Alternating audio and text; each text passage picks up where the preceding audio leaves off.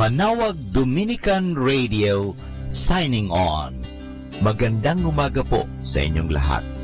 Ang Manawag Dominican Radio o ang dating Radyo Dominico ng Manawag ay itinatag ko po. Ito po si Father Butch Bombasi OP. Parang tayo ay mayroong kasama sa himpapawid o sa radio wave. Kasama si Jesus, si Maria at kami. Ito po ay natatag noong 2008 upang maging kasangkapan sa evangelization, catechesis, sanctification, service at stewardship, Eva Casas, upang ang salita ng Diyos ay ating maipahayag. Ang salita ng Diyos ay ating mapaliwanag. Ang salita ng Diyos ay ating maisabuhay. At ang salita ng Diyos ay maging daan sa paglilingkod at sa pag-aalaga. Ito po ang hangarin ng Manawag Dominican Radio o dating Radyo Dominico ng Manawag. Sa tulong po ng mga paring Dominikano, ito po ay patuloy na maghahatid ng mabuting balita. Nawa ang ating mga kaparian ay magpatuloy sa pagsuporta sa gawain ito ng Radio Evangelization Ministry.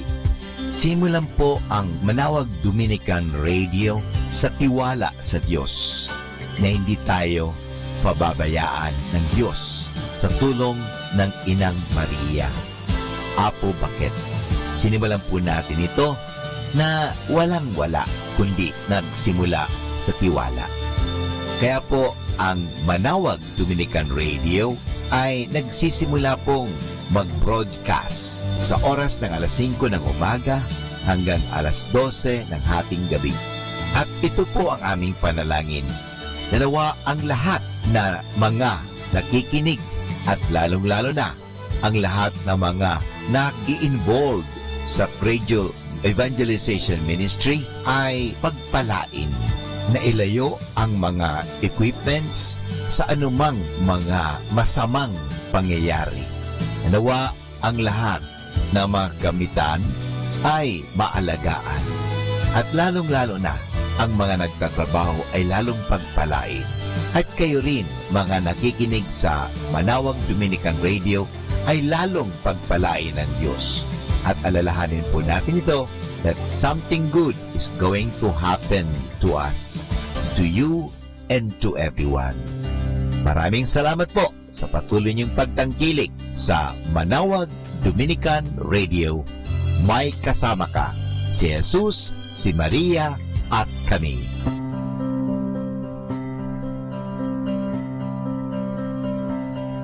Mga kasama, ating simula ng araw na ito sa pamagitan ng panalangin. Sa ngalan ng Ama at ng Anak at ng Espiritu Santo. Amen. O Diyos naming mapagmahal at makapangyarihan, Ikaw ay aming dinadakila at Ikaw ay aming sinasamba at pinasasalamatan sa isang araw na naman na ipinagkaloob niyo sa amin. Nawa gamitin po namin ang oras, gamitin namin ang kakayahan, gamitin namin ang lahat na binigay mo sa amin sa ikapagpupuri at ikadadakila mo. Pagpalain po ninyo ang Manawag Dominican Radio, ang mga nangangasiwa nito, at ang lahat ng mga tumutulong sa Evangelization Radio Ministry, at ang mga paring Dominikano dito sa Manawag, at lahat ng mga nakikinig sa Manawag Dominican Radio. Naway sa pamagitan ng Evangelization Ministry ito sa radyo, nawa mapalapit namin ang mga tao sa iyo. Nawa aming may pahayag ang inyong pagmamahal, ang inyong kabutihan, at kasangkapanin po ninyo kami. Ilayo po ninyo kami sa anumang mga masasama, lalong-lalo na ang aming mga kagamitan sa transmitter at sa radio booth. Ilayo po ninyo kami sa anumang mga masama at anumang kapahamakan. Nawa, gamitin namin ito sa pagpapahayag ng iyong salita. Naniniwala po kami na hindi mo kami pababayaan. Sa tulong ng aming mahal na ina, Our Lady of Manawag, Apo Bakit, nawa ang evangelization ministry ng Manawag Dominican Radio ay magpatuloy magpakailanman upang ang salita ng Diyos ay palaging maririnig sa himpapawid, hindi ang salita lamang ng tao. Kaya naniniwala po kami that something good is going to happen to us. Something good is going to happen to me. Something good is going to happen to our listeners. Something good is going to happen. Maraming salamat po. Ang lahat na ito ay hinihingit namin sa tulong ni Kristo na aming Panginoon at tagapagligtas ngayon at magpasawalang hanggan. Sa ngalan ng Ama at ng Anak at ng Espiritu Santo. Amen. Ito po ang inyong lingkod, Father Butch Bobase, OP. Magandang umaga po sa inyong lahat. Manawag Dominican Radio, signing on.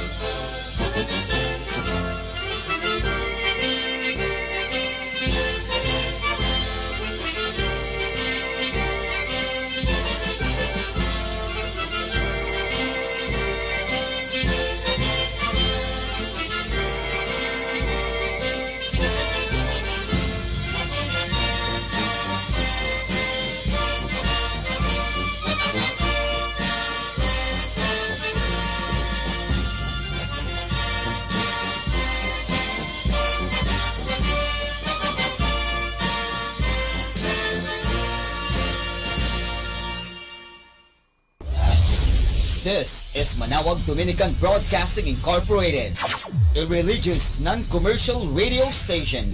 10 years of evangelizing the airwaves, sharing God's blessings, live masses on air, playing religious music and prayers. May kasama ka, si Jesus, si Maria at kami.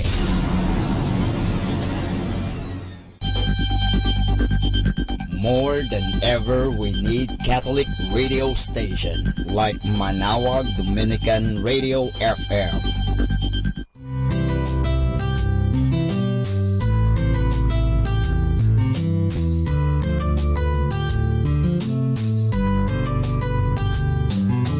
Whenever you're alone, just turn your radio on. It will comfort you with the songs of love, with words from our God. 'Cause you have a company, you have a friend in here. Manawag Dominican Radio, with the songs that call you to God. You have a company, 'cause we are a family. Manawag Dominican Radio, with the songs that bring you to God. You have Manawag Dominican Radio FM.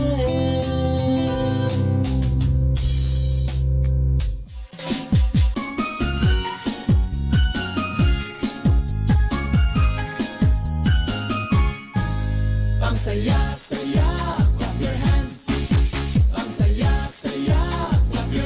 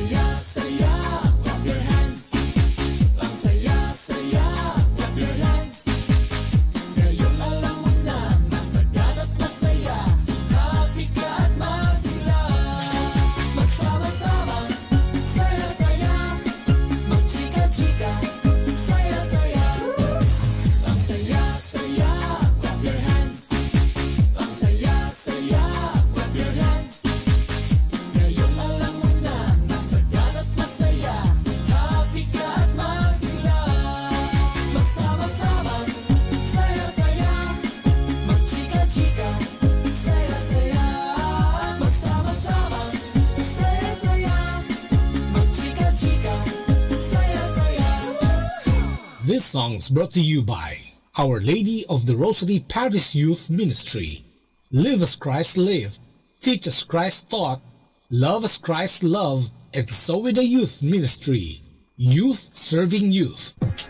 Good morning, everyone. A blessed day to everybody. Welcome to Manawag Dominican Radio.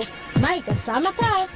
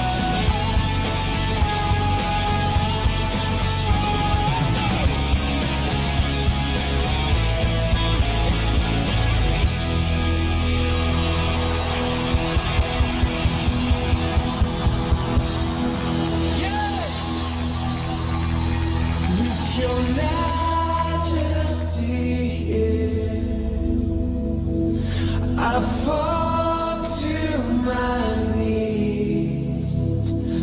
I love you endlessly.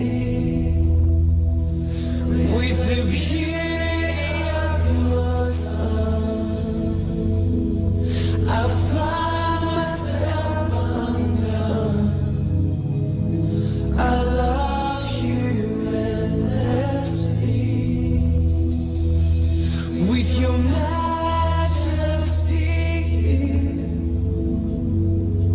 I fall to my knees. I love you endlessly. With the beauty of your sun, I find myself undone. I love you endlessly.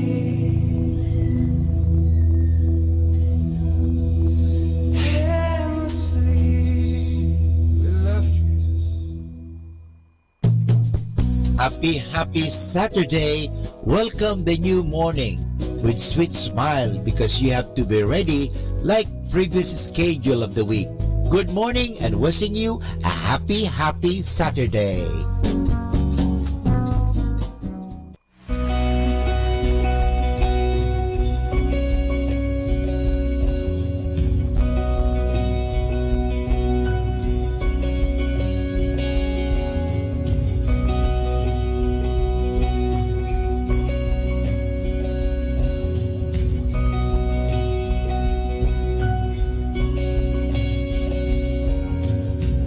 Upon the hill of Calvary, He came from heaven's throne. Our fallenness and mercy meet, where blood and water flow.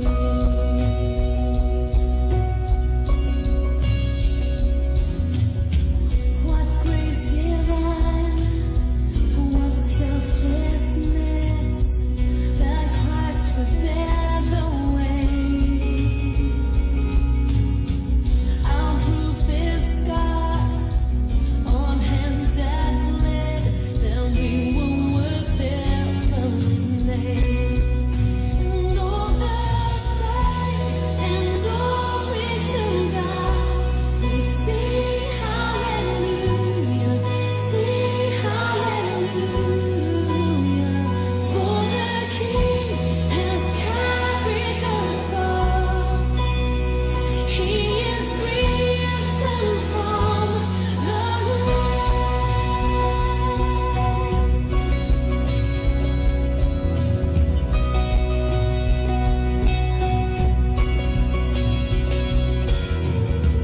beyond the tomb to holy skies. He rose in victory and reached for us the great delight, His miraculous ability. And all the praise and glory to God. Sing hallelujah, for the King has carried the cross. He is risen from the grave, and all the praise and glory to God. We sing hallelujah, for the King has carried the cross. He is risen from the grave.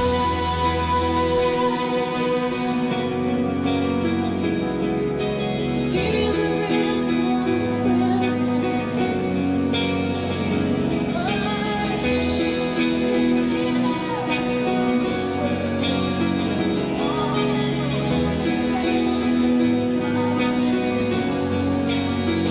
It's your love, it's your love, it's your love that has saved me. Your blood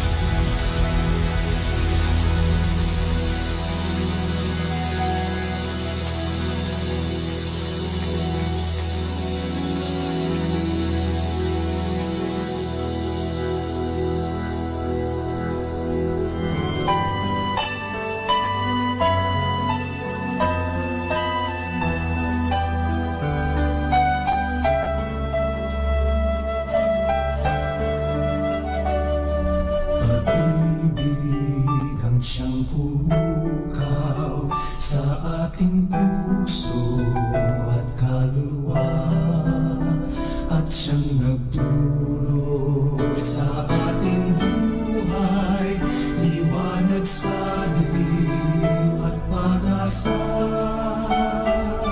Pag-ibig ang siyang buklod natin, di mapapawi kailanpaman.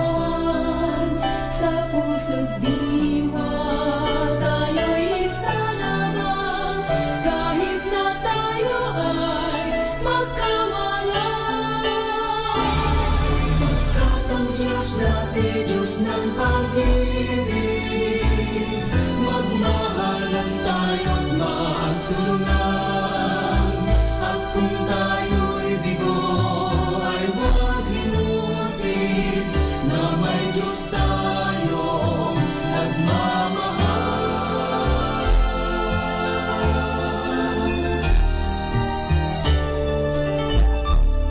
Sikapin sa ating pagtungo, ipamalita sa buong mundo. Pag-ibig ng Diyos na siyang sumakop sa bawat pusong uhaw sa pagsuyo. Pagkat ang Diyos natin, Diyos ng pag-ibig, magmahalan tayo't magtulungan. At kung tayo'y bigo, ay huwag limutin na may Diyos tayo na nagmamahal.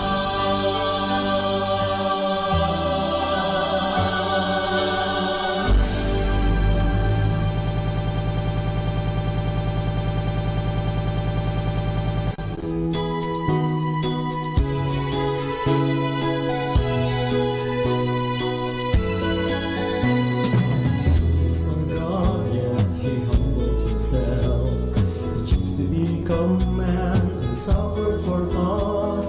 He carried his cross and died for our sins. Because he loved us, how great is his love.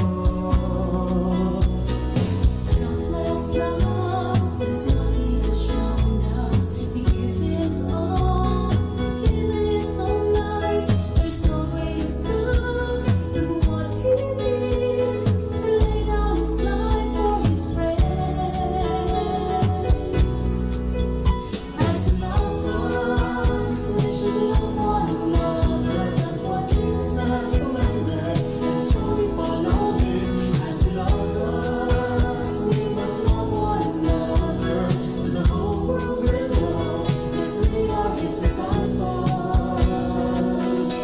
As he loved us.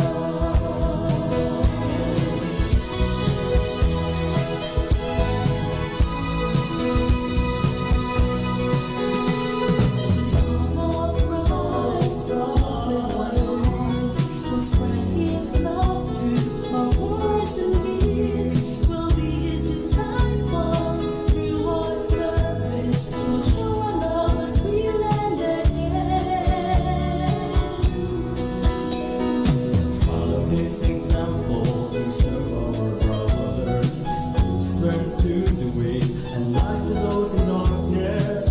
Share gifts we have to the hungry and poor, guiding those who lost their way and bringing them home. As he loves us, we should love one another. That's what Jesus has commanded, and so we follow him. As he loved us, we must love one another, so the whole world will know that we are his disciples. As he loved us. Then Jesus, with love be revealed. We'll give ourselves to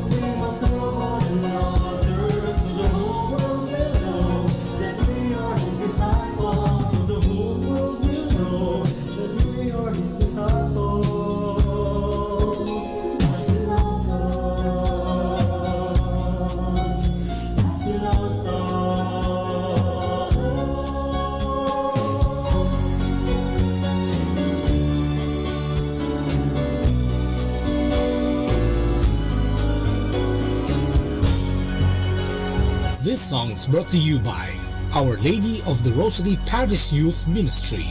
Live as Christ lived, teach as Christ taught, love as Christ loved, and so with the Youth Ministry. Youth serving youth. The radio that calls you to God. Malawak Dominican Radio.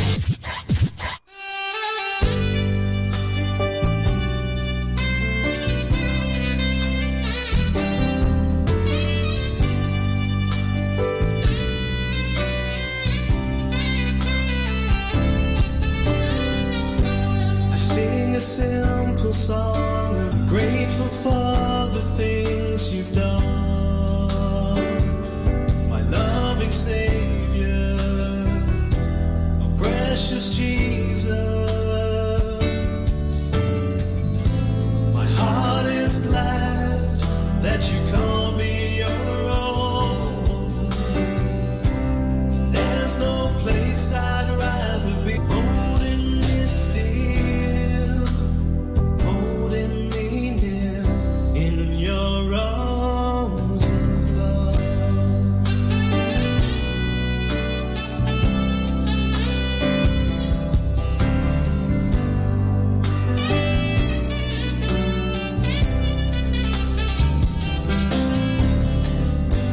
I sing a simple song of love to my Savior, to my Jesus. I'm grateful for the things you've done, my loving Savior, oh precious Jesus. My heart is glad that you call me your own. There's no place I'd rather be in your arms of love, in your arms of love, in your arms of love, in your arms of love, holding me still, holding me near, holding me still, holding me near, holding me still, holding me near in your arms of love.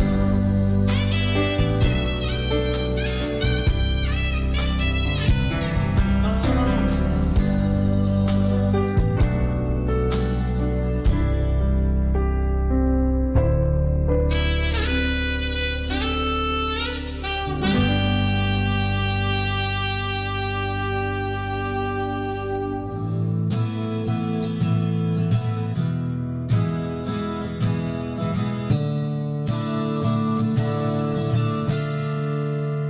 Shaking ground, surging storms.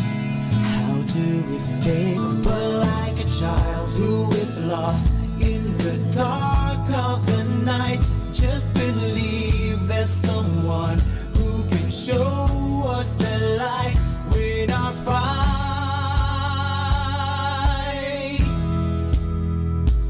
Why wish upon a star? When we can ask from the one who created it. Why put our hope on a rainbow? We can depend on the one who painted it. Have faith, walk by faith, not by sight.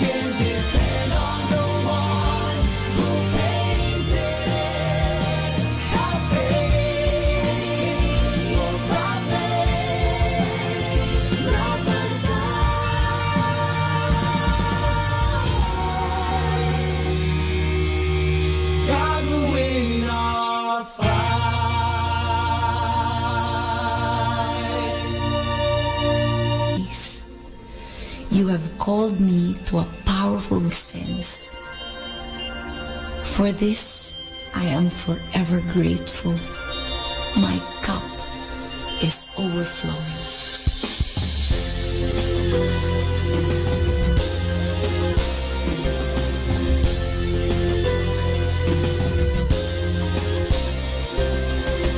I've seen the rainbow after the rain. I've found joy after the pain. I thank you, Lord, and your love so true. I will celebrate life, be the best that I can be. Thank you for the good life you've given me.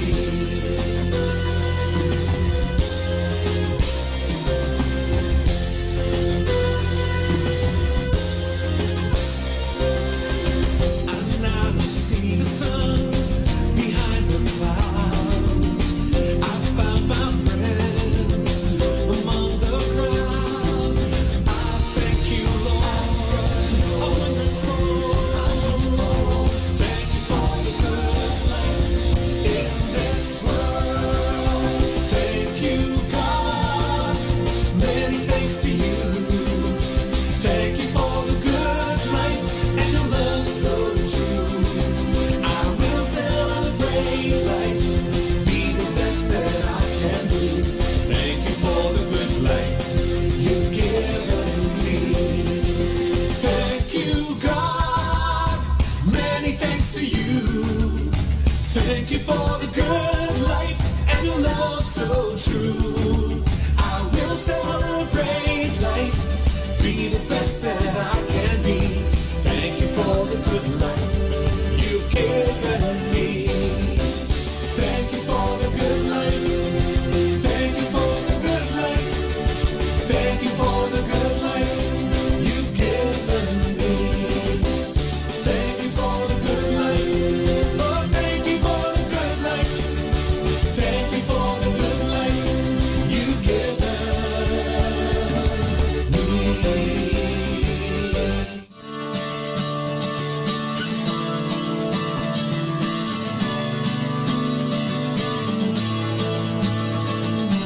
Who am I? 23 and it's all a lie.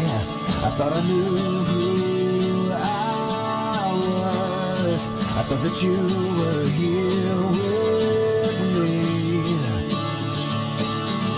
But this darkness is breaking everything in me. And these infinite questions shattered all my peace. I'm questioning the dark. What is true out of the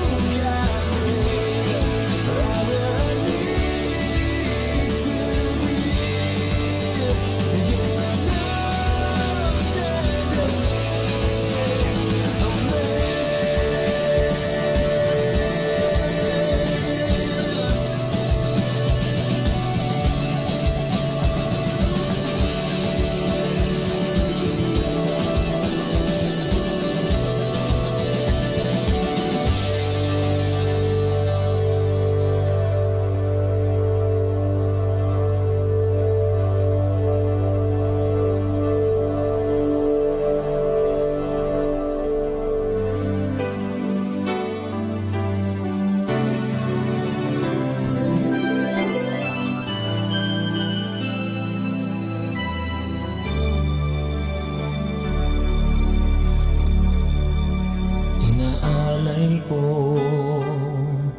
ang buhay ko'y ilalaan sa'yo. Inaalay ko ang di nakaluluwa, sukdulan man maging hatid ay dusa. Inaalay ko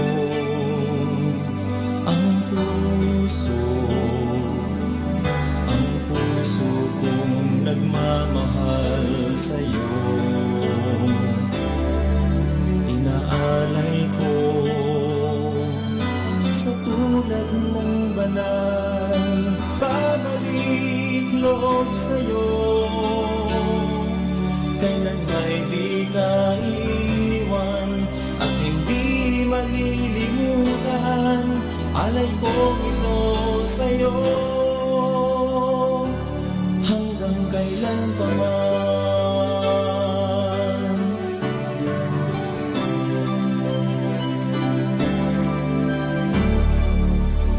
Inaalay ko ang puso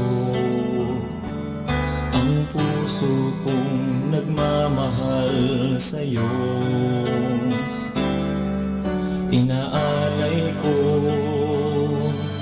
sa tulad mong banal ang isip ko upang tawagin ay ikaw. Inaalay ko ang lahat-lahat sa tulad mo. Narito akong nagbabalik loob sa'yo. Kailan may di ka iiwan at hindi malilimutan, alay kong ito sa'yo. Let us now listen to the first live Mass on air at the Minor Basilica of Our Lady of the Rosary of Manaoag. The Lord is risen, Alleluia. The Lord is risen, Alleluia. Come, let us sing to the Lord and shout with joy to the rock who saved us.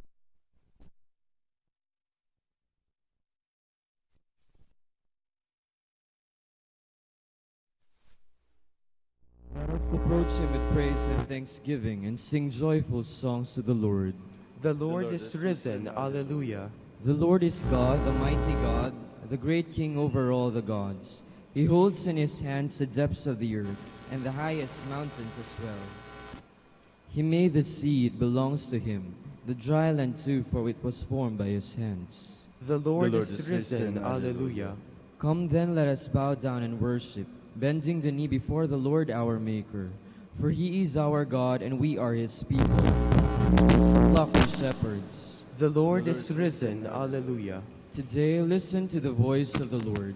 Do not grow stubborn as your fathers did in the wilderness, when at Meribah and Massa they challenged me and provoked me, although they had seen all of my works. The Lord is risen, Alleluia. 40 years I endured that generation. I said, they are a people whose hearts go astray, and they do not know my ways. So I swore in my anger, they shall not enter into my rest.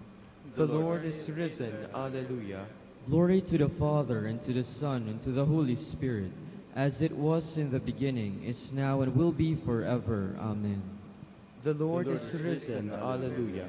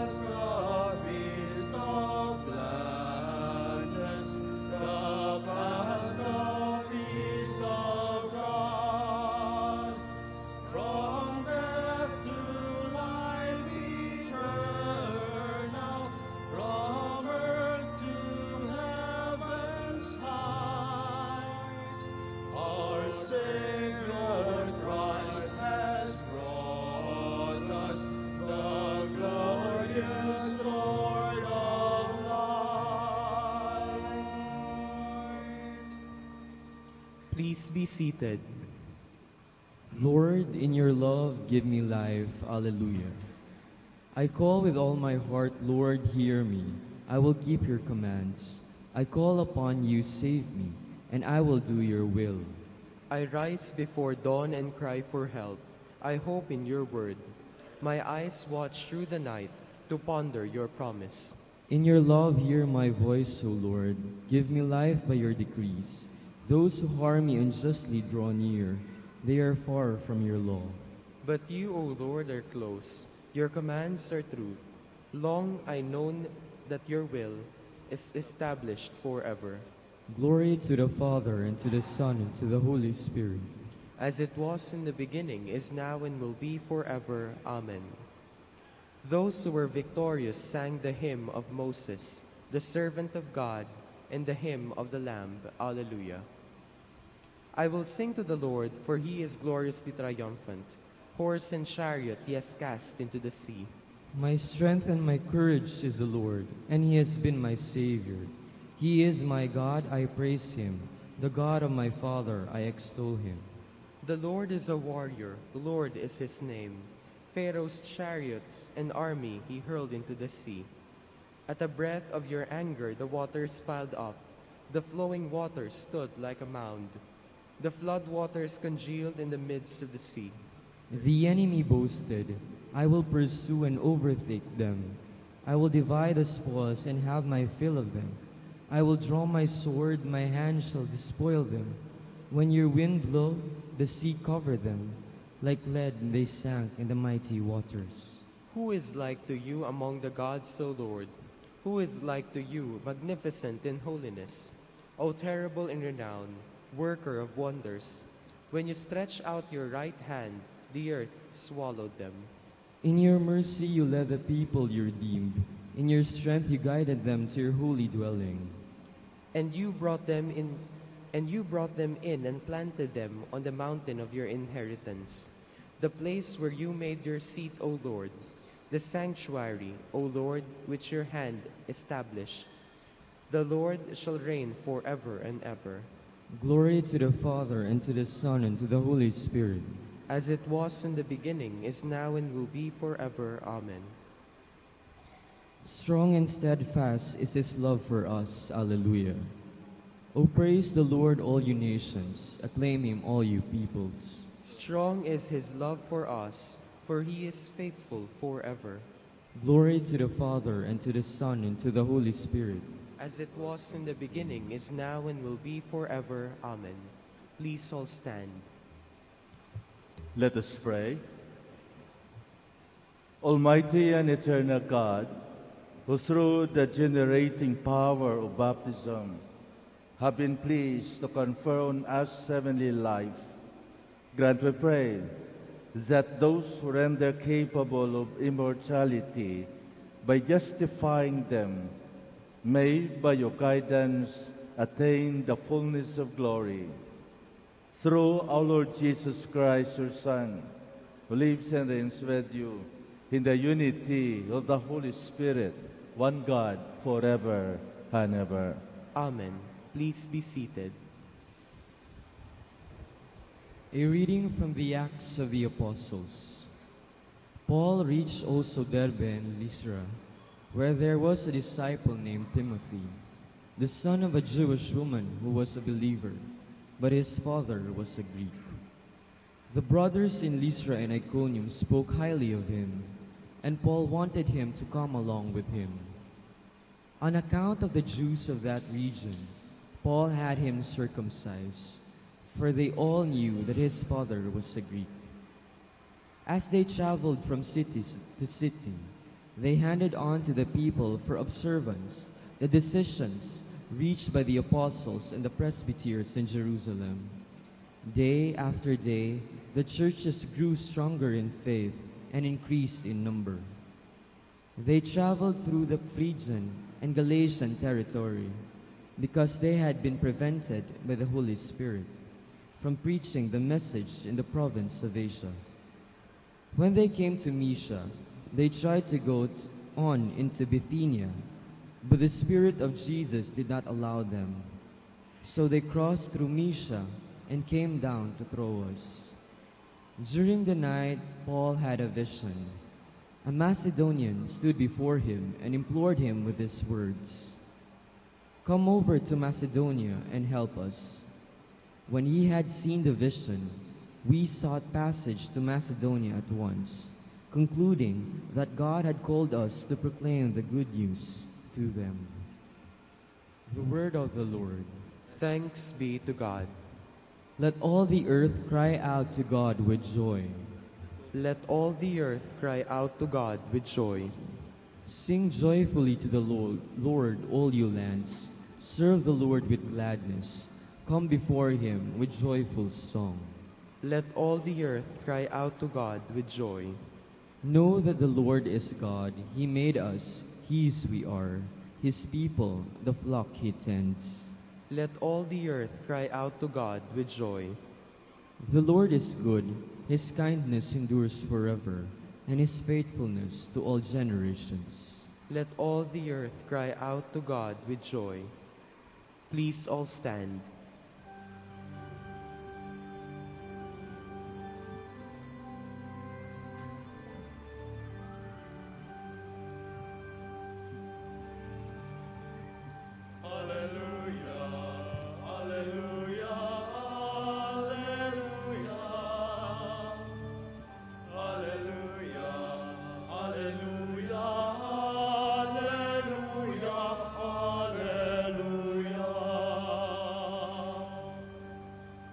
If then you were raised with Christ, seek what is above, where Christ is seated at the right hand of God.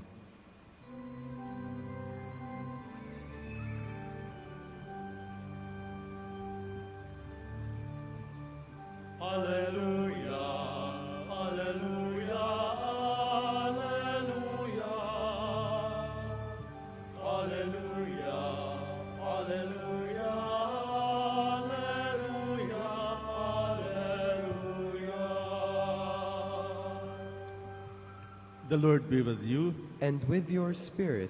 A reading from the Holy Gospel according to John. Glory to you, O Lord. Jesus said to his disciples, "If the world hates you, realize that it hated me first. If you belong to the world would love its own. But because you do not belong to the world, and I have chosen you out of the world hates you. Remember, the word I spoke to you, no slave is greater than his master. If they persecuted me, they will also persecute you. If they keep my word, they will also keep yours.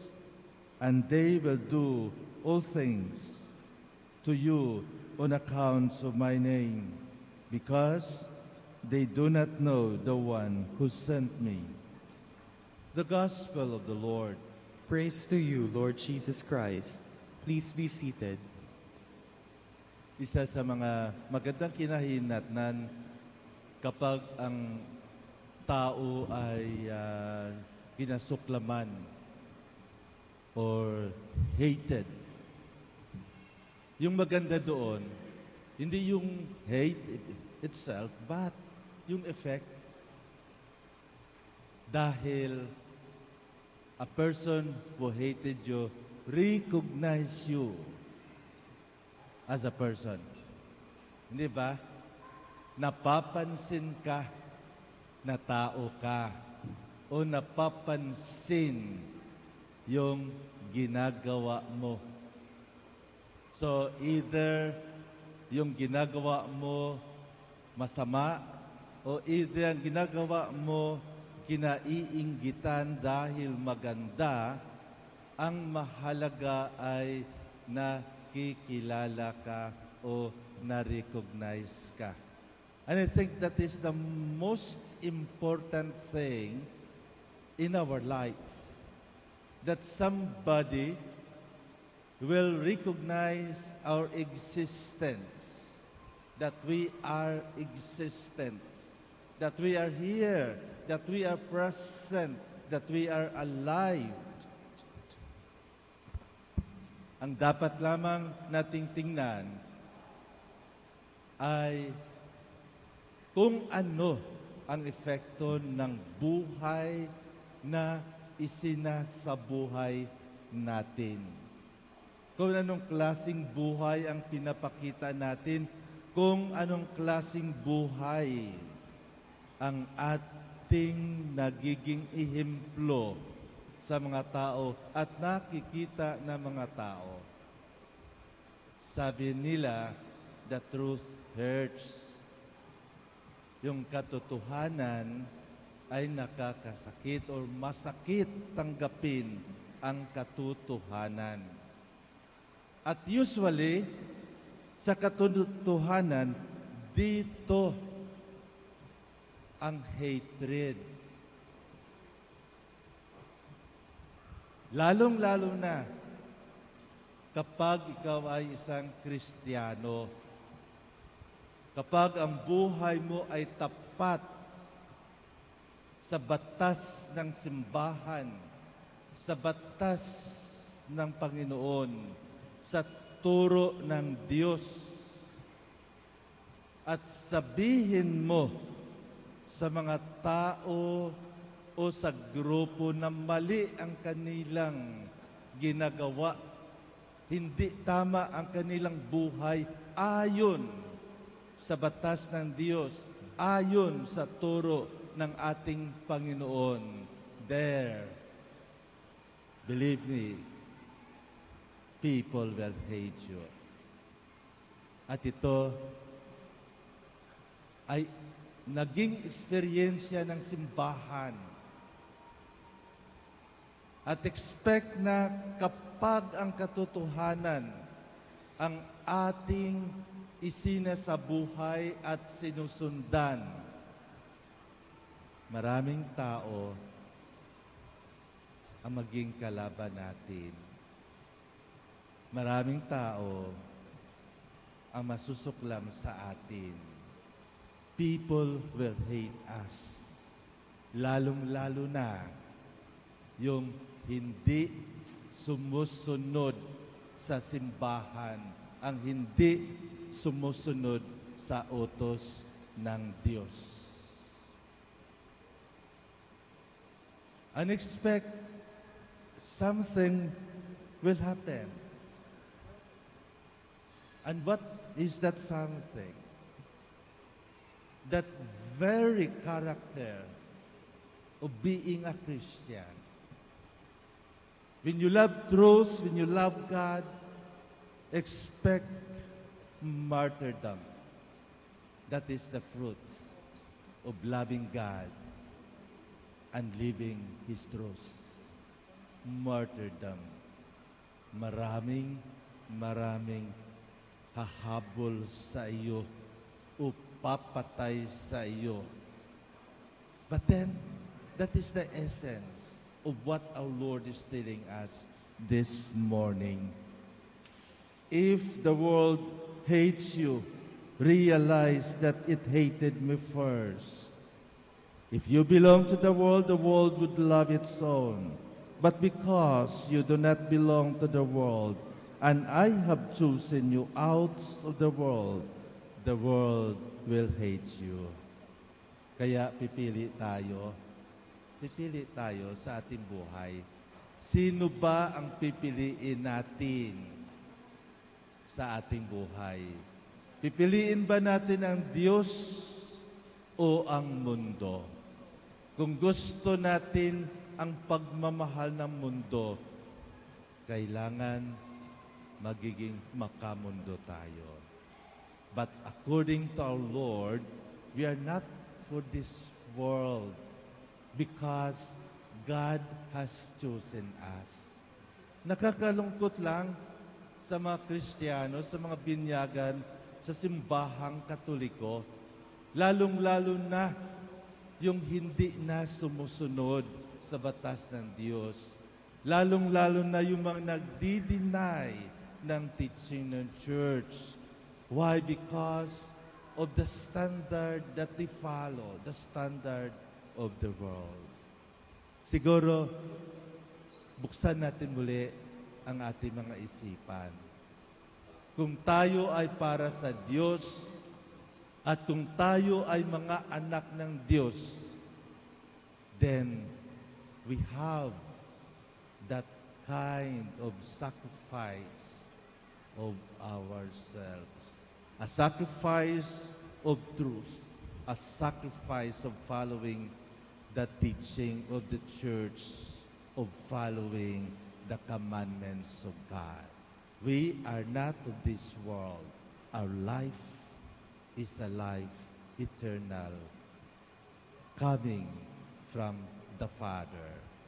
So kung gusto natin mabuhay ng buhay na walang hanggan, then we must ready for the hatred of the world.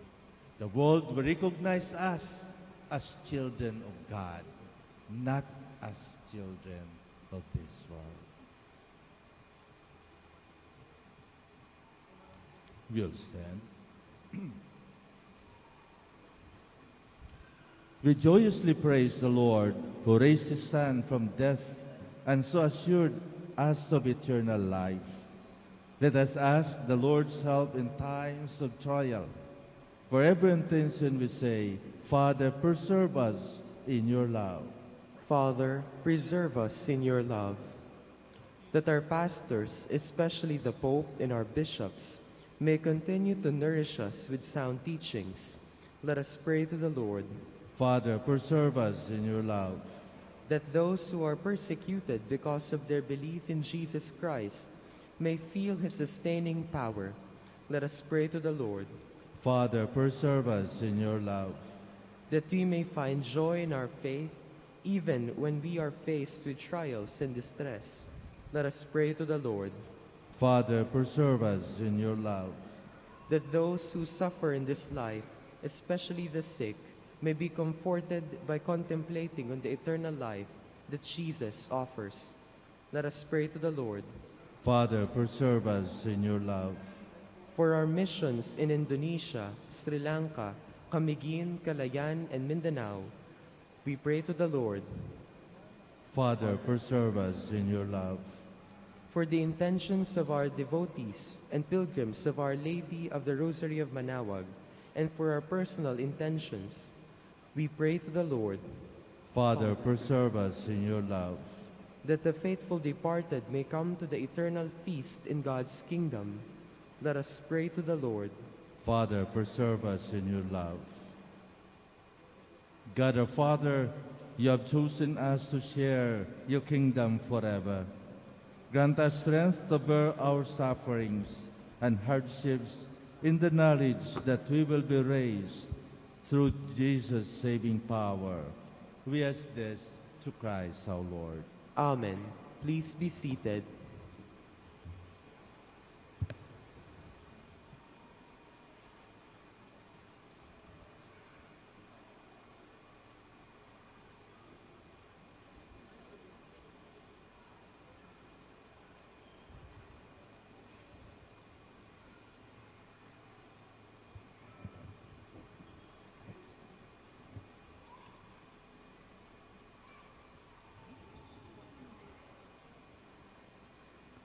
Blessed are you, Lord God of all creation, for through your goodness we have received the bread we offer you, fruits of the earth and work of human hands.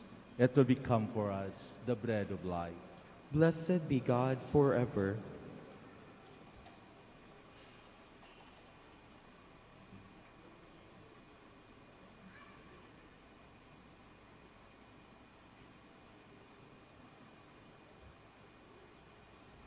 Blessed are you, Lord God of all creation, for through your goodness we have received the wine we offer you, fruits of divine and work of human hands. It will become our spiritual drink. Blessed be God forever.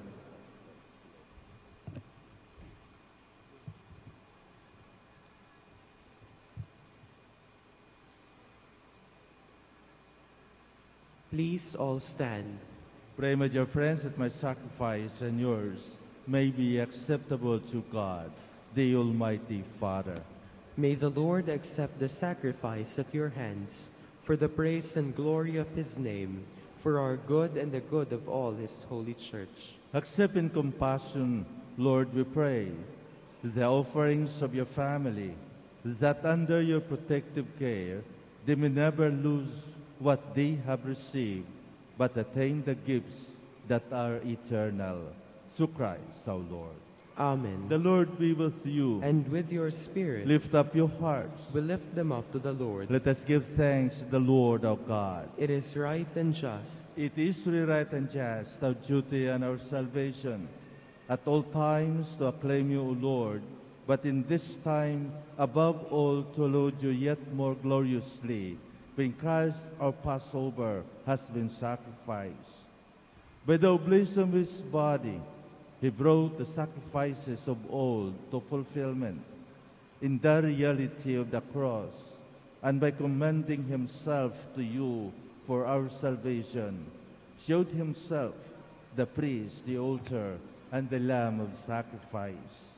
Therefore, overcome with paschal joy, every land, every people exalts in your praise, and even the heavenly powers with angelic hosts sing together the unending of hymn of your glory.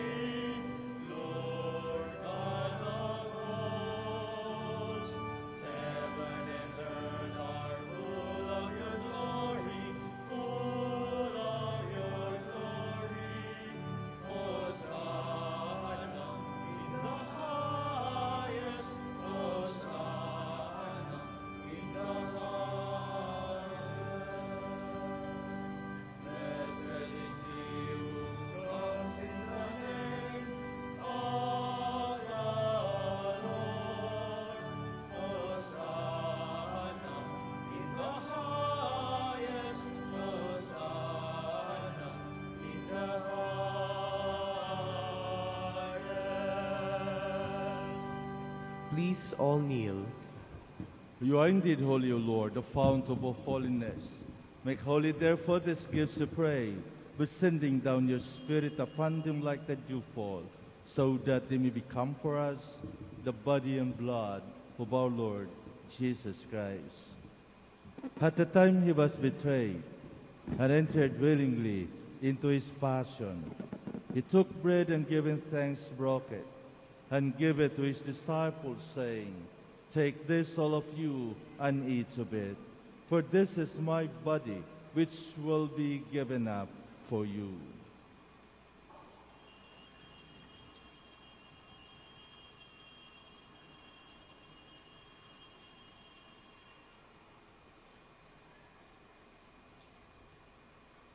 In a similar way, when supper was ended, he took the chalice, and once more giving thanks, he gave it to his disciples, saying, "Take this, all of you, and drink from it, for this is the chalice of my blood, the blood of the new and eternal covenant, which will be poured out for you and for many for the forgiveness of sins.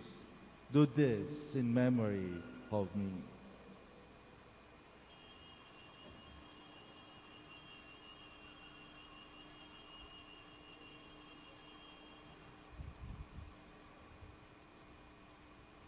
The mystery of faith.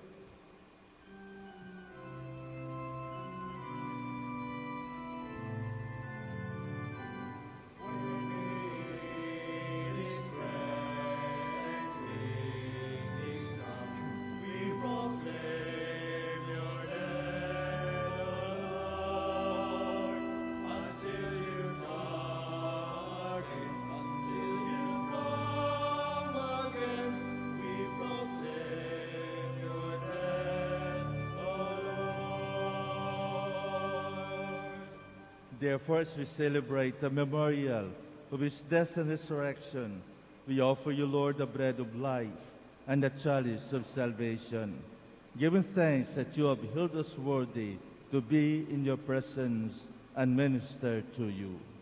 Humbly we pray that partaking of the body and blood of Christ, we might be gathered into one by the Holy Spirit. Remember, Lord, your church spread throughout the world and bring her to the fullness of charity, together with Francis our Pope and Socrates our Archbishop, Fidelis his assistant bishop, the religious, and all the clergy. Remember also our brothers and sisters who have fallen asleep in the hope of the resurrection, and all who have died in your mercy. Welcome them into the light of your face. Have mercy on us all, we pray, that with the Blessed Virgin Mary, Mother of God, with blessed Joseph, her spouse, with the blessed apostles, with the Father Saint Dominic, and all the saints who have pleased you throughout the ages, we might merit to be co-heirs to eternal life, and may praise and glorify you through your Son, Jesus Christ. Through him, and with him, and in him, O God, Almighty Father, in the unity of the Holy Spirit, all glory and honor is yours forever and ever.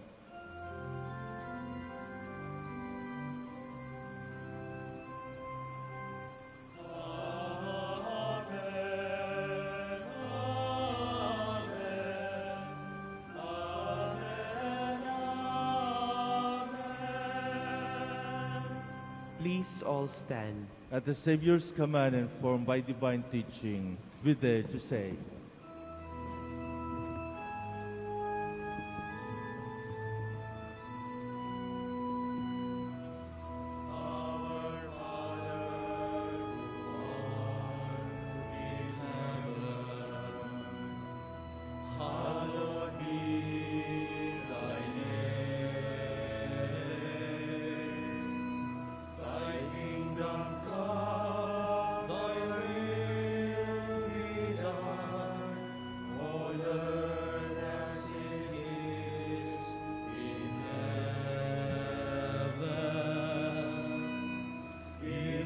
This day our daily bread, and forgive us our trespasses, as we forgive those who trespass against us. And lead us not into temptation, but deliver us from evil.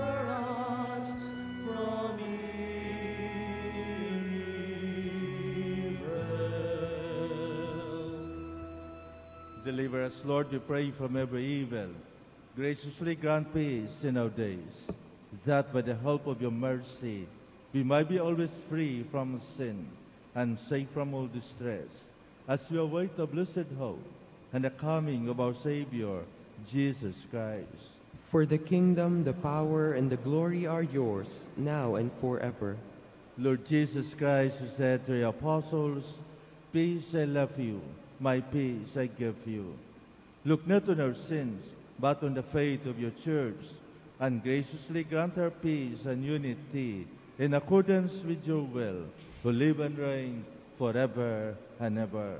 Amen. The peace of the Lord be with you always. And with your Let spirit. us offer each other the sign of peace.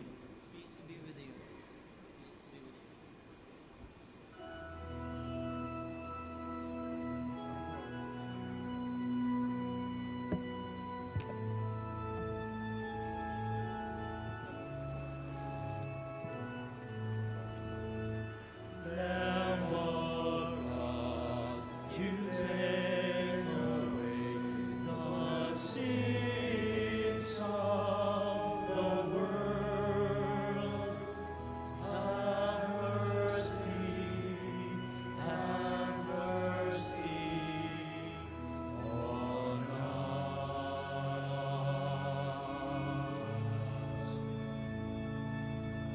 Lamb of God, you take away the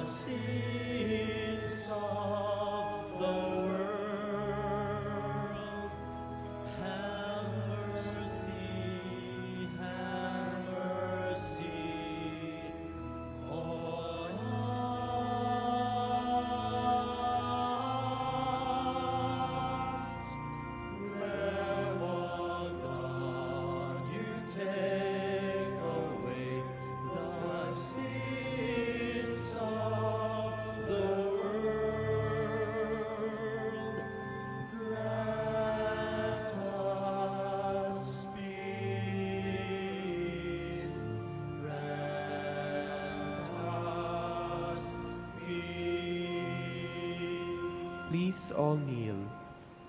Behold the Lamb of God. Behold him who takes away the sins of the world. Blessed are those called to the supper of the Lamb. Lord, I am not worthy that you should enter under my roof, but only say the word, and my soul shall be healed.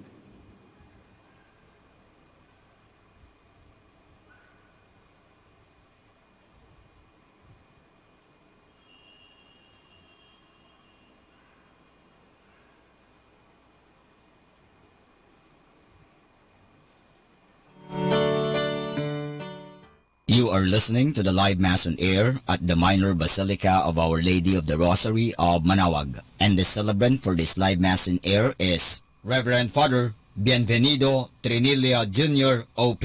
Let us pray for the intention of our sick brothers and sisters and to all Filipinos working abroad.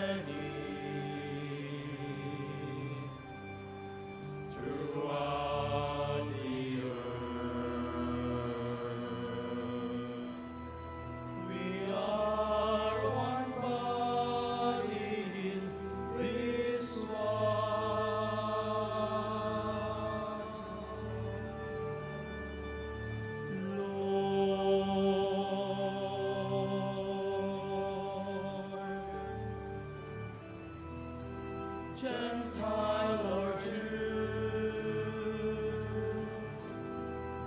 servant or free,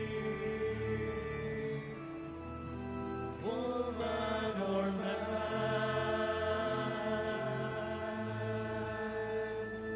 no more.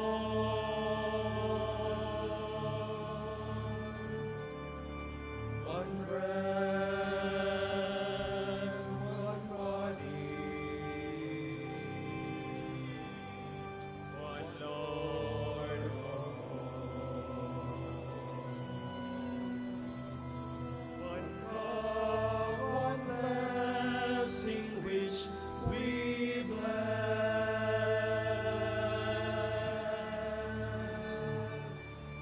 and we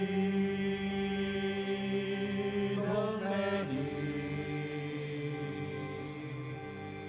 throughout the earth. We are one body in this one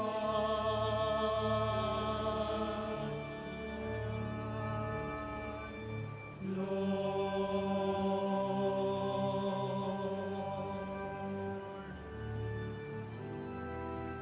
Many the gifts, many the works, one in the Lord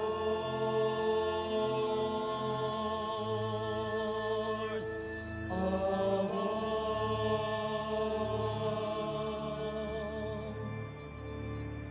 One bread, one body,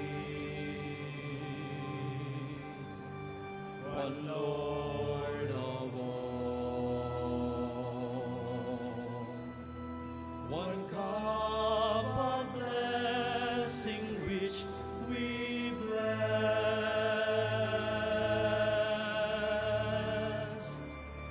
and we know many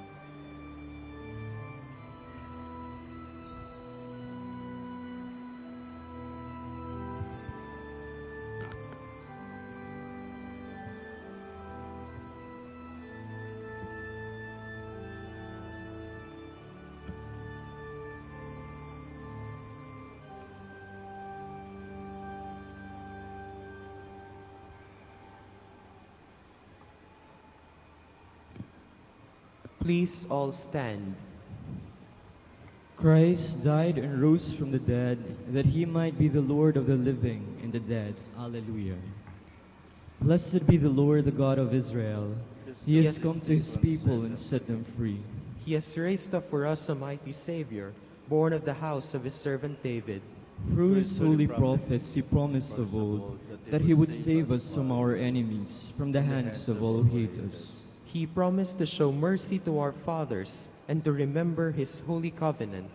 This was the oath he swore to our father Abraham, to set us free from the hands of our enemies, free to worship him without fear, holy and righteous in his sight, all the days of our life.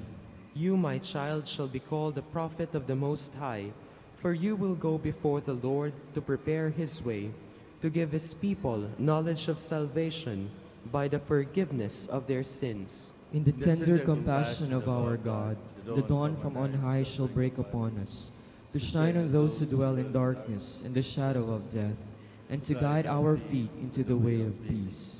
Glory to the Father, and to the Son, and to the Holy Spirit. As it was in the beginning, is now, and will be forever. Amen.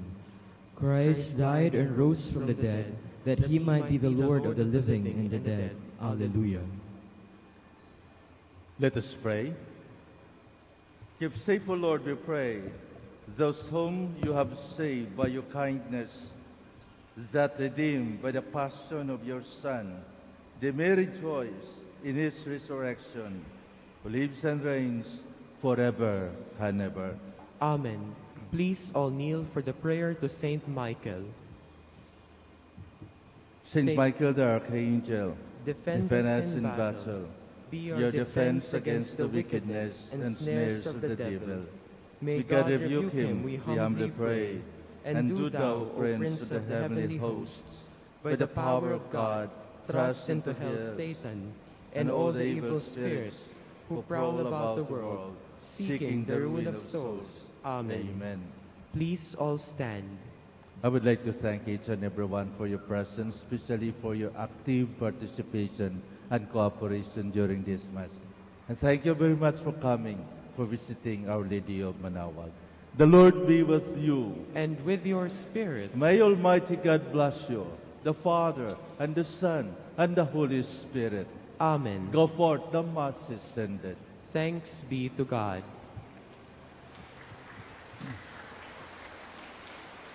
We will now have the blessing of our sick brothers and sisters.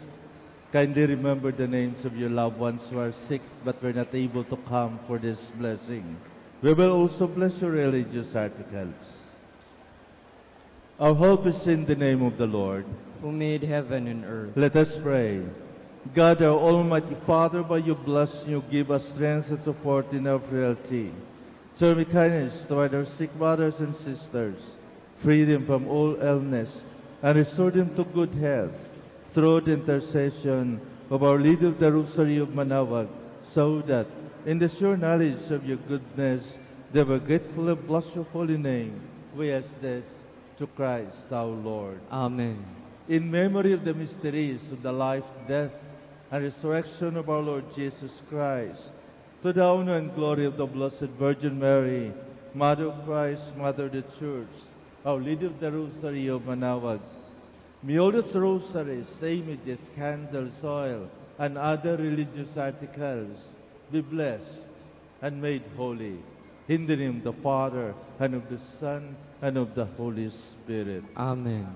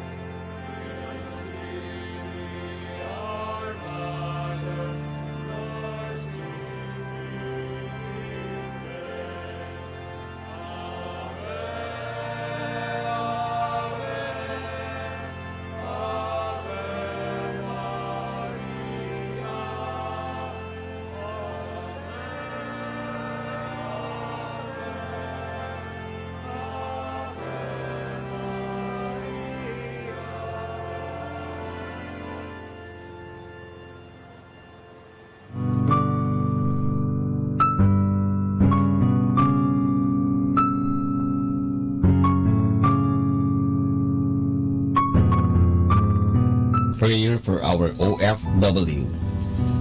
Lord Jesus, we put ourselves at the foot of your holy cross with Mama Mary of Manawag, as we acknowledge that we are nothing without you, and by your death, you have redeemed the world. We believe in faith that nothing is impossible with you.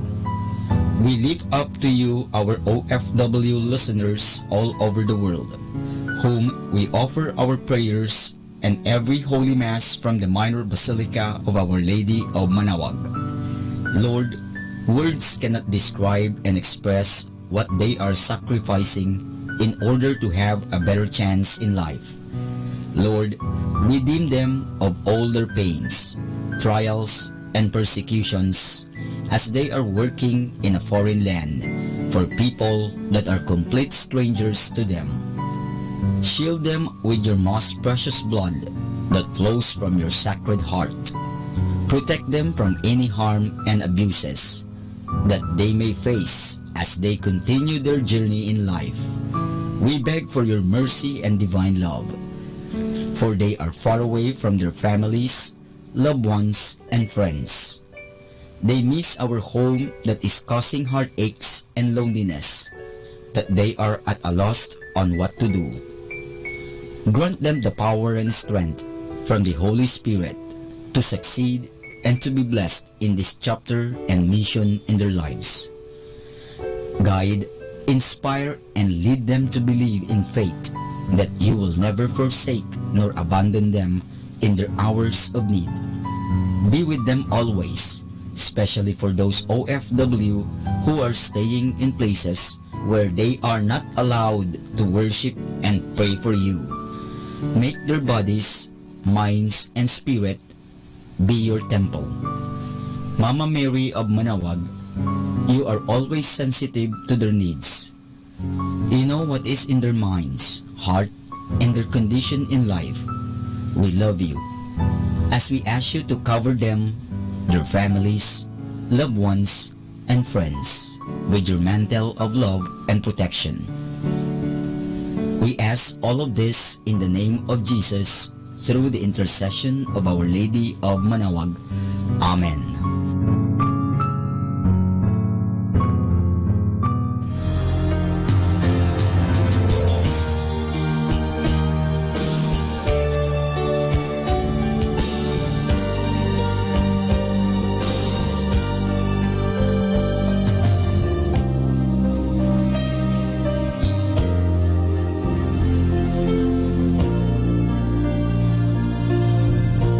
Prayer for priests. O Almighty Eternal God, look upon the face of your Son, and for love of him who is the eternal High Priest, have pity on your priests. Remember, O most compassionate God, that they are but weak and frail human beings. Stir up in them the grace of their vocation, which is in them by the imposition of the bishop's hands. Keep them close to you, lest the enemy prevail against them, so that they may never do anything in the slightest degree unworthy of their sublime vocation. O Jesus, I pray for your faithful and fervent priests, for your unfaithful and tepid priests, for your priests laboring at home or abroad in distant mission fields, for your tempted priests, for the lonely and desolate priests, for your young priests, for your dying priests, for the souls of your priests in purgatory. But above all, I commend to you the priests dearest to me, the priest who baptized me, the priests who absolved me from my sins, the priests at whose masses I assisted, and who gave me your body and blood in Holy Communion. The priests who taught and instructed me, or helped me and encouraged me, all the priests to whom I am indebted in any way. Oh, Jesus, keep them all close to your heart and bless them abundantly in time and in eternity. Amen. In the name of the Father, and of the Son, and of the Holy Spirit. Amen.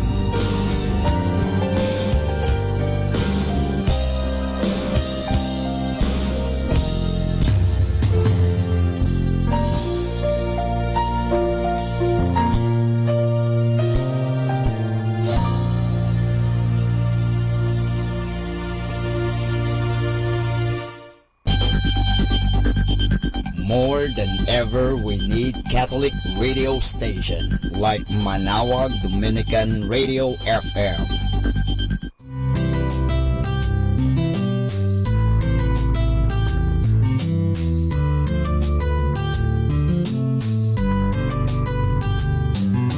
Whenever you're alone, just turn your radio on. It will comfort you with the songs of love, with words from our God. 'Cause you have a company, you have a friend in here. Manawag Dominican Radio, with the songs that call you to God. You have a company, 'cause we are a family. Manawag Dominican Radio, with the songs that bring you to God. You have Manawag Dominican Radio FM.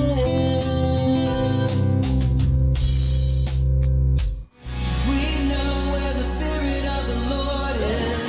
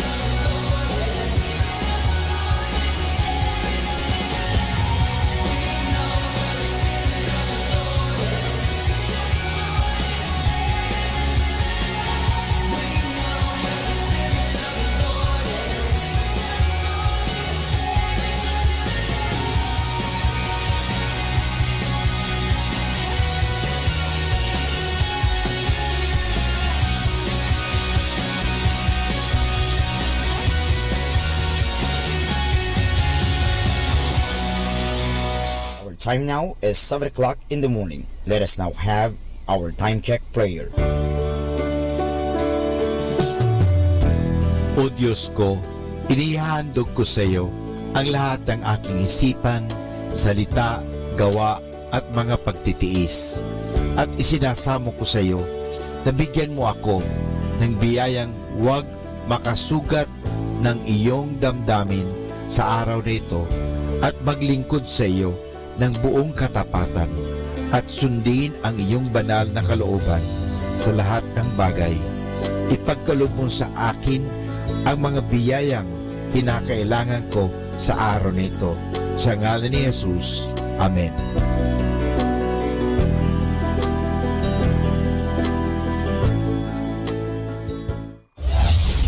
This is Manawag Dominican Broadcasting Incorporated, a religious non-commercial radio station. 10 years of evangelizing the airwaves, sharing God's blessings, live masses on air, playing religious music and prayers. May kasama ka, si Jesus, si Maria at kami. Our positive thought for this hour. Having a soft heart in a cruel world is courage, not weakness.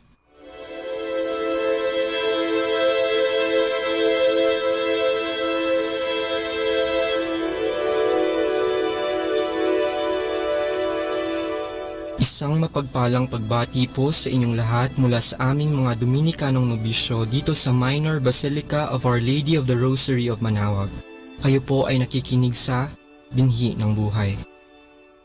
Nais po naming ibahagi sa inyo ang bunga ng aming mga pagninilay sa Ebanghelyo ngayong 19 ng Mayo, ang 5 linggo ng Pasko ng Pagkabuhay.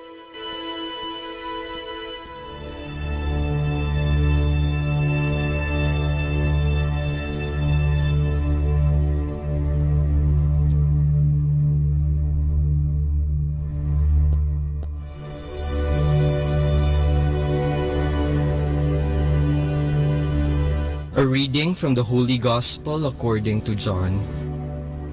When Judas had left them, Jesus said, "Now is the Son of Man glorified, and God is glorified in him. If God is glorified in him, God will also glorify him in himself, and he will glorify him at once. My children, I will be with you only a little while longer. I give you a new commandment, love one another. As I have loved you, so you also should love one another. This is how all will know that you are my disciples, if you have love for one another."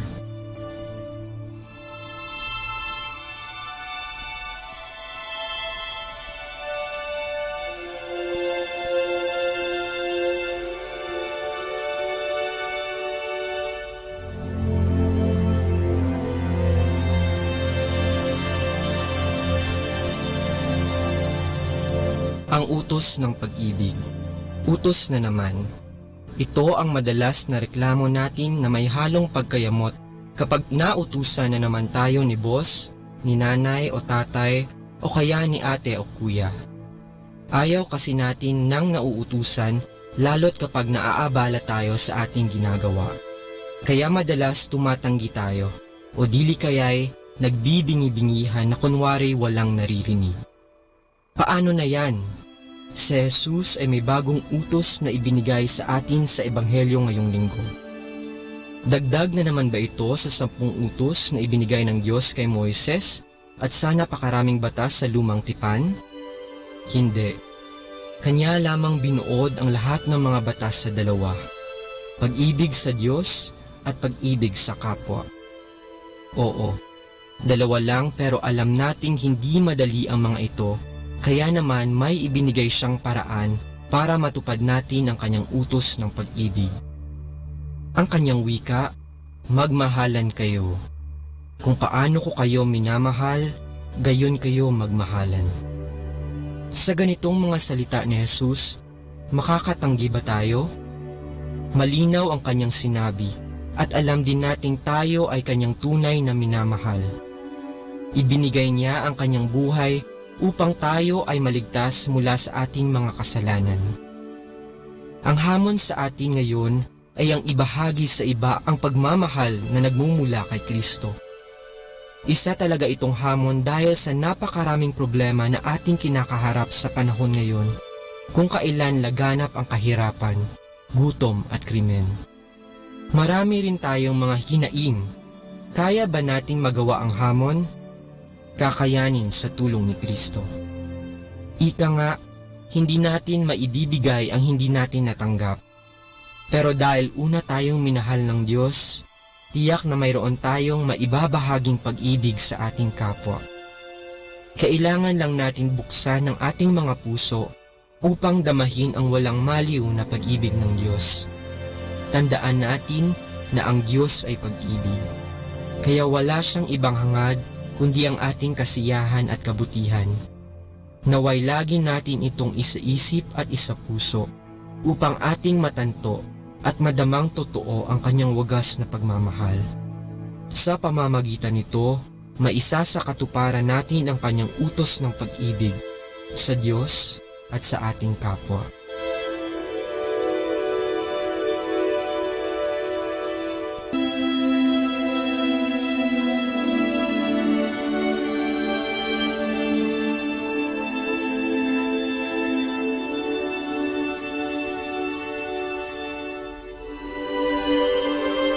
Mula po dito sa Minor Basilica of Our Lady of the Rosary of Manaoag, kami po ay taus-pusong nagpapasalamat sa inyong pakikinig. Nawa ay patuloy po nating isabuhay ang salita ng Diyos. Patnubayan at pagpalain nawa tayo ng Panginoong may kapal. Hanggang sa susunod na linggo po dito sa Binhi ng Buhay.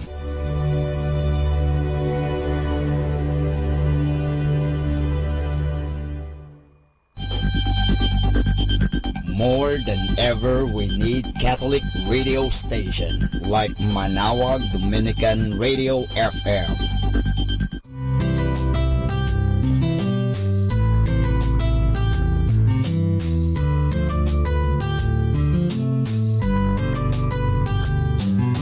Whenever you're alone, just turn your radio on. It will comfort you with the songs of love, with words from our God. 'Cause you have a company, you have a friend in here. Now Dominican Radio, with the songs that call you to God. You have a company, 'cause we are a family. But now Dominican Radio, with the songs that bring you to God. You have Manaoag Dominican Radio FM.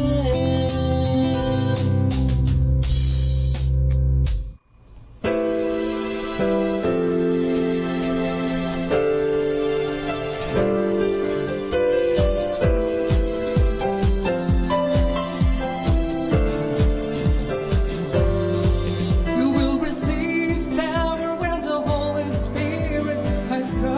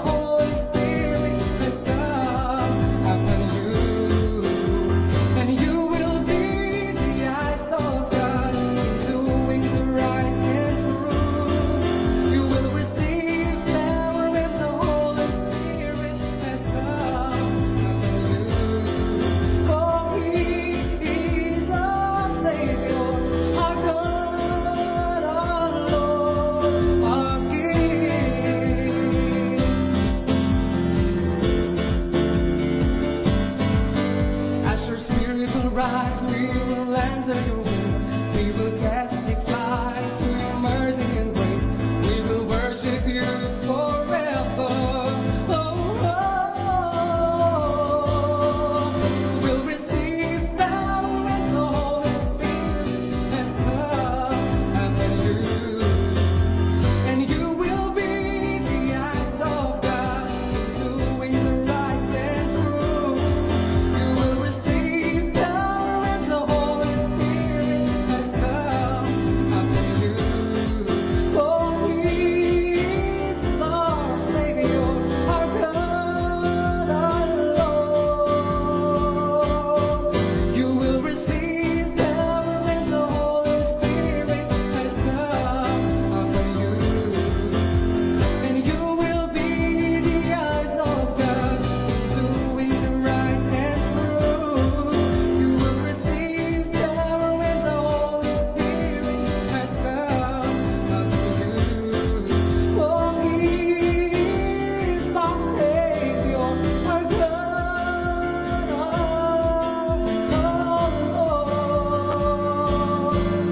our King.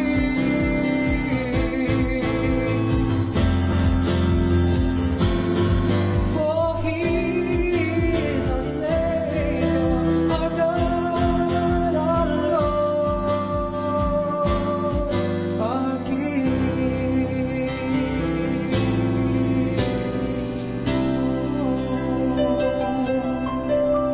This song is brought to you by Our Lady of the Rosary Parish Youth Ministry. Live as Christ lived, teach as Christ taught, love as Christ loved, and so with the youth ministry. Youth serving youth. Kasama, God bless you! Do you want to be happy? Choose to be happy always. Pakinggan natin si Father Butch Bombasi OP sa kanyang tips for happiness. Do not avoid challenges. Consider challenges as part of the journey. Wonderful places are reached only after you endure challenging steps along the way. Not wanting to accept challenges and not learning from them can only keep you where you are.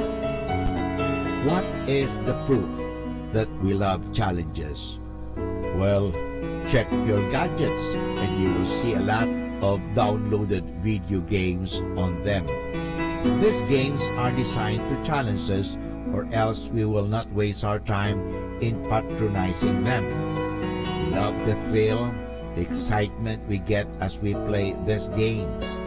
Life is like playing video games. The more challenges we encounter, the better it gets. Do not wish for life to get simpler. Be more prepared and sufficiently equipped so as to deal with life more intelligently, especially when it gets complicated. As human beings, we definitely love challenges in our daily experiences. We buy a car that makes us happy, but the joy we feel is only for a while. Then, when a new model comes out in the market, we find ourselves buying another one. Similarly, we start a business that brings us profit. Soon after, we're putting up another one and then another. Later, we find ourselves complaining by saying, our life is complicated. The best attitude is to enjoy while you are in the middle of things, dealing with one challenge after the other. Happiness is in the here and now and not as at some distant places. Never run away from challenges. Instead, have the courage to take a risk. In taking the risk, ask yourself if you can handle even the worst failure that you might possibly encounter. Majority of the time, the answer is yes. Do not take the risk only when you are sure and you will win. This rarely happens in real life. Take the risk even when you know you have the possibility to be embarrassed, lose a certain amount of money, get a slap in the face, or be kicked out by your boss. Remember, happy people confront and deal with challenges intelligently. They do not avoid the necessary actions to improve their situations. They always see to it that if they are not happy with the results they are getting, they will have to do something more than they are doing. They don't mind getting out of the ordinary to experience something extraordinary. So remember, do not avoid challenges. It will make you happy. Atin pong napakinggan si Father Butch Bombase OP sa kanyang mga tips for happiness. Kahit malungkot ka, isipin mo na lang na masaya ka at sasaya ka. Happiness is a choice. Salamat po.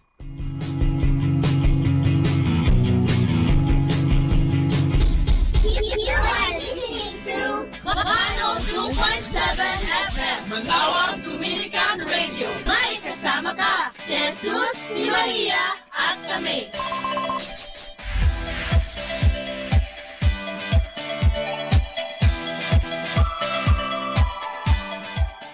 Lord, we want to just abide in your peace tonight, to remain here with you. Oh, yes. I will enter your gates, filled with thanksgiving, and here in your courts I offer you praise. I am drawn by your love into your presence, longing to worship you face to face. I will abide, I will stay with you.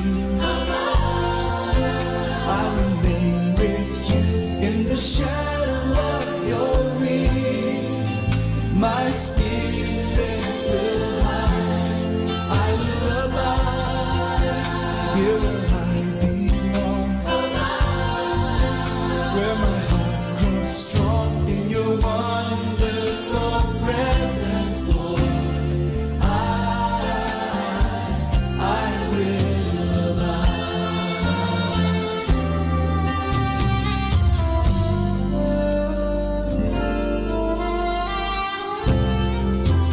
I will enter your gates, filled with thanksgiving. Here in your courts, I offer you praise.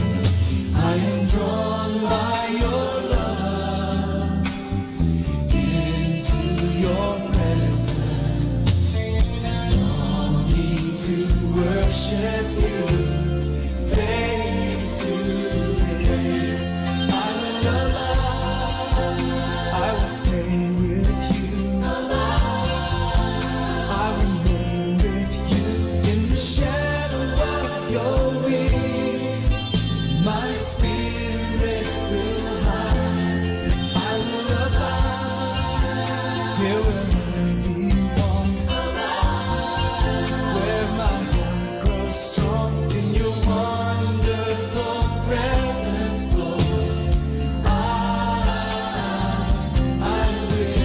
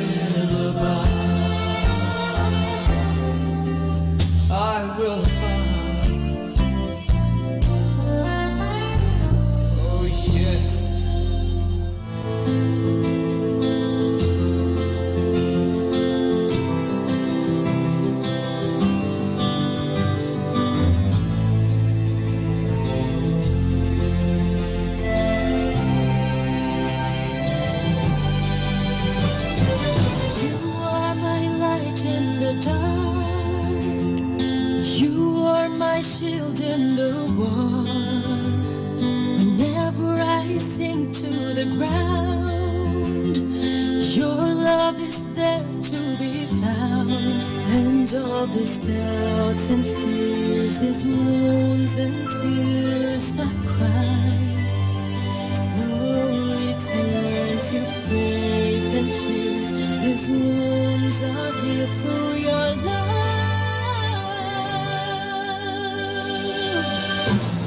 I will be brave, 'cause I know that you're with me. You're always here by my side.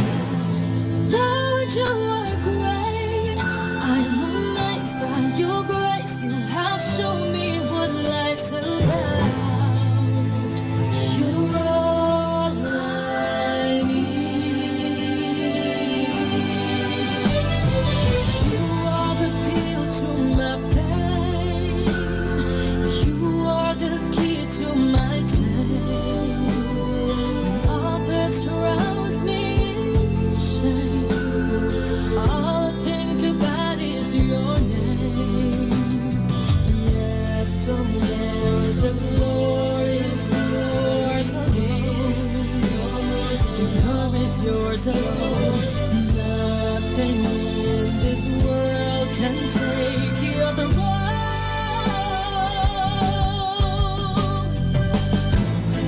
I will be brave, 'cause I know that you're with me. You're always here by my side. Lord, you are great. I'm amazed by your grace. You have shown me what life's about. You're all I need.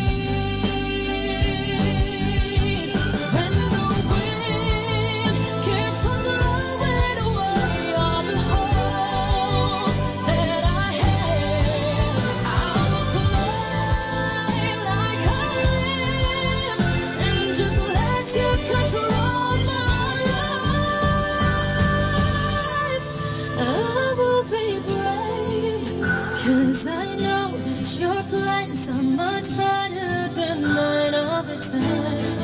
Lord, you are great. I'm amazed by your grace. You have shown me what life's all about.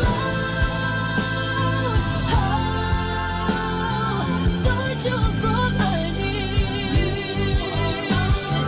You're all I need. You're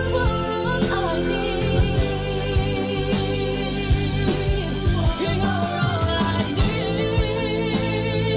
Lord, you're all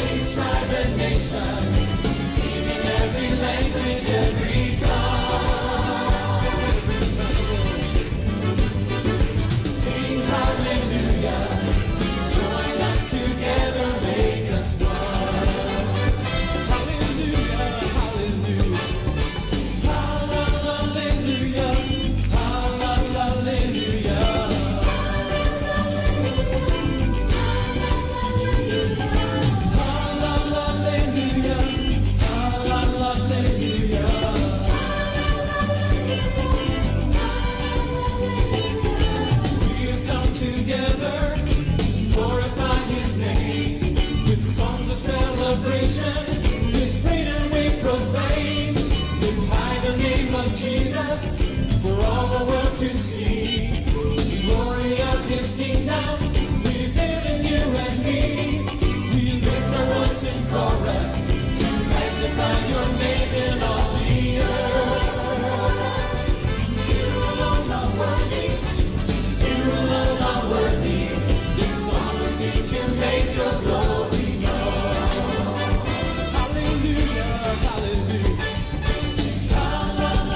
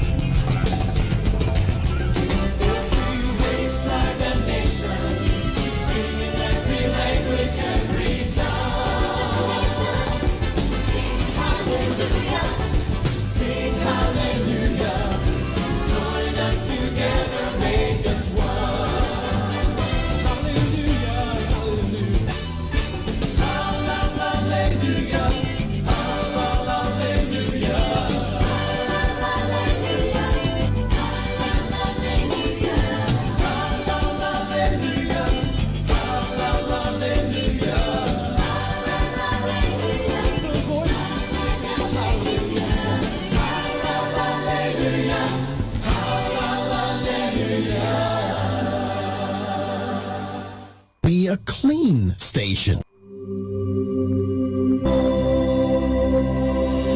Let's come now to the Catechism of the Catholic Doctrine. And the question is, what do we mean when we say that God is all perfect? The answer, when we say that God is all perfect, we mean that He has all the good qualities without limit. He is eternal, almighty, infinitely good and holy, all just and merciful, most truthful and faithful. The question is, what do we mean when we say that God is all perfect? Mga kaibigan, I have something to say. Let me talk about growth. Meron ba kayong halaman sa paligid ng inyong bahay? Nakikita ba ninyo na nasusubaybayan kung paano lumalaki at namumunga? Hindi ba nagsisimula ito sa binhi? Pagkatapos ng binhi, ay nagkakaroon ito ng usbong, tapos uhay, namumulaklak at namumunga. Marahil hindi ninyo ito napapansin. Ang napapansin nyo lamang ay ang halaman na namumula sa maliliit, lumalaki at yumayabong. Sa ating buhay, napapansin kaya natin ang ating pagtubo? Saan ba tayo nagsimula? Ano ba ang ating pagkakaunawa sa ating buhay ngayon? Nabubuhay ba tayo? Nag-aaral, nagsisikap upang mabuhay? Ngunit tumutubo ba tayo sa ating mga ginagawa at sa ating pakikipagkapwa? Ang ating bang pananampalataya ay merong usbong, may uhay, may bunga? Baka naman mananatili lamang itong usbong at ayaw ng mag-uhay. Kung mayroon na itong uhay, ngunit ayaw naman nitong mamunga. Ang ating buhay at pananampalataya ay maihalintulad natin sa halaman na kailangan magkaroon ng usbong, uhay at bunga. Kung mayroon na tayong bunga, ay makikinabang na sa bungang ito ang ating kapwa. Sila man ay mabibigyan natin ng halimbawa sa ating pagtubo. Ang sabi sa banal na aklat, ang paghahari ng Diyos ay may tutulad sa isang paghasik ng binhi sa kanyang bukid. Ang lupay siyang nagpapasibol at nagpapabunga sa mga pananim. Usbong muna sa kauhay, pagkatapos ay matitihik ng mga butil. Pagka hinog ng mga butil, agad itong igagapas sapagat dapat ng anihin. Yan po ay matatagpuan sa Ebanghelyo ni San Marcos, Kapitulo 4, versikulo 26 hanggang 29. Kung tayo ay mamumunga na at kailangan ng anihin, masasabi natin tayo ay nagtatagumpay. Kung tayo ay hanggang usbong lamang at hindi nagkakaroon ng uhay, meron pa tayong mga bagay na dapat gampanan. Paano ninyo maihalin tulad ang inyong pagtubo sa inyong pananampalataya? Maraming salamat po.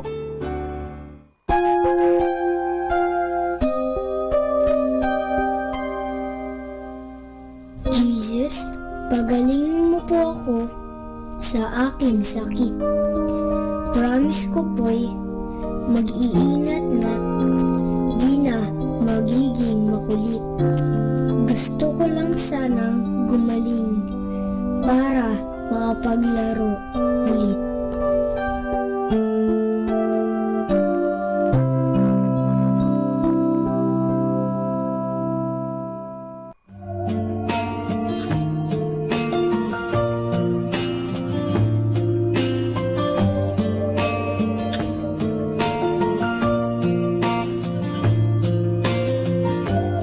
You've given far beyond my need, so I give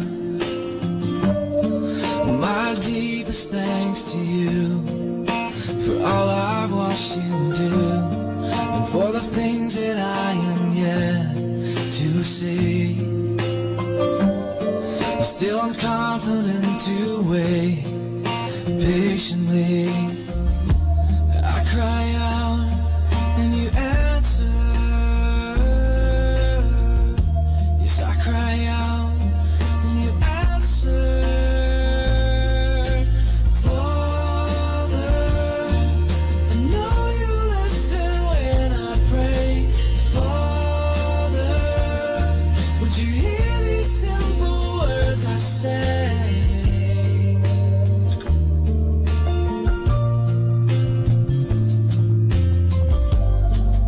I'm amazed at where we've been and what we've seen. I can't imagine where I'd be without you here with me, with a faith beyond the things I could see. So many times I watched your hand as it guides me. When I cry out and you answer. Yes, I cry out and you answer. Father, I know you listen when I pray. Father, would you hear these simple words I say? Father, I know you listen when I pray. Father, would you hear these simple words I say? Tears are falling over me like rain. You've been so faithful time and again, and forever I'm reminded of your grace. Beautiful grace.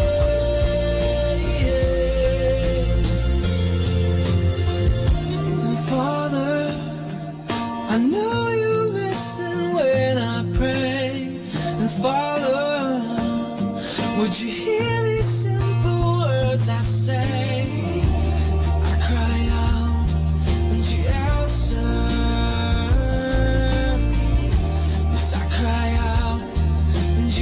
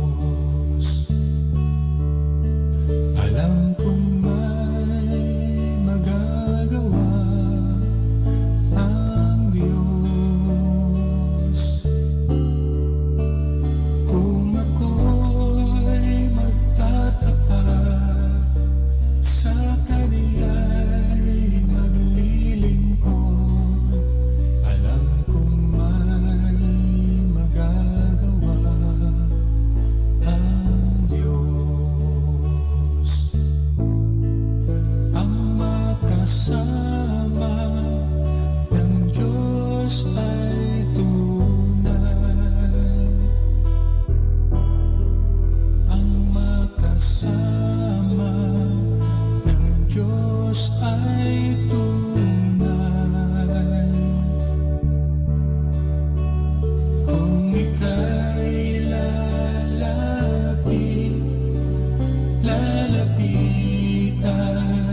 ka niya, ang makasama ng Diyos ay tunay.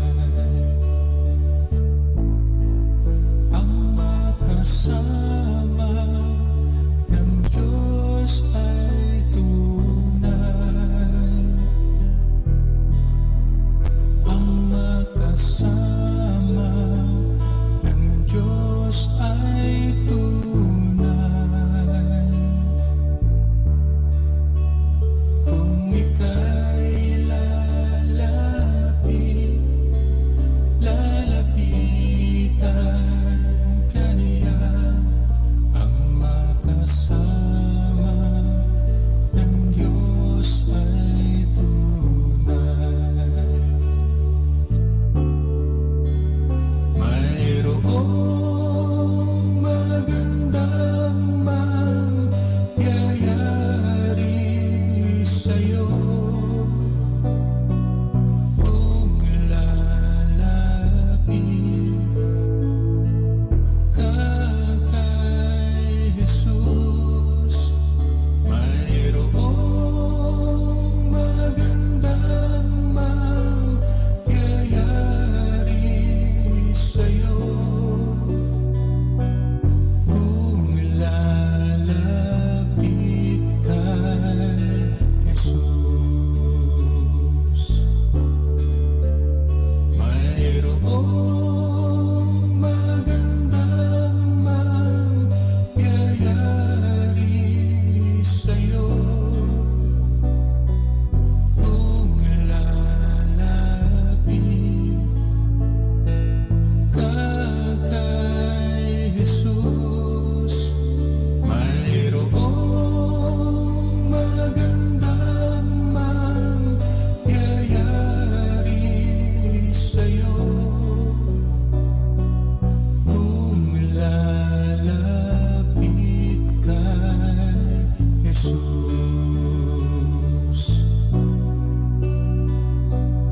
Kung lalapit kay Jesus.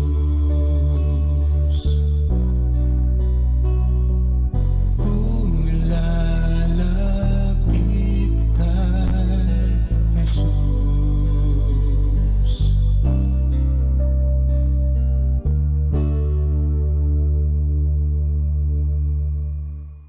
You're listening to Manawag Dominican Radio. Ang talambuhay ng mga santo. Sa araw na ito, ika-25 ng Mayo, aking pong ihahatid sa inyo ang talambuhay ni San Beda. Bisperas ng pag-akyat ng Panginoon sa isang monasteryo sa Inglaterra. Sa huling sandali ng kanyang buhay, ipinatawag ng monghe ang kanyang mga kasama at ipinamigay sa kanila ang tangi niyang kayamanan sa daigdig, isang kahong insenso at ilang mantel ng altar. Nagpaalam siya at itinagubilin ang kanyang kaluluwa sa kanilang mga panalangin. Sinabi ng kanyang kalihim, "Padre, isa na lamang kataga ang kulang." Matapos na idikta ng monghe ang huling kataga, wika niya, "Tapos na ang lahat." Namatay ang monghe samantalang namumutawi sa kanyang banal na labi ang mga salitang, "Luwalhati sa Ama at sa Anak at sa Espiritu Santo." Yaon ay si San Beda na kung tagurian ay venerable na hanggang sa huling sandali ng kanyang buhay ay sinasalin sa wikang Ingles ang Ebanghelyo ni San Juan. Kilalang ama ng kasaysayan ng bansang Ingles, si San Beda ay sumulat ng marami tungkol sa kasaysayan ng kaniyang bansa, siyensya, poesiya, kronolohiya at hinggil sa Biblia at mga sulat ng bantog na manunulat na si San Isidro ng Seville, Espanya. Ito ang sinulat sa kanyang aklat, Kasaysayan ng mga Ingles. Ako, si Beda, isang lingkod ni Kristo at isang pari sa monasteryo ng mga apostol San Pedro at San Pablo na nasa Wearmouth at Harrow. ipinanganak sa lupain ng nasabing monasteryo noong 673 at sa gulang na 7 taon ako'y inihabilin ng aking mga kamag-anak kay Abad Benito Biscop. Bilang isang monghe Benediktino, ginugol ng santo ang kanyang buhay sa pananalangin, pag-aaral at pagsusulat, at dahil nga sa kanyang kadalubhasaan, tinagurian siyang doktor ng Santa Iglesia. Namatay ang santo sa sakit na hika noong 735. Atin pong napakinggan ang talambuhay ng mga santo, ang talambuhay ni San Beda.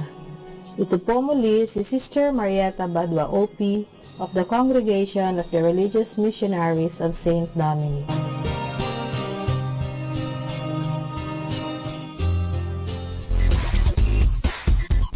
Hi! Do you know the meaning of the rosary? It came from the word rosa, which means rose, and the word itself, rosary, is a bouquet of roses offered to the Virgin Mary. But it more than being a rose, it is a powerful weapon given no less by the Virgin Mary herself. Tradition has it that Dominic, tired and restless from dealing with the heretics, went to the forest to rest for 3 days. In a dream, the Virgin Mary entrusted to Dominic the gift of the Holy Rosary, with the assurance that he will be using this to effectively evangelize to the hardened of hearts and win him many favors if he will spread it. From then on, the Holy Rosary became a significant part of Dominic's life and mission. He therefore instructed his sons and daughters to propagate the prayer of the Rosary anywhere they are sent.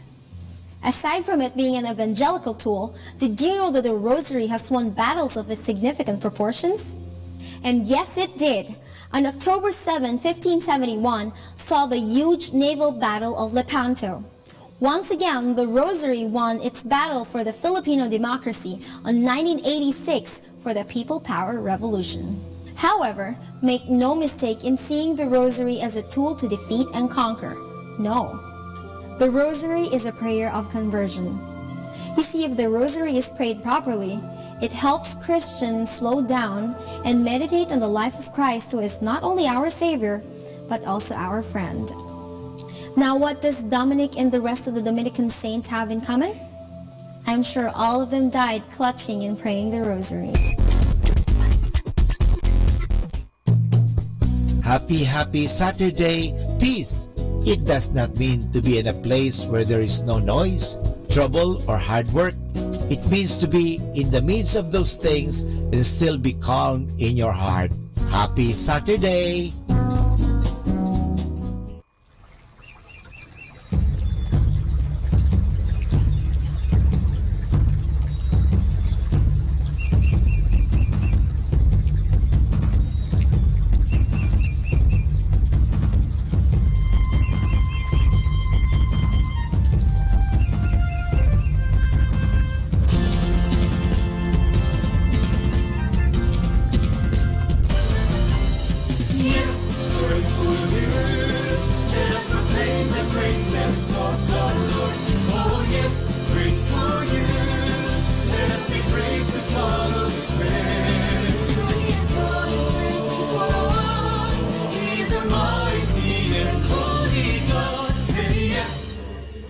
Joyful and grateful you.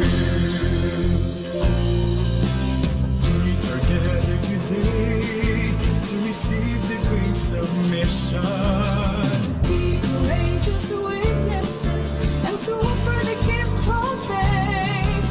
As pilgrims on our journey, may we live from our past and history. We will take our Mother Mary, Forget all our doubts and face all our fears. Together we answer faithfully. Yes, joyful you. Let us proclaim the greatness of the Lord. Oh yes, grateful you. Let us be brave to follow His way. for He has done great for us. He is our mighty and holy God. Say yes, joyful and grateful you. Come and raise our purpose and be the source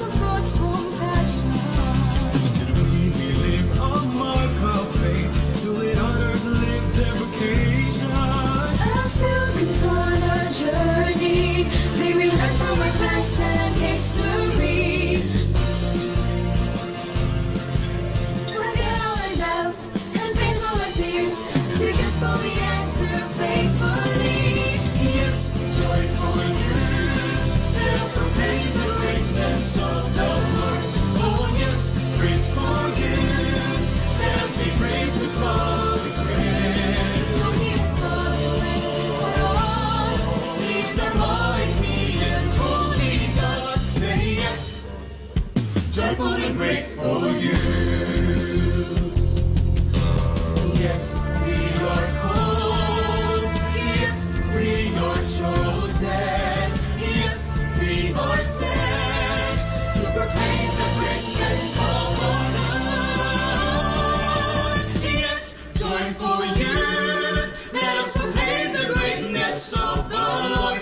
Oh yes, grateful youth, let us be brave to follow His will. For He has done great things for us. He is our mighty and holy God. Say yes, yes, joyful and grateful youth. Yes, joyful youth, let us proclaim the greatness of the Lord. Oh yes, grateful youth, let us be brave to follow His will. For He has done great things for us. He is our mighty and holy God. Say yes, yes, joyful and grateful youth. Say yes, yes, joyful and grateful youth. Joyful and grateful youth. This song is brought to you by Our Lady of the Rosary Parish Youth Ministry. Live as Christ lived, teach as Christ taught, love as Christ loved, and so with the youth ministry. Youth serving youth.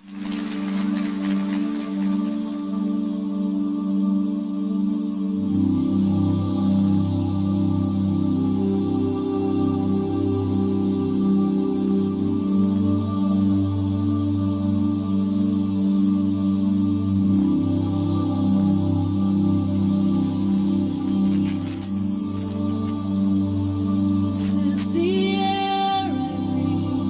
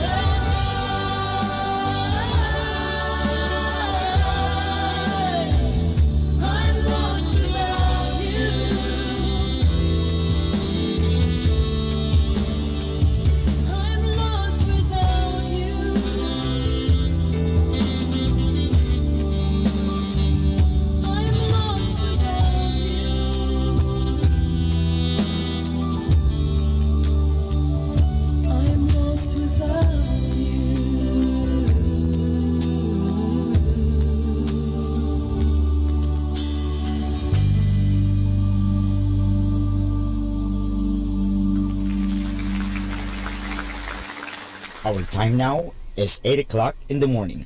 Let us now have our time check prayer. Panalangin bago mag-aral. Panginoong Yesus, Ikaw ang bukal ng liwanag at karunungan. Tanglawan mo ang iyong liwanag, ang aking isipan, upang maunawaan ko ang aking mga aralin. Bigyan mo ako ng talas ng isip upang maisaulo ko ang mga dapat kong tandaan.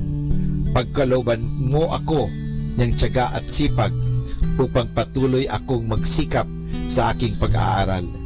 Pag-alabin mo ang aking pagnanais na makamit ang karunungang kinakailangan ko sa buhay na ito. Ang lahat nito hiningi namin sa ngalan ni Kristo. Amen.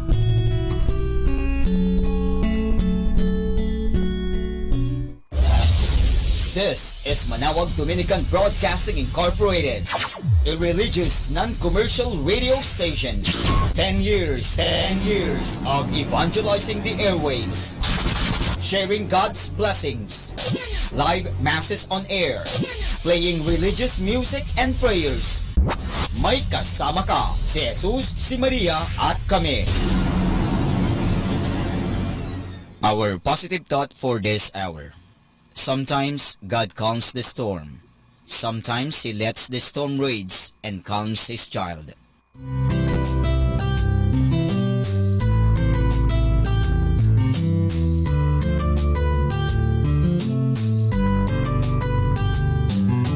Whenever you're alone, just turn your radio on.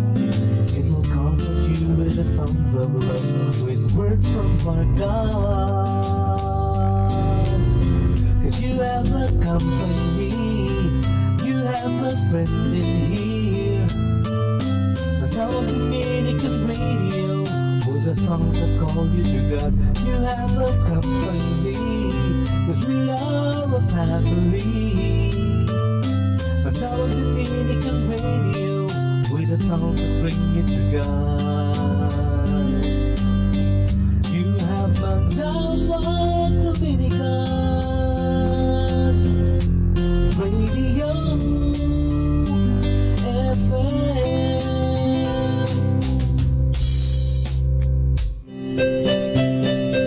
Hi and hello, Bayang Pilipinas, Luzon, Visayas at Mindanao, at sa lahat na nakikinig sa atin o nakalagon sa atin dyan sa Facebook natin, sa Bot Leia, dyan din sa Manawag Radio, no? Yung kasamak na, ano? Magandang umaga po at welcome sa inyong programang Ang Kristiyanong Pamilya at iba pa.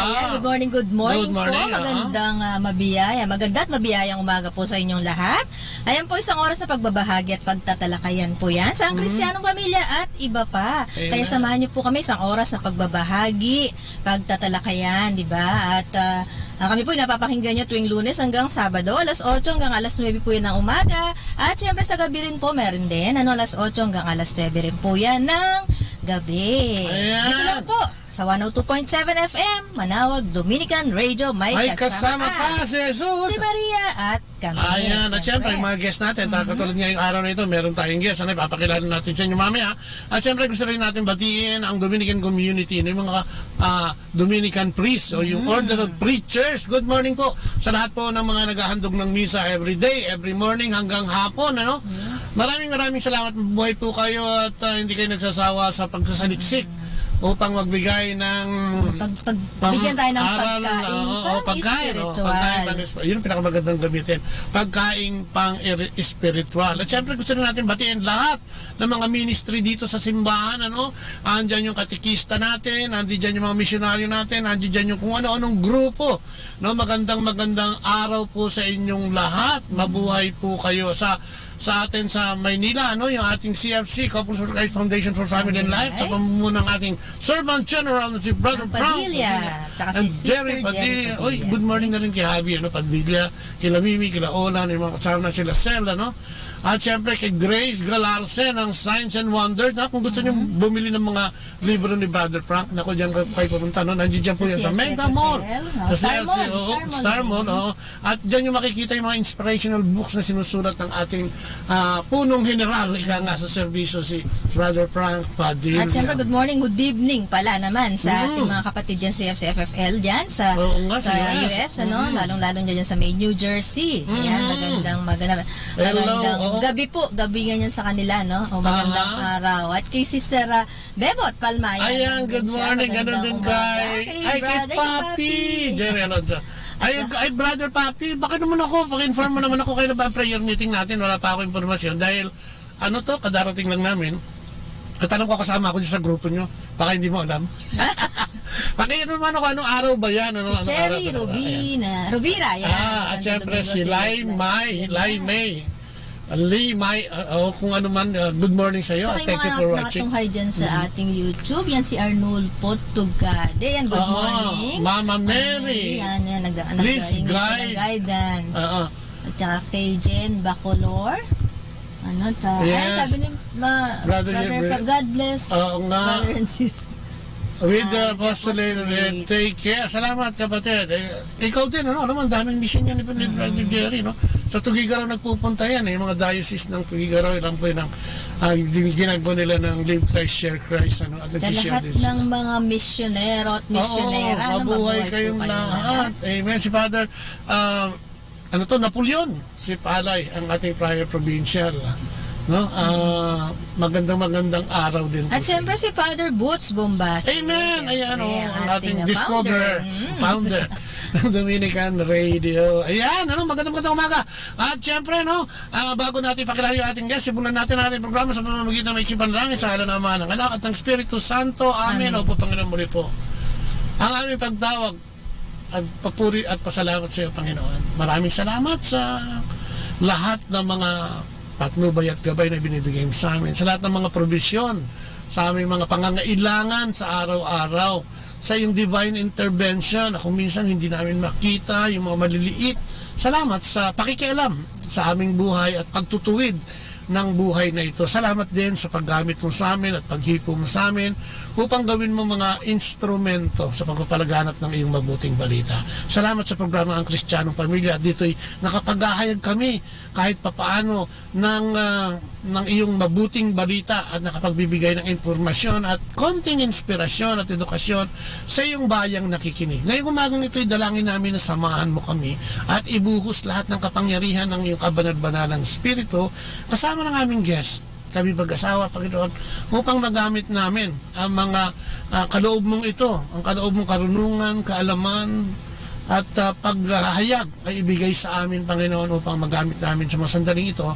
At dalangin din namin na buksan mo ang puso at kaisipan ng mga nakikinig upang ang usaping ito, ang talakayan ito, magsilbing edukasyon, impormasyon at inspirasyon para sa aming lahat. Alam namin, Panginoon, na ikaw ang puno at kami mga sanggalaman. Kung kaya sa umagang ito'y umaasa kami sa iyo na kami papatnubayan mo sa pagtatalakayan ito para sa iyong bayang mananampalataya. Ito dalangan namin sa matamis na pangalan ng iyong anak na si Jesus kasama ng banal na Espiritu at sa patnubay at gabay at pananalangin ng mahal na Inang Maria. Maraming salamat sa ngalan ng Ama, ng Anak at ng Espiritu Santo. Amen. At siyempre ang ating guest ngayon, siya po siya katikista. Dito po yan sa Manawag Dominican Radio.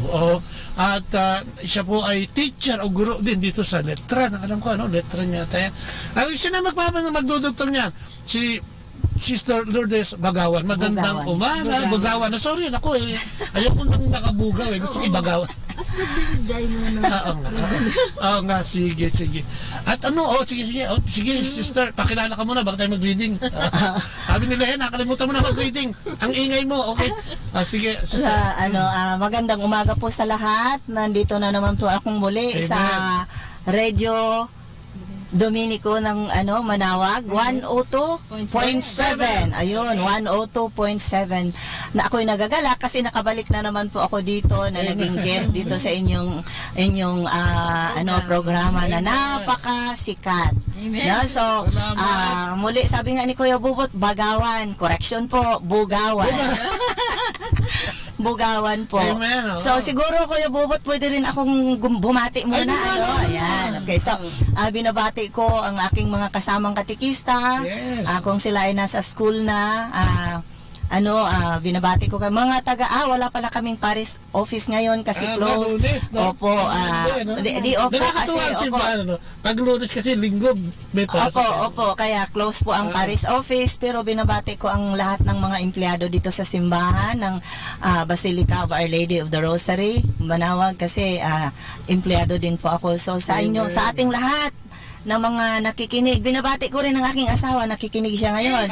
Kasi sabi ko, buksan mo yung FM mo sa kotse para marinig mo ang si Mario Bugawan.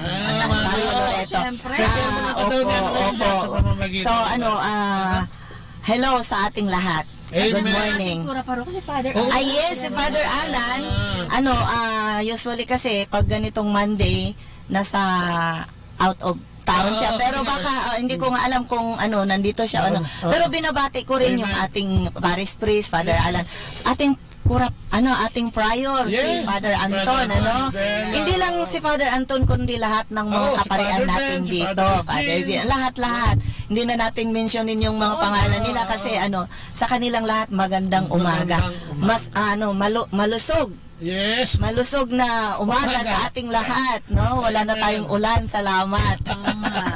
Bago na tayo magpatuloy, basahin lang natin Lourdes yung reading for the day. Ayan, ang pinakadapat una, si Kuya Bobot nalimutan niya. Excited. Excited. The name of the Father, the Son, and the Holy Spirit. Amen. And reading from the Holy Gospel. Ang pagbasa ayon kay San Mateo, no? Sabi niya, sa pagpapatuloy, isa pang talinhaga ang isinalaysay ni Jesus sa kanila. Ang kaharian ng langit ay katulad ng isang buto ng mustasa na itinanim ng isang tao sa kanyang bukid. Ang buto ng mustasa ang pinakamaliit sa lahat ng binhi. Ngunit pagtubo nito, ito'y nagiging mas malaki kaysa alinmang halaman at nagiging punong kahoy. Kaya't nakakapamugad ang mga ibon sa mga sanga nito. Nagsalaysay pa si Jesus ng ibang talinhaga. Ang kaharian ng langit ay katulad ng pampaalsa na inihalo ng isang babae sa 3 bakol na harina kahit umalsa ang minasang harina. Ang lahat ng ito ay sinabi ni Jesus sa mga tao sa pamamagitan ng talinhaga at wala siyang itinuro sa kanila nang hindi sa pamamagitan ng talinhaga. Sa gayon, natupad ang sinabi ng propeta. Ang salita ng Diyos. Pinupuri ka namin, Panginoong Hesukristo. Ang ganda-ganda, no? Alam mo, actually, itong linggong ito, mula nung isang linggo pa, no? Kahapon, actually, yung tungkol sa multiplication naman ng the bread, ano? Yung mga nakarang araw tungkol dun sa mga faith din natin, ano? Yes po. At makikita mo na itong week na ito, nagsimula naman itong pangalawang araw dahil Sunday, yung parang Monday, no? Tapos, ngayon pa lang, ay pinakikita na sa atin yung dapat natin ginagawa tungkol sa ating pananampalataya. Kung sinabi mong mustard seed, ito daw yung pinakamaliit na butil, no? Pero pagka lumaki, abay pwede daw maging puno, ano? Imagine mo kung gaano kalaki na pwedeng mamugad, no? Oo. Ang sinasabi ng ating Panginoon, kahit na yung pananampalataya, kasi yung iba makakala ka big time agad, no? Ito yung nagsisimula sa maliit. At ito yung lumalago sa pamamagitan din ng tulong natin bilang mga mananampalataya sa pag-aalaga nito o pag-aaruga. Siyempre, yung pagkakaroon natin ng daily communication sa ating Panginoon, di ba? Yung paggawa natin ng paglilingkod natin para sa Panginoon, paglilingkod sa kapwa.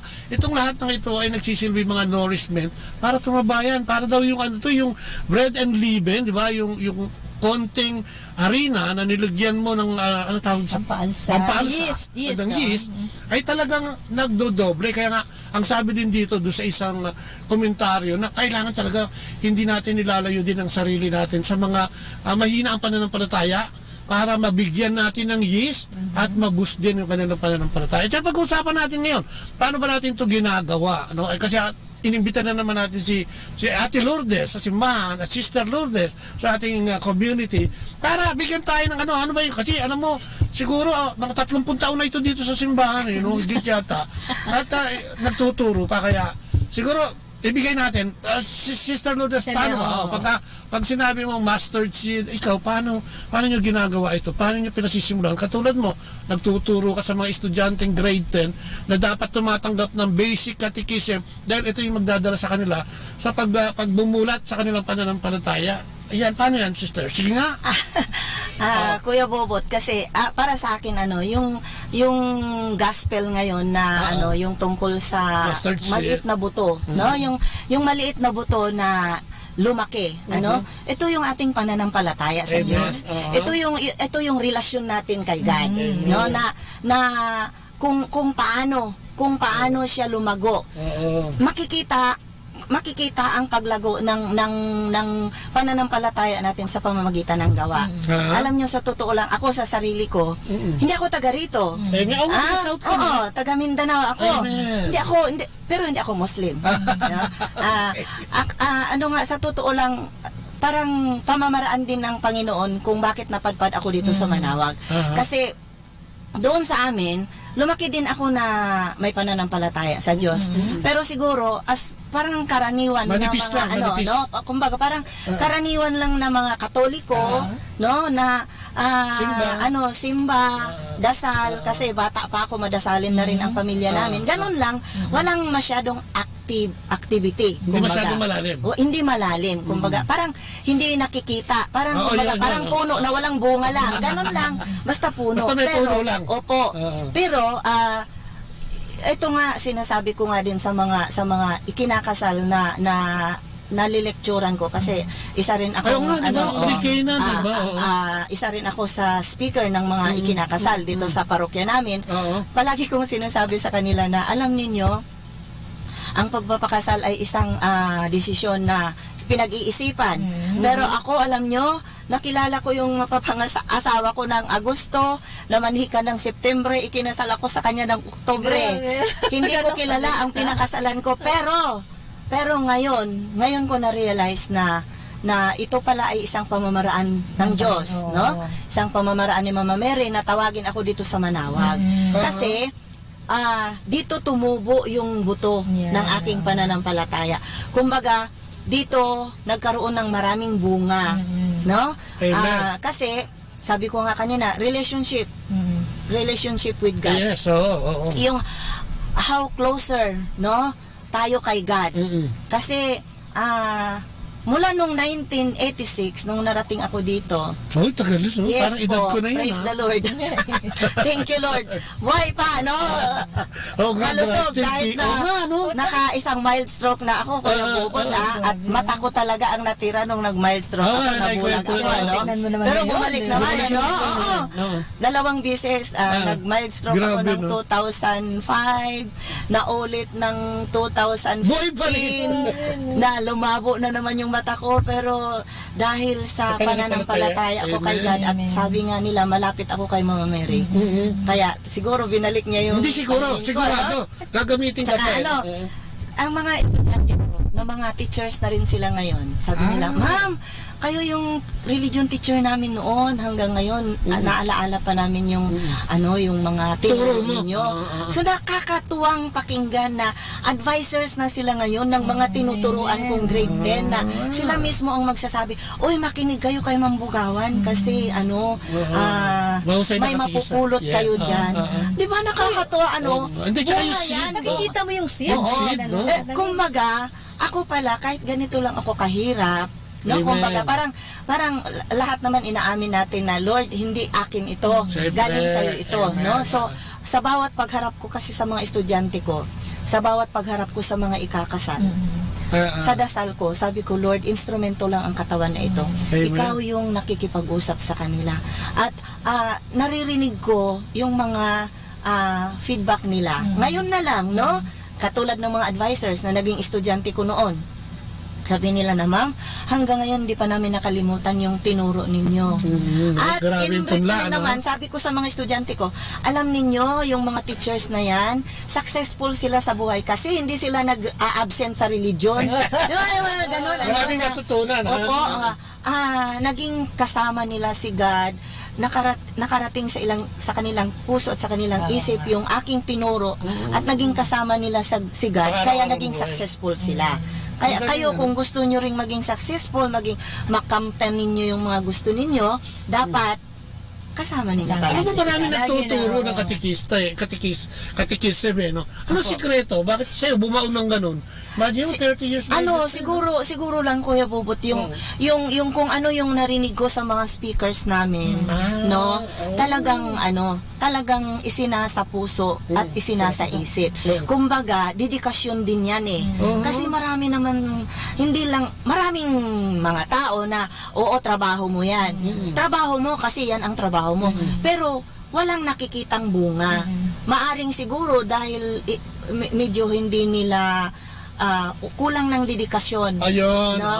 At saka, yun na nga. Kinig lang. Ako rin siguro, isa rin akong isa rin akong yung baking. Para sa ibang tao. Parang maaring yung buto na itinanim ng Diyos sa akin, yung kaunting kaalaman, no, kaunting pananampalataya na ibinigay ng Diyos sa akin, pinalago niya sa pamamagitan ng trabaho. Napausbong ko kasi habang nagtuturo kami, nag-a-update din kami palagi. Amen. Hindi ka naman makapagbigay kung wala sa iyo eh. Diba? So kailangan hihingi ka rin. Kukuha ka rin ng sources mo. Katulad saan ka kumukuha? Ako, siyempre, unang-una na dyan talaga yung Bible. Kasi yung mga itinuturo namin, based din tayo sa Bible, no? Kaya napakaganda na katulad nitong first lesson ko sa taon na ito, God's love, no? So yung John chapter 3 verse 16 to 17, memorize ng mga ibang sekta yan, kahit bata. Sabi ko sa mga estudyante ko, dapat memorize natin ito. For God so loved the world that He gave His only Son, that whoever believes in Him should not perish, but have eternal life, no? So yun, yung mga itinuturo natin na sabi ko nga, Lord, hindi ako ito, ikaw ito. So kung ano man yung mga lumalabas sa bibig ko, galing sa'yo. So importante pala yung talaga nagbabasa ka ng Bible. Yes naman, Kuya Bobo. Tsaka nag-aaral, patuloy na pag-aaral. Kasi mauubusan tayo. Mauubusan tayo. Sa totoo lang kaming mga katikista, monthly kaming may updating. Sa bukas nga wala kaming pasok sa school kasi may updating kami sa San Jacinto. No? So, 'yon ang mga katikis ng Lingayen Dagupan. Mayroon kaming updating monthly yan na turo. Dapat siguro sumasama din kami diyan. Bilang nagbo-broadcast, 'di ba? Kasi Opo, kasi mayroong matutunan. Ganun din sa pre-kina seminar, mayroon din tayong mga module dyan, no? So, bali updated din, pero ang napakaganda kasi turo. Alam mo, ang napakagandang turo, yung life experience. Yung talagang karanasan. Yung karanasan mo, alam mo, palagi kong sinasabi sa mga ikakasal, huwag niyong sabihin na perfect ang asawa ko. Ako nung dalaga ako, nagdasal din ako kay Mama Mary, nabigyan ako ng perfect husband. Katulad ninyo, no? Mga lalaki gusto niyong perfect wife, mga babae perfect husband, no? Binigay sa akin itong Ilocano na taga rito within 3 months. Hindi ko siya kilala. Pero mabait naman siya, no? Mabait naman siya. Ngayon, kahit mabait siya, after 16 years ng pagsasama namin, nagkaroon din ng kapalpakan ng bilang tao. Kasi nobody's perfect, no? Pero alam nyo, hanggang ngayon, umabot kami ng, yung sabi ko nga sa inyo, naka 40th anniversary na kami, di ba? So, kulang na lang, malapit na namang October. 41 na kami this year, ano? So, parang, kumbaga, yung mga tinuro ko sa inyo ngayon, sabi ko, no? Yung mga binabahagi ko sa inyo, in-apply ko sa sarili ko. Ay, ang ganda naman. Tingnan nyo nga, palagay nyo, separated ako or hindi. Ma'am, hindi ka naman separated. Bakit hindi ako separated? Kasi yung tinuturo ko sa inyo, in-apply ko sa sarili ko. Kaya kahit na may kapalpakan sa buhay mag-asawa, andoon pa rin yung blessing ni God. Amen. Andoon pa rin. Kumbaga, yung pananampalataya natin kasi, kung walang salita, kung walang gawa, mamamatay ito. Amen. Hindi mamumunga, payat. So ang sinasabi mo, Malnoris. Hindi lang sa nagsasalita ka lang. Isasagawa natin. Isasagawa natin ito. Kaya nga, sabi ko nga sa biyanan ko, Nay, sabi ko, sumalangit nawa ang kaluluwa niya kasi patay na siya. Sabi ko, Nay, alam nyo, sa buhay nakikita, sa buhay nakikita ang pag-aasenso ng tao. Kasi, pag gumagawa ka ng mabuti, aasenso ka. Pag gumagawa ka ng masama, siyempre, lalong hihirap ang buhay.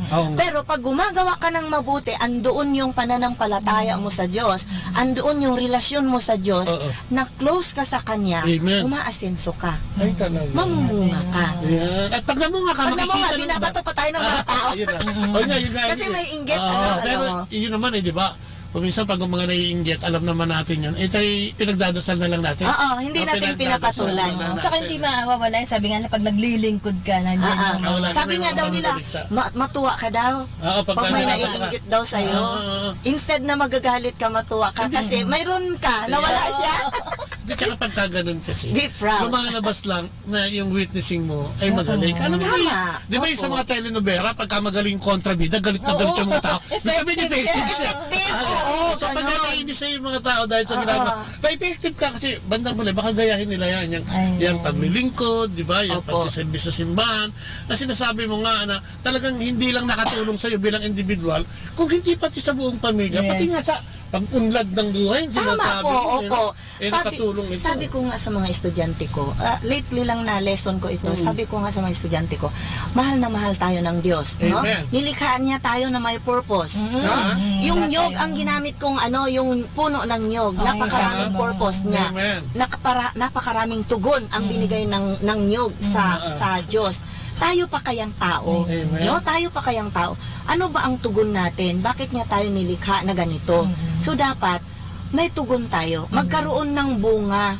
Lalago yung pananampalataya. Mamunga. Katulad yung sinasabi niya, marami lang natin ito ni Brother Jerry, sabi niya, reap what you sow. Sabi niya, tapos, wait, what God has joined together, let no man put asunder. Di ba? Yung nakalagay tapos. Tingnan mo, no?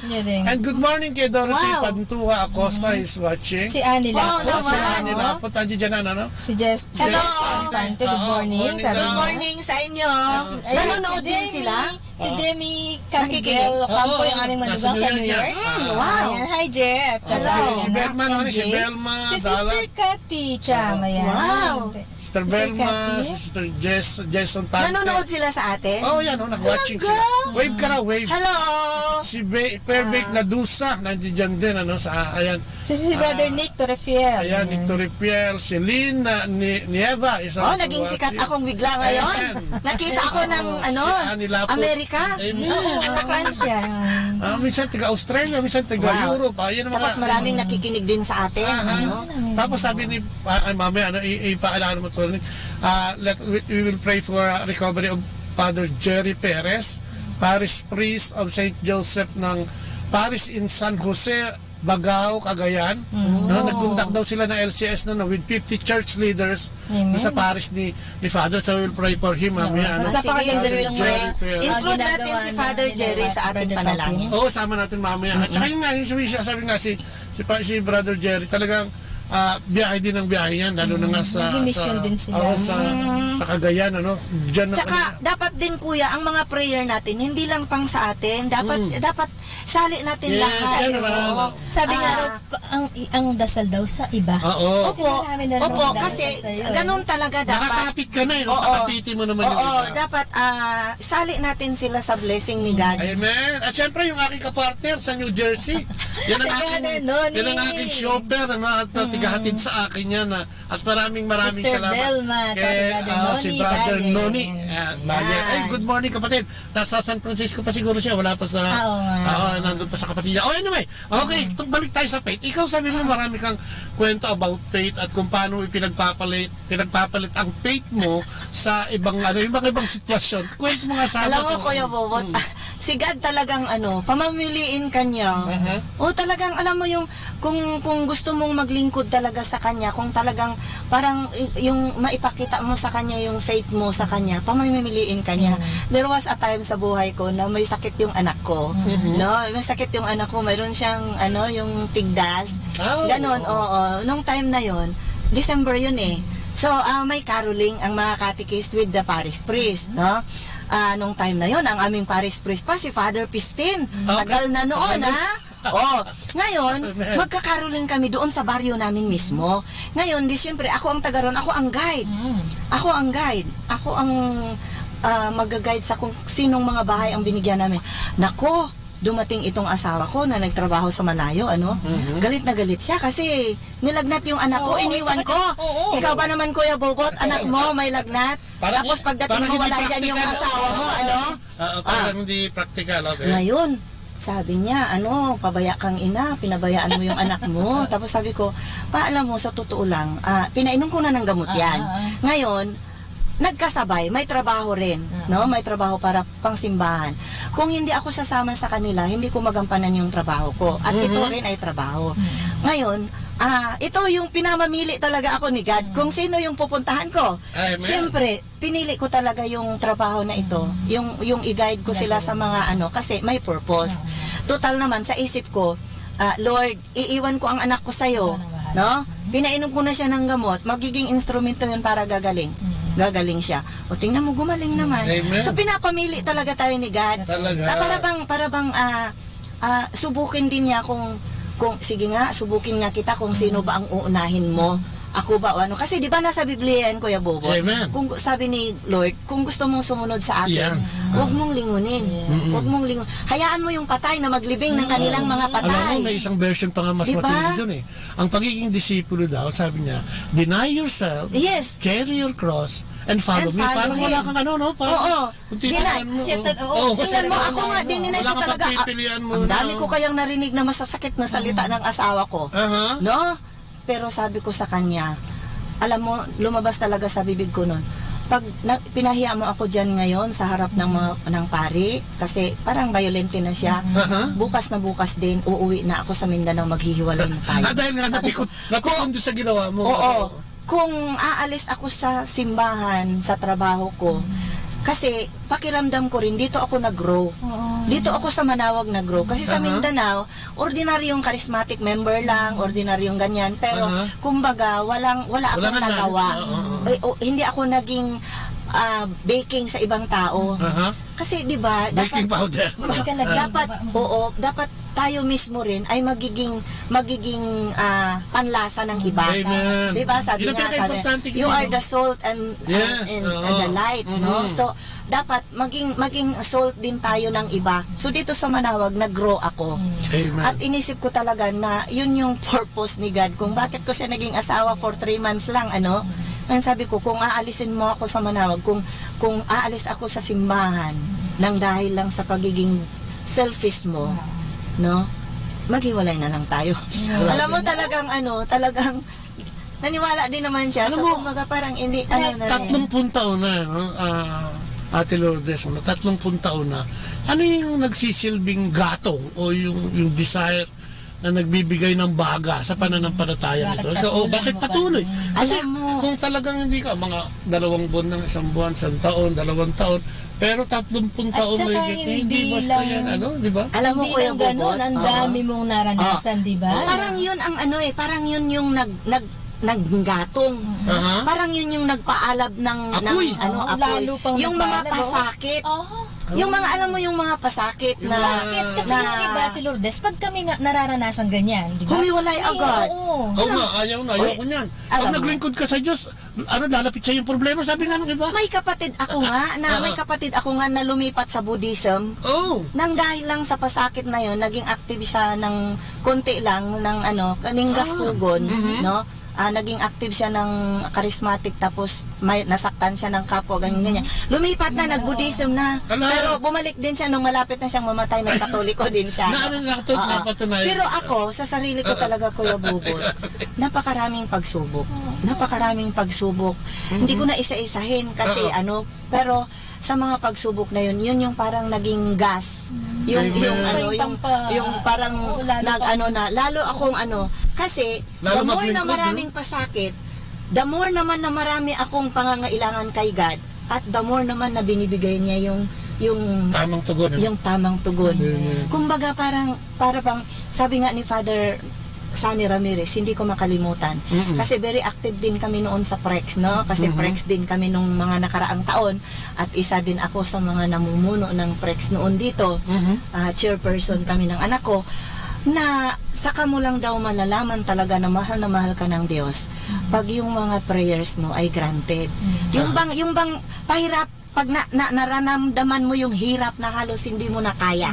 Ayan, tapos yung pero yun yung bibitaw ka na. Tapos na-solve siya. God's works na daw yun. Alam mo, ang katotohanan kasi, ang tao, lumalapit lang talaga ng taos puso sa Diyos. Pagka ang problema, cancer, normal yun Normal yun. Diba? Normal talaga yun. Pero di ba dapat nagpapasalamat ka din kahit na magaan ang buhay mo? Suppose. Diba? Dapat. Diba? Saka mo lang malaman ang kahalagahan ng isang bagay. Pag wala na. Katulad ng tubig. Buhos ng tubig, hindi ka marunong magtipid. Pero pag walang tubig, aasam-asamin mo, sana may tubig. Ganon din ang relationship natin. Kaya nga, kung minsan sa tao, yung bang, kung minsan, parang pangalawa lang or parang hindi natin nararamdaman yung importance ng bawat isa. Pero pag namatay na, saka lang, iiyak-iyak tayo. Di ba dapat hanggat buhay pa? Amen. Ipadama na yung importance ng bawat isa. Kahit nasa mahal mo sa buhay, wag mong antayin yung mamamatay na sa deathbed, sasabihin mo, I love you. Ngayon, pwede mo na sabihin mo na, sa anak mo, sa asawa mo. Ngayon pa lang, ipadama mo na. Lalo na sa mga magulang. Ako talaga sa totoo lang, kuya, kasi ako ay galing sa mahirap na pamilya, ang asawa ko ay galing sa mahirap na pamilya, dalawa kami na nagtagpo na talagang gustong maging professional pero hindi nagkaroon ng katuparan kasi walang kakayahan ang magulang namin. Pero alam mo, talagang pagsigad talaga ang mag-guide sa'yo, ilalagay ka niya sa tama. Amen. Perspective. Kasi ako rin, nung kabataan ko, gusto ko talaga rin na maging teacher. Amen. Tingnan nyo nag-aral ako. 3 months ko lang ang first year high school. Huminto dahil sa kahirapan. Wow. 1972 yan. Nakapag-asawa ako, nagkaroon ng mga anak. 1986, kung bakit napasali ako dyan sa yung exam na yan, na placement exam na yan. Nga mo naging qualified ako for 4th year high school. See? Tingnan mo talaga ang Diyos, Inaral ko yun. Buntis ako, inaral ko yung 4th year high school. Pag naipasa mo kasi yun, pasado ka na, meron ka na. 3 months lang ako sa first year ko. Bata pa ako noon, 12 years old ako. Tapos nung 28 years old na ako, ayan na yung placement exam na yan. Nakapasa ako, qualified for 4th year. Ngayon, di inaral ko yung isang taon na to. Mag-aral ako kasi mag-college ako. Amen. Kasi ang college, pwede kahit may asawa. Pagkatapos ko namang gumraduate, napalipat kami dito sa Manawag. Di hindi ako natuloy na nag-aral sa amin. Di yun ang plano ko, papasok akong education kasi college na. Kung bakit pagdating ko dito sa Manawag, sabi naman, kasi nakapag-attend ako agad ng seminar ng yung landas ng Panginoon. Itong pari namin na si Father Salazar, sumalangit nawa ang kaluluwa niya. Ako lang yung palaging nagsishare pag mayroon kaming sharing ng gospel. Oy, bakit kayo hindi nagsishare? Bakit siya nagsishare? Father, nahihiya po kami. Sabi ng mga iba. Bakit siya? Oy, Bisayang walang hiya. Magkatikista ka. Dahil kailangan. Yon, Bisayang walang hiya. Magkatikista ka. Inilagay ako ng pari sa school para magturo. Una, elementary. Bisayang walang hiya, mag-serve ka sa simbahan. Amen. Nag-word proclaimer ako sa alas 6 na misa na Ilocano ang readings. Bisaya ako. Imagine mo, Bisaya. Pero bakit pag nagbasa na daw ako ng Ilocano, para na rin akong Ilocano. Doon na rin nag-start ate na napasali ako sa speaker ng Precana. Una, parang nahihiya ako kasi wala akong pinag-aralan. Bakit yung mga nakikinig sa akin, mga professional? Pero pag nagtanong naman sila sa akin, nasasagot ko naman. Wisdom yan ng Holy Spirit. Diba? Kaya kasi siguro nasasagot ko yung mga tanong kasi nga before ako na mag-lecture, dito palagi ang dasal ko. Lord, ikaw ang nakipag-usap sa kanila, hindi ako. Amen. No? Katulad ngayon, nag-start tayo ngayon, sabi ko, Lord, instrumento lang ako. Ano man yung lumalabas sa bibig ko ngayon sa radyo, galing sa'yo. Kaya nga siguro, nagtataka din ako, kung bakit pag nasa lecture ako or nasa school ako, dire-diretso naman yung ano ko. Pero alam ko na si God yun. Kasi dinadasal ko Sabi ko, hindi ako ito, ikaw. Mm-hmm. Kaya, yun nga yung ibigyan ka ni God. nilagay ako ng Diyos sa school, sa classroom. Kaya nga sabi ng mga pamangkin ko, believe kami talaga sa'yo, Auntie Lourdes, kasi di ka naman teacher, pero bakit nandyan ka sa classroom? At nakikita ko naman, mga matatanda na, mga advisors na sila ngayon, na naging estudyante ko noon. Ma'am, hanggang ngayon, di pa namin nakalimutan yung turo ninyo. So see, Amen. hindi ako professional, pero nandyan. Ngayon, ito na ang blessing. Pobre kami, pero yung 3 anak ko, professional sila. Ibig sabihin, yung pangarap naming mag-asawa, natupad. Dahil sa blessing ni God, natupad sa mga anak. So, yun yung mga bunga, no, di ba? Yun yung bunga ng pananampalataya na ibinigay ng Diyos sa akin, na pinalago ko. Sa tulong ng Diyos, siyempre. Sa totoo lang naman, hindi naman tayong puno ang lumago may nagpapalago sa atin.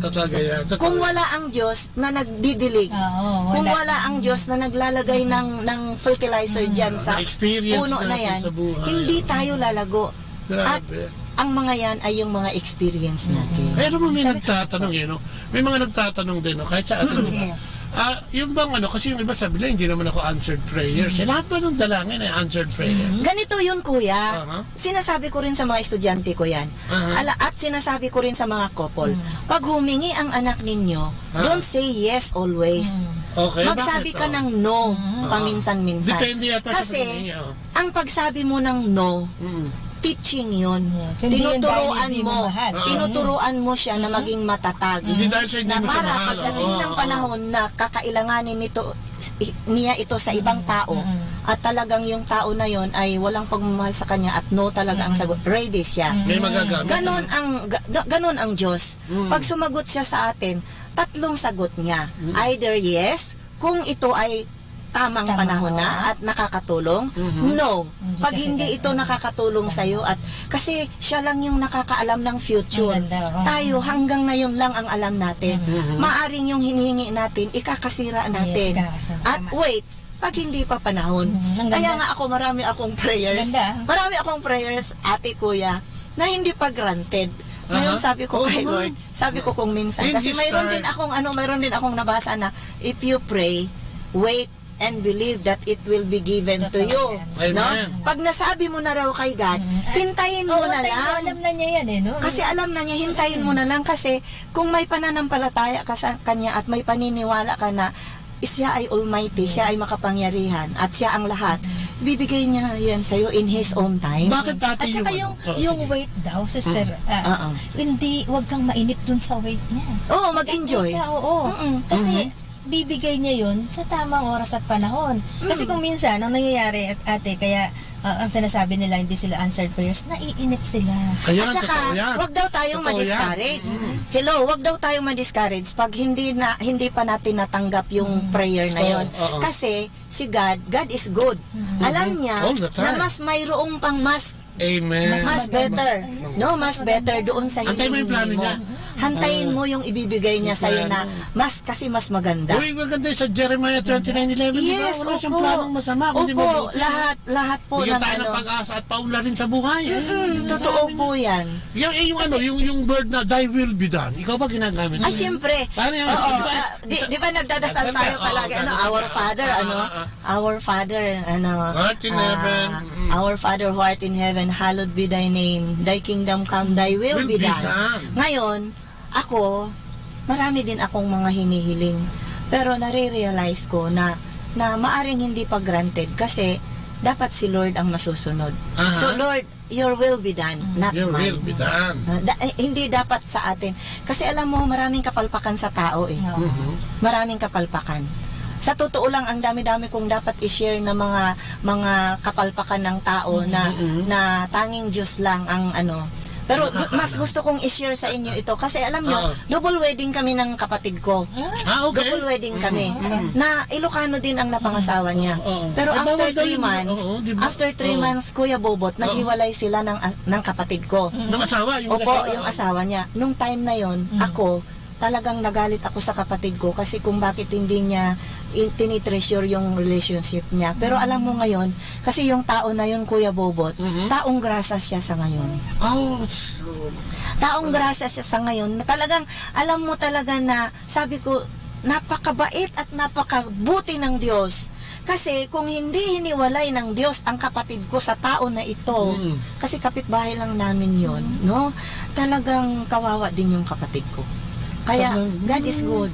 Pinaghiwalay niya sila kasi ganun pala ang buhay. Yeah. So, ang Diyos hindi mo maarok yung kanyang yung kanyang kabutihan. Ay, singit ko lang ito ha, baka hindi natin mabasa. Sige po. Ayan nga si si Brother Noni. Si Lito Ramos. Sabi niya, good morning. Pinapanood ko ang programa niyo. Sa Caloocan yan, sa Caloocan si Lito Ramos. Si Sister Carol, ayan, Carol Cruz, at si Dan Capulong. Kay Sister Tess Torres. Hi, good morning. Ito may comment si... Gift of faith, discernment, and healing is what our guest Sister Lourdes did. Alright, brother, sana bro. To the follower of Christ, deny yourself, carry your cross daily, and follow Him. Si Brother Jerry. Ayan, si Lorenzo pala. Yan ang ating batchmate. Hindi, sa tiga Maryland. Ayan, si Brother Alejandro Guades. Pasyal kayo dito sa Manawag. Ayan, si Rolando de la Cruz. Bulacan ito. Si Antonio Rarang. Si Lechen Huko, yung aking pinsan. Ayan, sabi ni Brother Rolly Cruz, sabi niya, hello, Brother Bawat, good to see you back. Ayan, sabi ulit ni Papi, we plant the seed, God will do the growth. Yes! Si Celebina Jo, ayan, sa Santo Domingo yan. Si Dorothy, ang sabi naman ni Dorothy, ayan, nakaka-inspire si Sister Lourdes. Thank you po. Thank you. Si Tess Nakpil, ang aking BFF, nung high school, sa naman si Tess? Sa Ireland yan, ayan. Si Nathaniel Balbuena, si New Jersey. Si Brother Good morning, bro. Hello, good morning. Sister V. Ortiz, ayan. Si Brother Boy, ito nandiyan din. Salamat. Thank you. Sana maging sana maging nung pangalan nito, maging instrument din tayo para sa iba. Yung comment nga niya na talagang ang Diyos naman talaga ang nagpapalago. Basta pahayaan natin si God. Let go and let God. Na magmamaniobra sa buhay natin. Kasi siya talaga yung makapangyarihan. Tsaka sana yun, maging active sila katulad ni Brother Jerry. Pag nag-watch ka, mag-comment na, ano yung input natin, napakagandang gawin yan, di ba? So, at tapos sa ating kasama naman, ng ating mga kaibigan dyan, magandang umaga din sa mga tigabang bansa sa Hong Kong. Amen. At saka sa Korea, magandang umaga din sa inyo. Amen. Ang ganda-ganda ng ating program. Ikaw, ano yung imbitasyon dun sa mga, di ba, marami pa rin kasi, sabi nila 80% yung Catholic dito sa bansa natin out of 100, pero marami pa rin actually ang totoong ang pananampalataya nila parang wala pang 0.1%. Ikaw, kung tatanungin ka, ano yung pwede nilang gawin para magkaroon sila ng inspirasyon at matutunan ang daan patungo sa ating Panginoon? Para sa akin lang kasi, Kuya Bubot, sa bawat umaga na tayo ay gumigising, no? Yan ay galing sa Diyos. So dapat dahil galing sa Diyos ito, dapat magkaroon din sana tayo ng kapakipakinabang. So kung medyo mahina man ang ating pananampalataya kay God, dapat bigyan din natin ng time. Bigyan natin ng time si God. No, halimbawa katulad ng kasi dito na lang sa amin yung mga BEC natin ay medyo talagang sila ay mga ordinaryong tao. Maraming mga programa ang simbahan para maging aktibo ang bawat naglagay ng mga zoning para hindi lang mga BEC officers ang maging aktibo kundi pati na rin ang mga zone sana mabigyan nila ng pagkakataon ang sarili nila na makarinig ng mga kasi pag wala talaga silang marinig, wala talaga. Ultimo na lang yung pagsisimba. Napakahirap nilang akayin magsimba. Kahit na yung mga chapel, ang hirap na akayin ang magsisimba. Wala pa sa 1/8 ng community ang magsisimba. Nakakalungkot. Kasi hindi nila hinahayaan ang Diyos na makalapit sa kanila na Kaya napahintulutan Kumakatok na nga. Kumakatok palagi si Jesus. Hindi nila binubuksan. Ngayon, tayo, iilan lang din ang mga instrumento kung minsan, dahil din sa ating mga kakulangan, hindi tayo perfect. Kung minsan, hindi rin tayo pinapakinggan ng iba. Pero kung para sa akin lang, kuya, kung bubuksan lang nila ang kanilang puso, tapos i-welcome nila yung mga invitation, para sila rin ay matuto, sila rin ay makarinig, siguro, mag-active din sila. Kumbaga, napakalungkot. Bakit marami nang nahila ng ibang sekta? Kasi, ang mga tao, pagpakain, doon sila nahihila. Alam nyo, last, yung umuulan na, July 21, nagpakain kami doon sa isang baryo dito sa Manawag. Umuulan, ang lakas ng ulan, ang daming tao. Amen. Kasi sabi ni Father Alan, ang dami palang tao Sana pag may ganun din pagkain. kami. Sabi ko nga, oo nga po, Father, tingnan mo, nauna pa sila sa pagkain, pero pag misa, walang nag-a-attend. Ang misa pagkain spiritual. Yun nga ang hindi nila alam Yun nga ang hindi nila alam na ang misa ay biyaya. Kaya nga hindi sila nabibiyayaan kasi hindi sila nag-a-attend ng mass, hindi sila nagbabasa ng Biblia, hindi sila nakakarinig ng sermon. Paano? Kaya nga alam mo, lalo sa social media, sana nga palaganap natin yung salita ng Diyos, hindi kung ano yung tinetext mo. Sana yung mga ganitong programa, katulad ng Kristiyanong Pamilya at yung mga programang naglalayong magbigay ng edukasyon at inspirasyon sa ating mga Katolikong, ay sana isuportahan din yun. Ibig sabihin, kailangan natin kasi magtulungan. Sayang ang technology ngayon, ate. Grabe. Alam mo ako, kuya, nagbabasa na ako ng gospel everyday kasi mayroon din akong daily gospel sa cellphone ko. Pero mayroong daily gospel sa Facebook. Alam mo, sinishare ko talaga ito. Ang purpose ko doon, sinishare ko yun para yung mga friend ko na hindi nakapagbasa ng Bible today, pag nakita nila sa wall ko yun, babasahin nila at nagla-like sila. Tapos di ba maraming hugot dyan, maraming patama. Ayaw ko ng mga ganon. Mas gusto kong i-share yung mga turo. Yung mga, siguro, kasi friend din tayo, nakikita ninyo yung mga post ko dyan na talagang yung mga inspiring yung messages, mga messages kasi yun ang dapat sa ngayon. High-tech na ngayon. Gamitin din natin itong technology ngayon para ipakalat. Yung iba mga patama, ano ba yan yung mga mag-aaway-aaway hugot. Pag may galit siya sa kapwa, ilagay niya sa Facebook yung galit niya.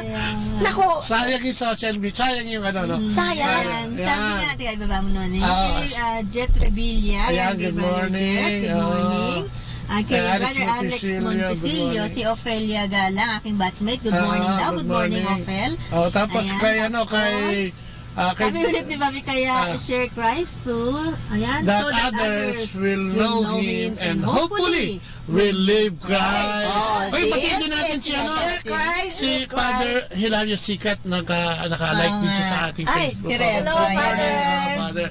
Ayan, yun, diba? So, kailangan lang naman talaga natin. Diba, kung wala tayong butil, maghanap. Diba, sabi nga ng Diyos, umanap, humingi, kumatok. Correct. So, marami kasi sa atin, naman di ako naniniwalang, ang bawat tao naniniwala kung may nagtasabi dyan tungkol sa ating Panginoon Pero yung iba talaga nagsisilbing tinatakpan ng tenga para hindi makapanood o papasok, lalabas. Pero kung halimbawa katulad natin ngayon, siguro yung topic natin ngayon napakagandang sabihin sa ating mga nakikinig na kung ikaw ay iimbitahan, lalo na nga kung Catholic community ito o gawain Katoliko tungkol sa pagsasalita ng Diyos, subukan mong pumunta. Di ba kung hindi mo gusto, hindi mo alis ka. Subukan mo tumugon. Kasi doon nagsisimula. Di ba? Lahat naman tayo dito, di ba? Ikaw, parang blessing in disguise na narinig mo to. Parang ako, ang nangyari kasi sa akin, kinatok ako, pero naku, 2 taon bago ako tumugon. Pero nung tumugon ako, ay nandun pala yung sekreto na hinahanap ko ng matagal na buhay. Ayun pala magagawa sa yun pala. Yung mga taong nagiging instrumento, di ba? Kasi gumagamit si God, gumagamit siya ng mga instrument. Ako nga sa totoo lang, ang ginamit talagang instrument ni God ay yung asawa kong Ilocano. Amen. Pero alam mo, mapadpad ako dito sa Manawag, So, sabi natin, yun nga, ay si Donabel, nandiyan din, Morales. Valencia, si Donabel, ay, naku, ay kapatid ni... Ay, alam mo, nagsiserve din yan si Donna sa simbahan. Ay, napakasipag din na... di ba, ay maganda ang trabaho niyan kasi may panahon siyang inuukol, hindi para sa sarili lang, kundi nagbabahagi din ng panahon para sa Diyos. At saka ang sarap mag-serve kay God. Alam niyo ba na kasi ako ngayon, hindi na ako, inactive na kami sa WP kasi matatanda na kami. Nasa Eucharistic Minister na naman ako ngayon. So nagsusubo ako ng laman. Alam mo ba na pag yung nagsusubo ako ng laman, sabi ko, Lord, sarap ng buhay. Thank you, Lord, na nabigyan mo ako ng pagkakataon na magsubo ng katawan mo. Yung magbabahagi ka ng Tsaka alam mo, Ate Lourdes, pagka ganyan ang sharing natin tungkol sa Panginoon and experience, hindi mo mamamalayan, wala na tayong oras. Wala na nga sayang. Ugaliin pong makinig. Alas 8 hanggang alas 9 ng umaga. Alas 8 hanggang alas 9 ng gabi. Araw-araw po yan. Hanggang Sabado. Dahil ganito yung may experience niya, no? At sa mga susunod, sisikapin natin hilahin dito, no? Yung iba pang mga katikista at kung sino-sino pa dito sa simbahan. At Lourdes, makikita niyo po sa itong mga binabahagi namin, hindi lang sa inyo, hindi lang yung kwento-kwento lang, tunay na naranasan mo namin ito, kaya naibabahagi namin. Kaya naway makarating po tayo sa kanila, Oo, talaga. Amen. Hindi to ginawa lang namin at pinag-practicean. Hindi po ito scripted. Actually, nung dumating dito si ate, yun na yan. At nung darating naman siya dito, yun na yan. Kung ano yung mapag-usapan. Pag ilang beses ko na ba ito? Pero ngayon, pansamantala tayo magpapaalam. At syempre, ikaw, about the seed and about the topic. Lang po, siguro ang last word ko lang po, sana palagi po tayong magdasal kay God, na tayo ay palaging malusog, para kung ano man yung buto na itinanim ni God sa atin, ay maibahagi din natin sa iba. Amen. At yung buto na ito ay lalago din at makita din ng ibang tao. No? Kumbaga, kung tayo man ay naging asin ng ibang tao, sila din ay maging asin sa ibang tao. Yun yung wag tayong madala sa mga pagsubok. Kasi, lalo na sa mga pamambabato ng ibang tao. Kasi yun po yung visual yung visual na ibig sabihin nakita nila na namumunga tayo. At magpasalamat tayo kay God dahil namunga tayo, kaya nila tayo binabato. Kasi grasya yan, grasya yan. Yung mga pamumunga na yan, yung nakita nila sa atin, yan ay na-receive natin na biyaya kay God. So dapat huwag tayong madala. Huwag tayong mapagod or madismaya sa mga pagsubok na yan. At kung sa may mga nagyayaya naman. Oo, kung sana kung may magyayaya sa atin, mag-yes tayo, pagbigyan. Kasi doon din, yun din ang mga instrumento. Hirap nyo kawatin na walang tayo oras. Oo nga, sige na. Ay, Rolando de la Cruz, nakabook na daw ako sa bilyar sipan sa naman, kapatid. At siyempre, tapusin na natin. Maraming salamat po. Salamat. Thank you for inviting me also. Salamat. So, in the name of the Father, of the Son, of the Holy Spirit, Amen. Opo, Panginoon, maraming salamat po sa umagang ito. Sa pagbibigay sa amin ng karunungan at kaalaman sa pamamagitan ng iyong basbas ng grasya ng Banal na Espiritu. Salamat, Panginoon, sa talakayang ibinigay sa amin. Salamat sa mga nakinig. At salamat, Panginoon, sa lahat ng ibinibigay mo para sa lahat ng nananampalataya sa iyo, Lord God. Dalangin namin sa mga sandaling ito ang mga kapatid namin may sakit, katulad si Father Jerry, si Sister Lina, mga kapatid nating mga may sakit at karamdaman, yung mga kapatid natin na nasa mga ospital at parang wala ng pag-asa, ay dinadalangin namin na magkaroon ito ng kagalingan, Panginoon, sa pamamagitan din ng iyong kapangyarihan ng pagpapagaling. Dalangin namin yung mga kapatid naming kapos sa buhay, na sana, Panginoon, ay makatagpo sila. Unang-una sa lahat, matagpo ang kanila, parang kakapusang ito ay magkaroon ng kalunasan, Lord God. Dalangin din namin ang aming mga kapatid na naglilingkod sa iyo sa pamamagitan ng paglilingkod sa kanilang mga pamilya, yung mga OFWs namin, Panginoon, na nagtatrabaho sa ibang bansa, ay dinadalangin namin na sana ingatan mo sila, ganun din ang kanilang mga pamilya. Dito yan sa Pilipinas. Ang aming gobyerno bilang kabuuan, ang aming presidente, hanggang sa pinakamaliit na kawani ng aming pamunuan ng bansang Pilipinas ay itinataas namin siya. At higit sa lahat, ang bawat pamilya Pilipino man, banyaga, ay dinadalangin namin, Panginoon, na huwag mong pahintulutan ang kadiliman na wasakin ang pamilyang ito. Ang buhay na ito ay pangalagaan mo at yakapin mo kami, Panginoon, sa pamamagitan ng grasya at pagmamahal sa araw-araw ng aming existence. Ganon din, dinadalangin namin ang kabuuan ng komunidad, ng lay, Catholic community, ano man ito, Couples for Christ, Foundation for Family and Life, at lahat ng community. Ang mga misyonaryo, ang mga katikista sa lahat ng mga simbahan, at sa lahat na naglilingkod sa Panginoon ay dinadalangin namin na ibigay sa kanila yung kanilang kakulangan sa kanilang paglilingkod. Maraming salamat, Panginoon. Ito'y dalangin namin sa matamis na pangalan ng iyong anak na si Jesus, kasama ng Banal na Espiritu at sa pananalangin ng mahal na Inang Maria. Maraming salamat sa ngalan ng Ama, ng Anak at Espiritu Santo. Amen. At muli, maraming salamat. Pahabol natin si Lexen Nuko, yan. At sa lahat po nang nakinig, siyempre sa 102.7 FM, maraming salamat po. At kay Ate Lourdes, siyempre. Maraming salamat. At maraming salamat din po. Pansamantalang napapaalam. Yes po. Ang ngayong mga lingkod, si Kuya Bobot. At si Ate Lea po. Nagsasabing, bye-bye. God bless. Pansamantala lang yan. Pakita niyo kay Mami ng gabi. Bye-bye. Bye-bye po. Thank you. Hallelujah. Our time now is 9 o'clock in the morning. Let us now have our time check prayer.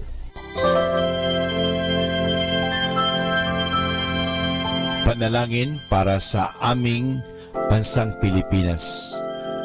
Panginoong Diyos, sinabi mo sa iyong bayan na kung ito'y tumawag sa iyo nang may pagpapakumbaba at tinatalikuran ang masasamang gawin nito, mabubuksan na ang aking mga mata at nakikinig na ang aking mga pandinig sa panalangin ginagawa nito. Kaya tumatawag kami na buong pananalig na kami ay diringgin alang-alang sa pag-ibig mo sa amin. Patawarin mo kami sa aming mga pagkukulang at sa kawalan naming pakialam sa pangyayari ng aming paligid, laganap na kahirapan, krimen, katiwalian, kawalan ng pagpapahalaga sa buhay at dangal ng tao at sa kalikasan. Tulungan mo kaming talikuran ang mga pagiging makasarili at turuan mo kami na ang hangarin ay ang kapakanan ng bawat mamamayan. Paghilungin mo nawa ang mga sugat ng masasakit na pangyayari ng mga nagdaang panahon. Pag-isahin mo ang aming mga diwa at puso upang sama-sama naming tahakin ang landas patungo sa maunlad at masaganang bukas. At higit sa lahat, maghari nawa sa aming bansang Pilipinas ang iyong pag-ibig na siyang susi sa paggamit namin ng kapayapaan aming minimithi. Amen.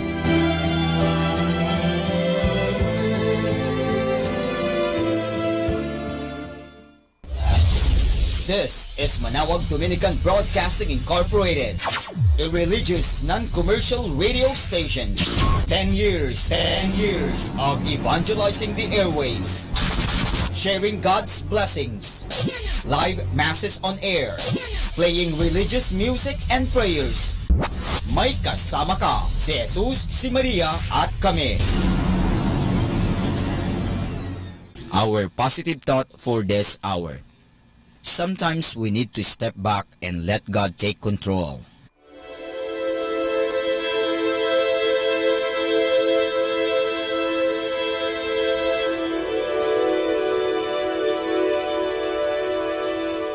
Isang mapagpalang pagbati po sa inyong lahat mula sa aming mga Dominikanong nobisyo dito sa Minor Basilica of Our Lady of the Rosary of Manaoag.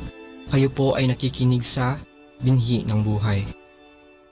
Nais po naming ibahagi sa inyo ang bunga ng aming mga pagninilay sa Ebanghelyo ngayong 19 ng Mayo, ang 5 linggo ng Pasko ng Pagkabuhay.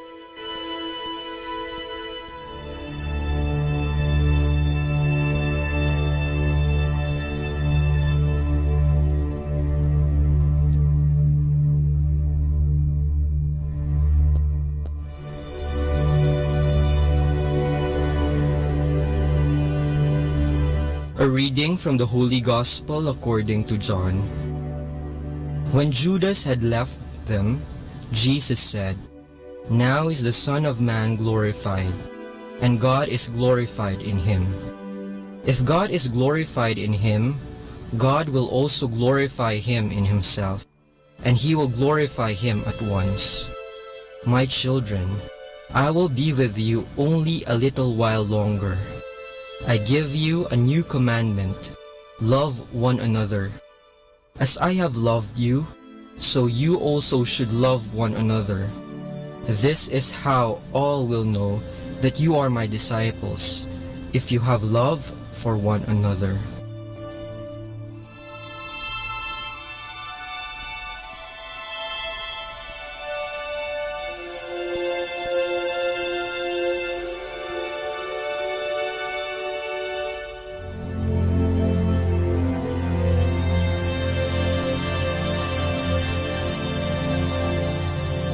Ang utos ng pag-ibig. Utos na naman. Ito ang madalas na reklamo natin na may halong pagkayamot kapag nautusan na naman tayo ni boss, ni nanay o tatay o kaya ni ate o kuya. Ayaw kasi natin nang nauutusan lalo't kapag naaabala tayo sa ating ginagawa. Kaya madalas tumatanggi tayo o dili kaya'y nagbibingi-bingihan na kunwari walang naririnig. Paano na yan? Si Jesus ay may bagong utos na ibinigay sa atin sa Ebanghelyo ngayong linggo. Dagdag na naman ba ito sa 10 utos na ibinigay ng Diyos kay Moises at sa napakaraming batas sa lumang tipan? Hindi. Kanya lamang binuod ang lahat ng mga batas sa dalawa: pag-ibig sa Diyos at pag-ibig sa kapwa. Oo, dalawa lang, pero alam nating hindi madali ang mga ito. Kaya naman may ibinigay siyang paraan para matupad natin ang kanyang utos ng pag-ibig. Ang kanyang wika, magmahalan kayo. Kung paano ko kayo minamahal, gayon kayo magmahalan.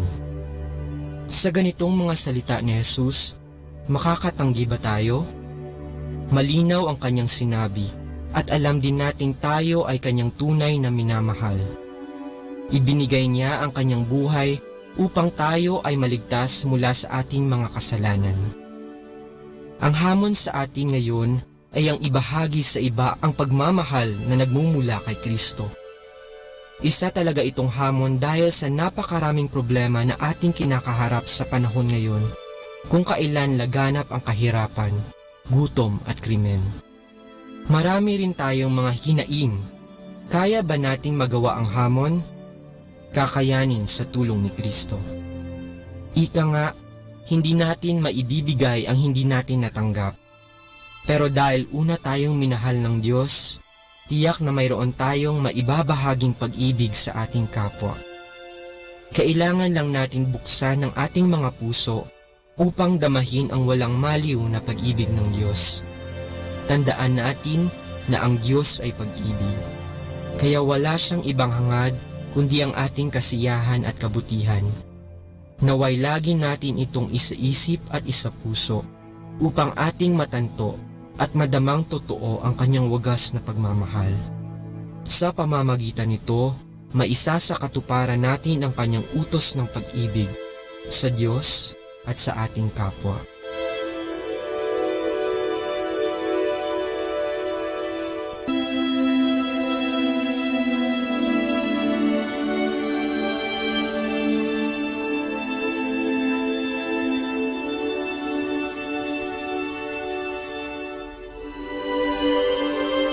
Mula po dito sa Minor Basilica of Our Lady of the Rosary of Manaoag, kami po ay taus-pusong nagpapasalamat sa inyong pakikinig.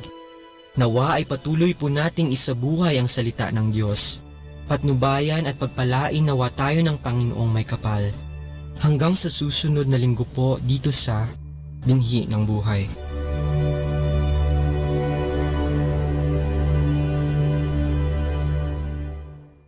Our positive thought for this hour.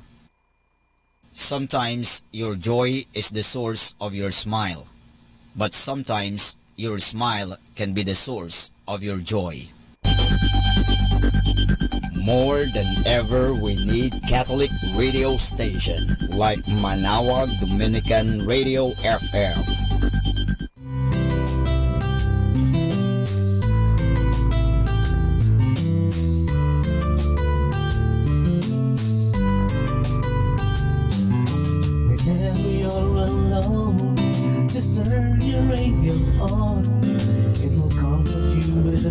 songs of love with words from our God.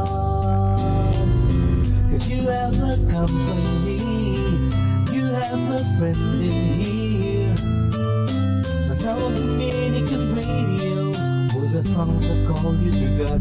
You have a company, 'cause we are a family. Manawag Dominican Radio, with the songs that bring you to God. You have Manawag Dominican Radio FM.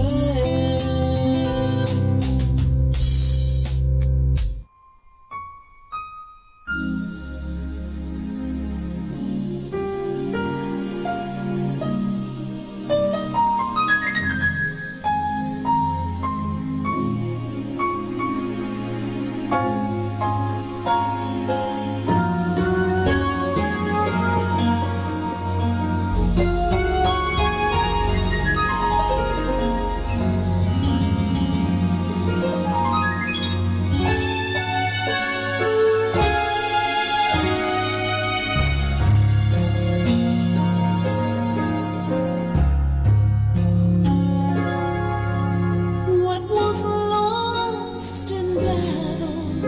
What was taken unlawfully?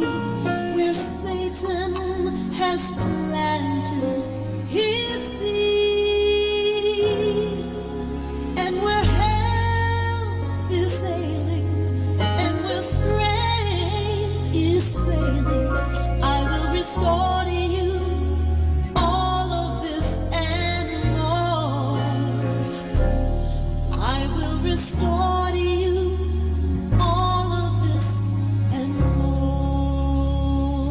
I will restore. I will restore. I will restore. I will restore. I will restore to you all of this and more. I will restore. I will restore. I will restore. I will restore. I will restore to you all of this and more. I will restore to you all of this and more. Where your heart is breaking and your dreams are forsaken, when it seems like the promise will not be given to you, and when peace is confusion and reality an illusion, I will restore to you all of this and more. I will restore to you all of this and more. I will restore. I will restore.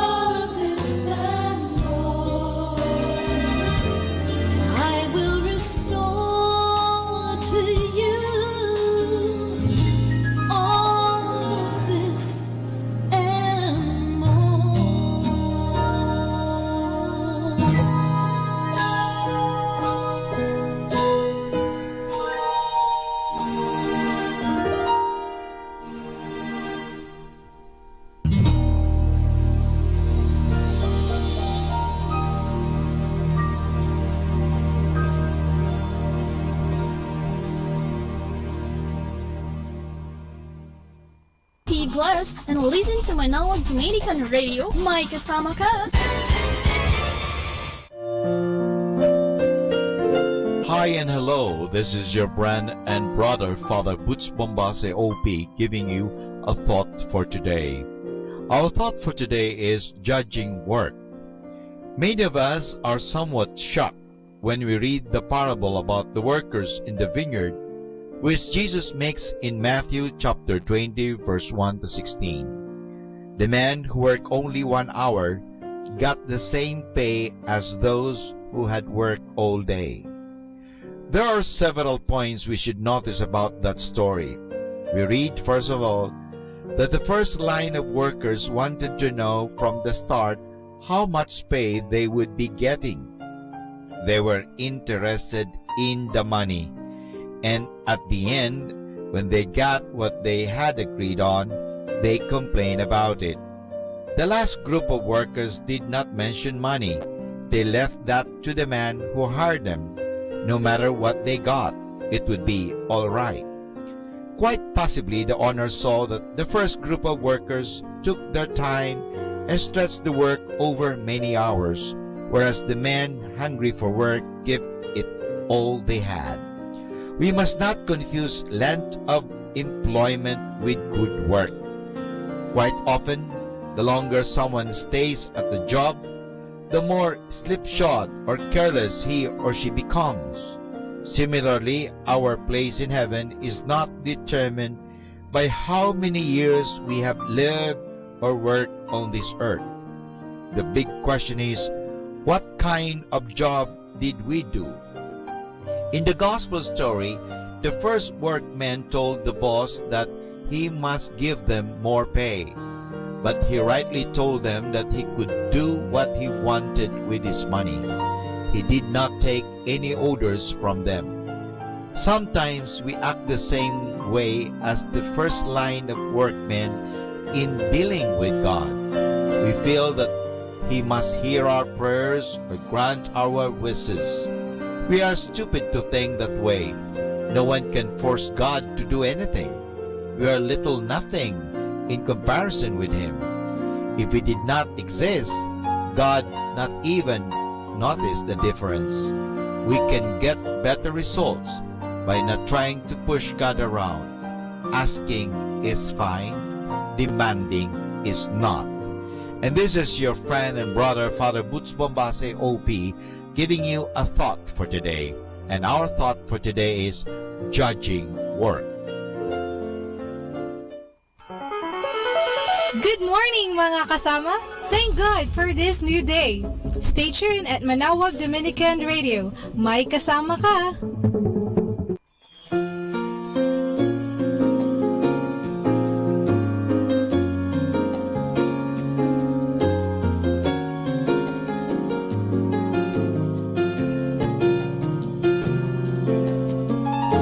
Kagaya ng isang dula na minsan mong umpisahan, kung paanong may simula ay mayroon ding katapusan.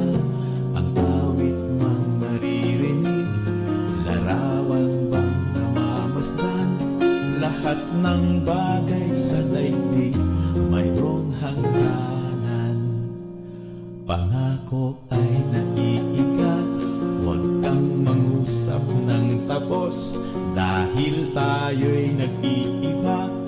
Lahat ng tao ay kapos, kani-kaniya tayong antas. Subalit tulad ng hagdan, kahit gaano katakas ay may hangganan.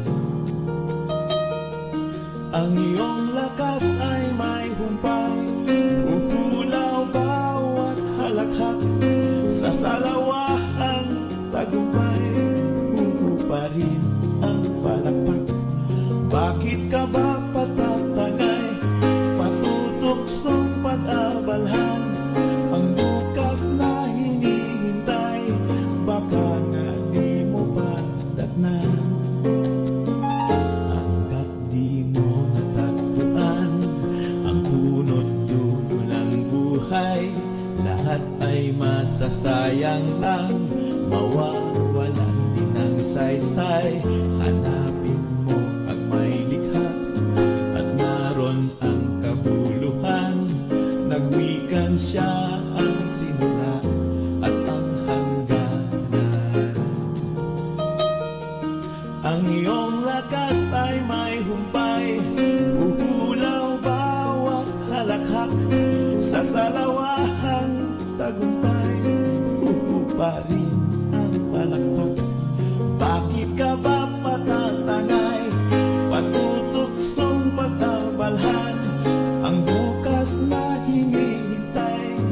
Baka nga di mo pa tatnan.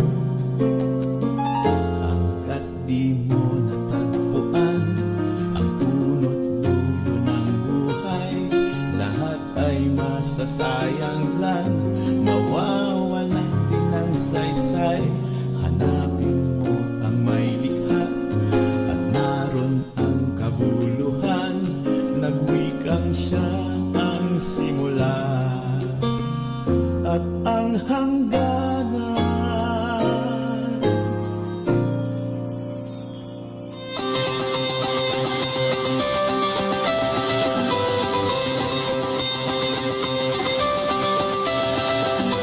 All creatures of our God and King, lift up your voice with us and sing.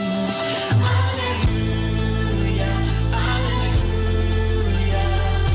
Oh, burning sun with golden beam, and silver moon with softer gleam. Oh, praise Him, oh, praise Him. Alleluia, alleluia, alleluia.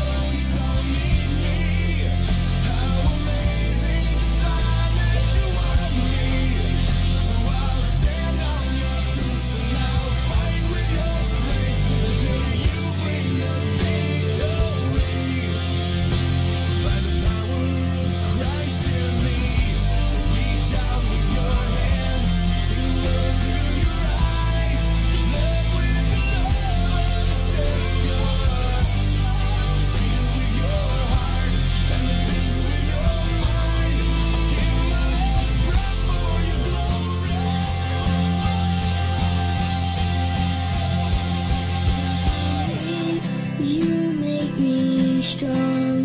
When I'm blind, you shine the light on me. 'Cause I'll never get by living on my own ability.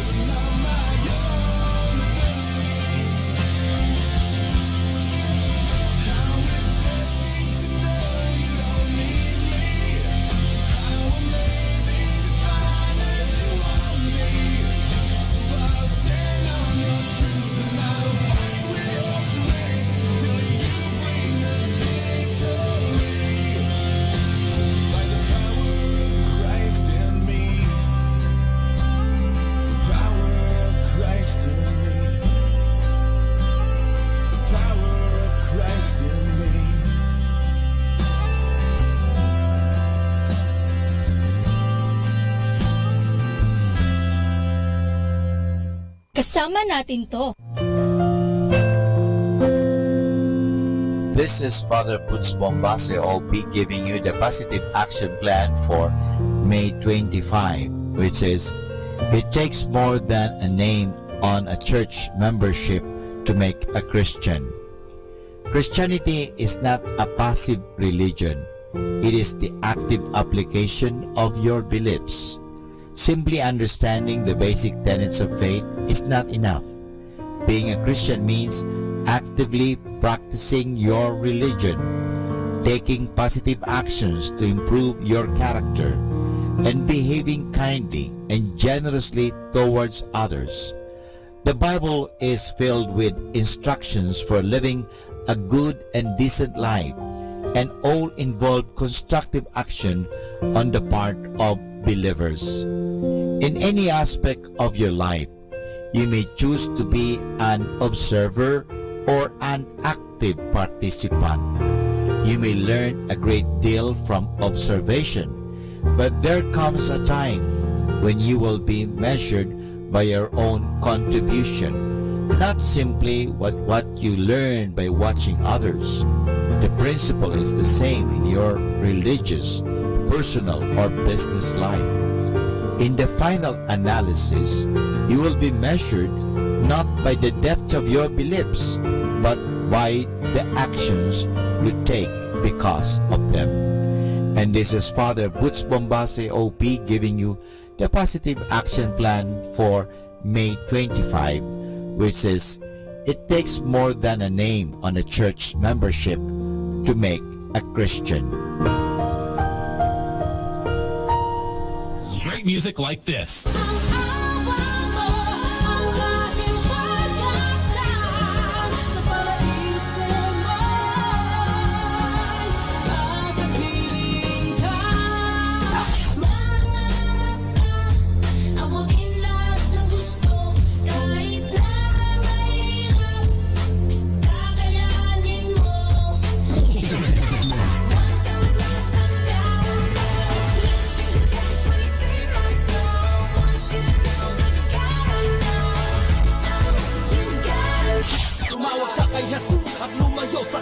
Tumawag ka kay Jesus at ikaw ay tutulungan. Tumawag ka kay Jesus at lumayo sa kasalanan. Tumawag ka sa kanyang pangalan upang maabot ang kaligtasan. Tumawag ka kay Jesus at lumayo sa kasalanan. Tumawag ka kay Jesus. Number 1 radio station. 102.7.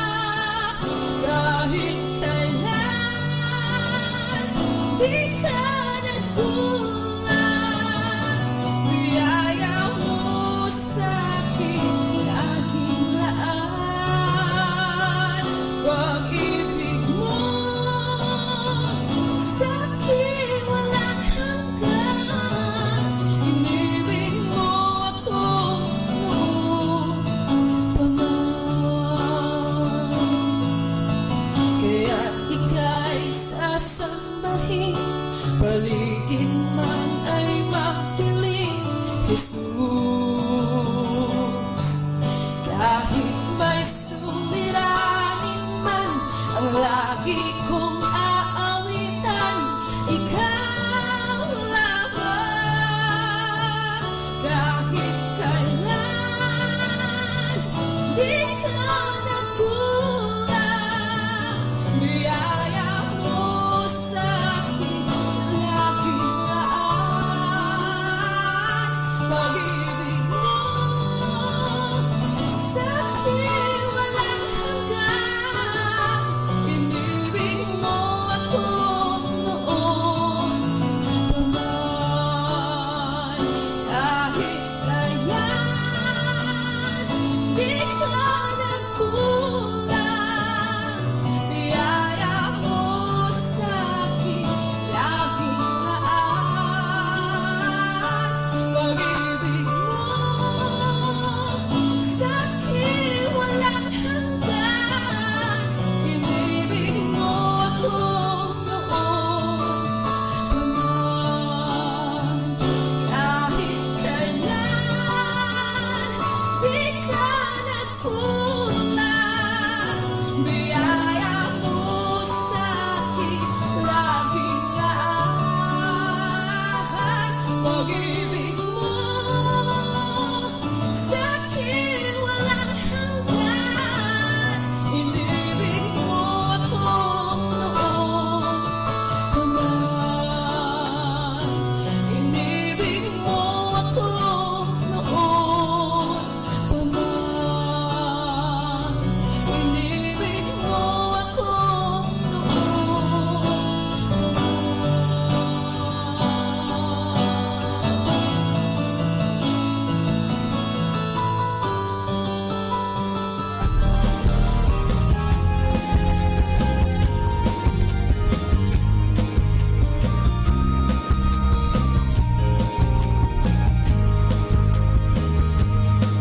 Bawat puso ay may tahanan, may bintana at pintuan.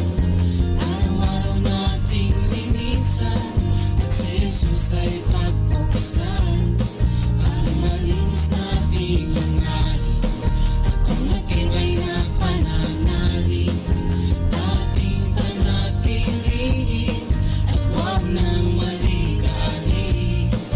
Maging tulad ni Maria, siya ay mapagpakumbaba, may malinis na puso, bukas kalat sa kapwa. O mapapalad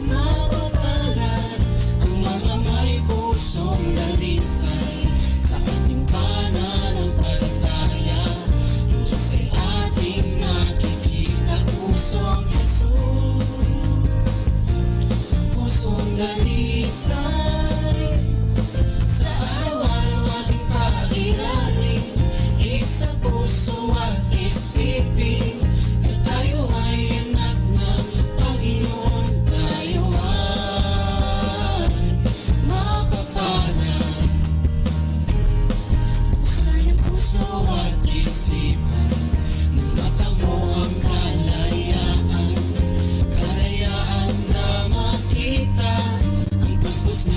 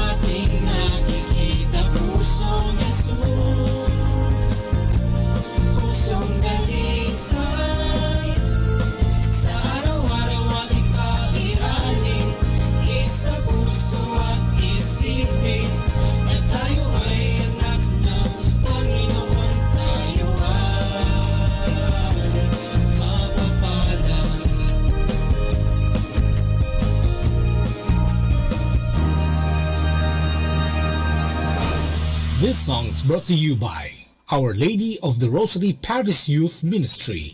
Live as Christ lived, teach as Christ taught, love as Christ loved, and so with the youth ministry. Youth serving youth.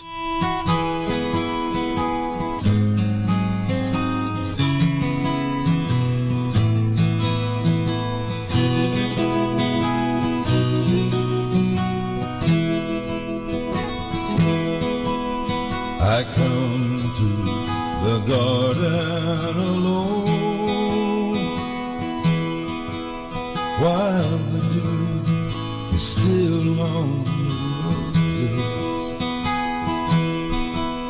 and the voice I hear falling on my ear, the Son of God discloses, and He walks with me, and He talks with me, and He tells me I am His own, and the joys we share as we tarry there, none other has ever known.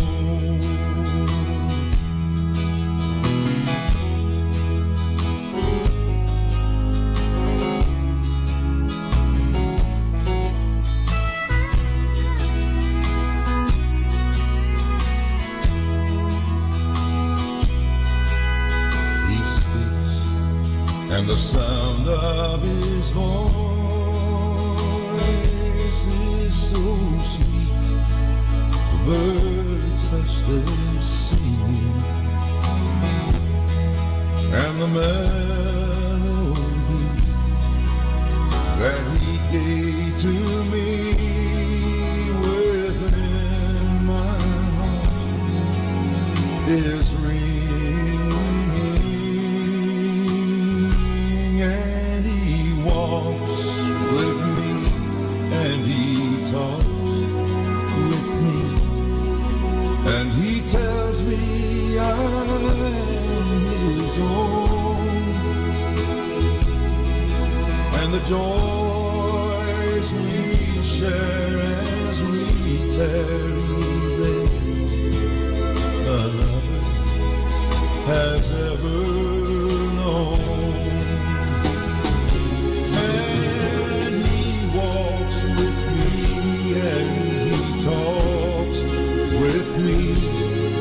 And He tells me I am His own, and the joys we share as we tarry there, none other has ever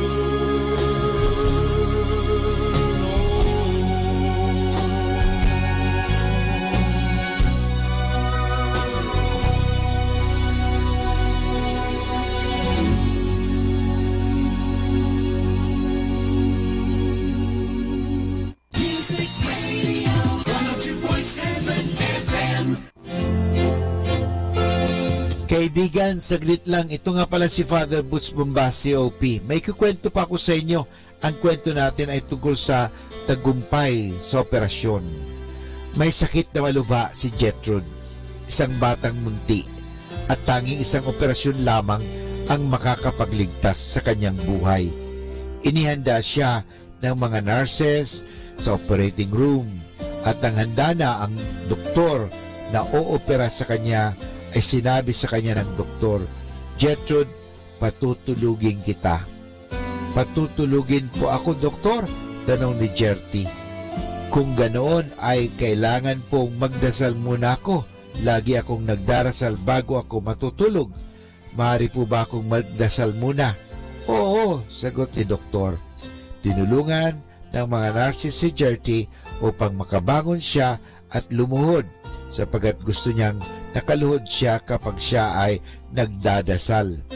Tiningnan siya ng doktor at ang mga nurses habang itinikom niya ang kanyang mga mata. tiniklop ang kanyang mga palad at nagdasal siya ng buong taimtim. Pagkatapos ay sinabi ng bata, Diyos ko, tulungan po ninyo ako upang ako ay gumaling. Nagtanda siya at sinabi ng doktor, o sige na, pwede na po ninyong akong patulugin. Kinabukasan, pagkatapos ng operasyon, ay masilan pa rin ang kalagayan ni Gertie. Dinalaw siya ng doktor at nang makita siya ng bata, ay pinilit niya ang sarili na gumiti. Ang tanong ni Gertie, Doktor, ano po ba ang gagaling po ba ako? Hayaan natin ang Diyos. Ang sumagot niyan si Gertie, sagot ng doktor, hindi gaanong matagumpay ang operasyon mo, pero ang mga dasal mo ay naging matagumpay. Hindi ka pa gumagaling dahil sa dasal mo, pero napabalik loob mo ang isang makasalanan. Ano po ang ibig ninyong sabihin, doktor? Sa palagay ko ay mailigtas mo ang kaluluwa ko, Gertie. Matagal na akong hindi tumutungtong sa loob ng simbahan. Hindi ako nagdarasal sa Diyos. Pero kahapon, nang makita kitang nagdarasal ng buong taimtim, ay napaluha ko. Naisip kong sinaktan ko ang Diyos dahil sa aking ginawa. Kaya't binuo ko sa sarili na mangumpisal pagkatapos ng operasyon mo. Ngayon umaga ay nakilahok ako sa misa at tumanggap ako ng banal na komunyon. Kaya huwag kang mag-alala, Gertie. Sa ginawa mong ito ay tiyak gagantimpalahan ka ng Diyos. Diyan po mga kaibigan, nagtatapos ang kwento natin tungkol sa tagumpay sa operasyon. Alam niyo, ang ating mabubuting halimbawa ay nakakaakit po yan. So, ginawa ni Gertie, kahit maliit lang yan, ang pagpapakita niya at ang pagdarasal niya ay nagbunga ng isang pagbabalik loob o conversion sa isang doktor na matagal na palang hindi nagdarasal. Kaya nga, sa pagdarasal, ipagdasal po natin. Ang pagdarasal po kasi ay nakakapagkumbinsi yan eh. Nakakaakit din po yan.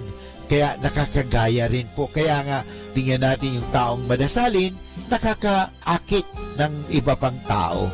Kaya nga, huwag tayong magsawa. Don't stop praying. Kahit na minsan tayo ay nanghihina, don't stop praying. Keep on praying. Never cease praying. Hindi nakaligtaan ni Gertie ang pagdarasal. Lagi siyang nakikipag-usap sa Diyos sapagat alam niya na ang Diyos ay pinakamatalik na kaibigan tutulong sa kanya. At dahil sa kanyang magandang halimbawa, nagbalik loob ang isang makasalanan. Tayo rin ay makagagawa nito. Huwag natin kaliligtaan magdasal sa umaga, sa hapon, sa gabi, saan man tayo naroon, kahit sa bus, sa jeep, kahit saan tayo naglalakad, saan man. Importante tayo ay nagkukrus at nagdarasal, saan man tayo naroon, at isipin lagi natin na may Diyos nag-aalaga sa atin, na may Diyos na laging nandyan, at higit sa lahat, isagawa natin ang mabuting bagay na napapaloob sa ating mga dasal, sapagat nga ang dasal ay dalangin at asal. Kaya nga may mabuting asal. Ang nagdarasal na may walang asal ay hindi po yan dasal. Yan ay daldal. Sa maraming mga nagdadaldal pero walang mabuting asal. Kaya nga po, pag tayo nagdarasal, dapat may mabunga. Bunga po yan ng mabuting asal, mabuting gawain. Maraming kaluluwa ang ating maililigtas at kasama na dyan ang sarili nating kaluluwa. Sa pamagitan ng pagdarasal lagi, tayo po ay nakakaakit. So maraming salamat po at ito si Father Boots Mombase OP na maghahatid muli sa inyo ng marami pang kwento.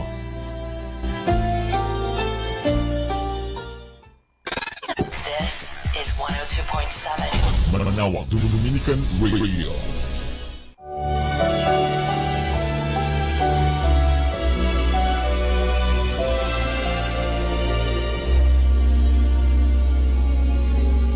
Kay tagal ko nang inaasam ang makilala kang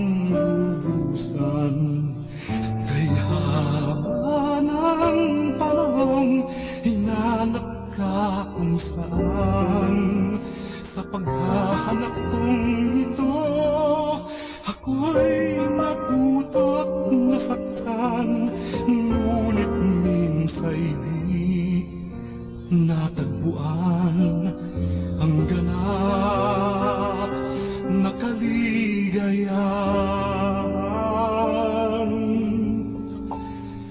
Ngayon ko lang natanto, minimithing kasiyahan. Aking nalaman ang lakas ko'y nasa kahinaan. Salamat, Ama. Salamat at aking naintindihan. Tulungan mo akong muling mabuhay sa mundo. Bumangon at pulutin ang pira-pirasong nasirang pangako. Lakarin ang iyong landas at patunayan sa lahat na ako'y tangan mo. Ngayon ko lang natanto, minimithing kasiyahan. Aking nalaman ang lakas ko'y nasa kahinaan. Salamat, Ama. Salamat, Ama. Salamat at aking naintindihan. Ngayon ko lang natanto, minimithing kasiyahan. Aking nalaman ang lakas ko'y nasa kahinaan. Salamat, Ama. Salamat.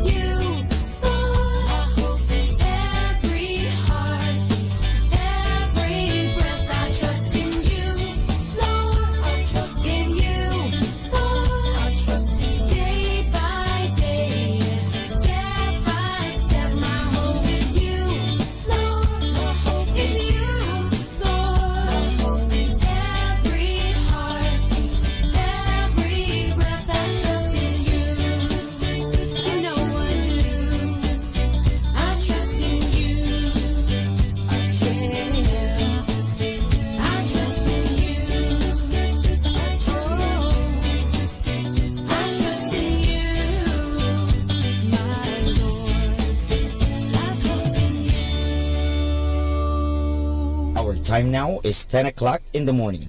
Let us now have our time check prayer. Panalangin ng isang manggagawa. Makapangyarihang Diyos na lumikha ng lahat, binigyan mo ng dangal ang paggawa ng lalangin mo ang mundo. Nakahanda akong magpatulo ng pawis, magtiis ng init sa araw at pagod sapagkat sa pamagitan ng aking gawain na itataguyod ko ng marangal ang aking pamilya. Kailangan ko ang tulong mo upang manatili akong malusog at malakas at sa gayoy may pagpatuloy ko ang aking pagsisikap. Marapatin mo nawa ang pag-aalay ko sa iyo ng mga gawa ng aking mga kamay bilang tanda ng aking pasasalamat at pagpupuri sa iyong kadakilaan. Ipagkaloob mo ang tagumpay sa aking mga gawain. Hinihiling ko ito sa ngalan ng iyong anak na si Jesucristo na aming Panginoon. Amen.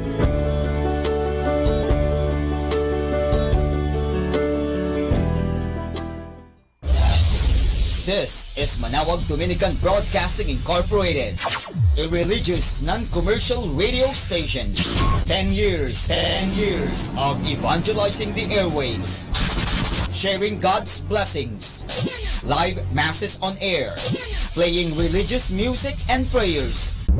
May kasama ka, si Jesus, si Maria at kami. Our positive thought for this hour.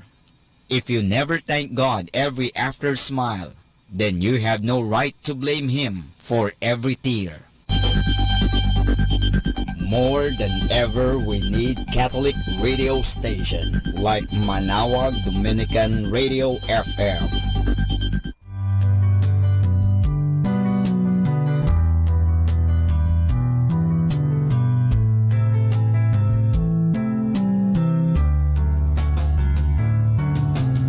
Whenever you're alone, just turn the radio on.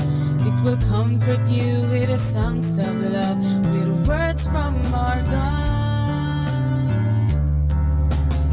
'Cause you have a company, you have a friend in here. Manawag Dominican Radio, with the songs that call you to God. You have a company, 'cause we are a family. Manawag Dominican Radio, with the songs that bring you to God. You have Manawag Dominican Radio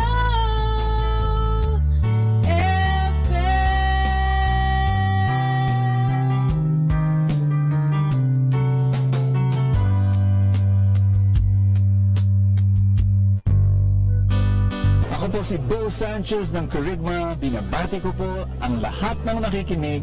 May kasama ka, si Jesus, si Maria, at kami.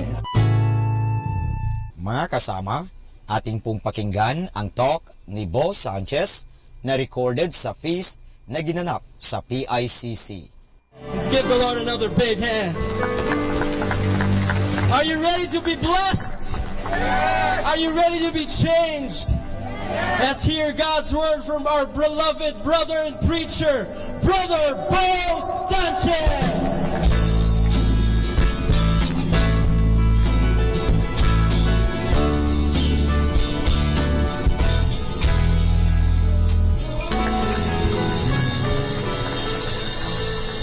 Raise your hand if you are happy to be here in the presence of God.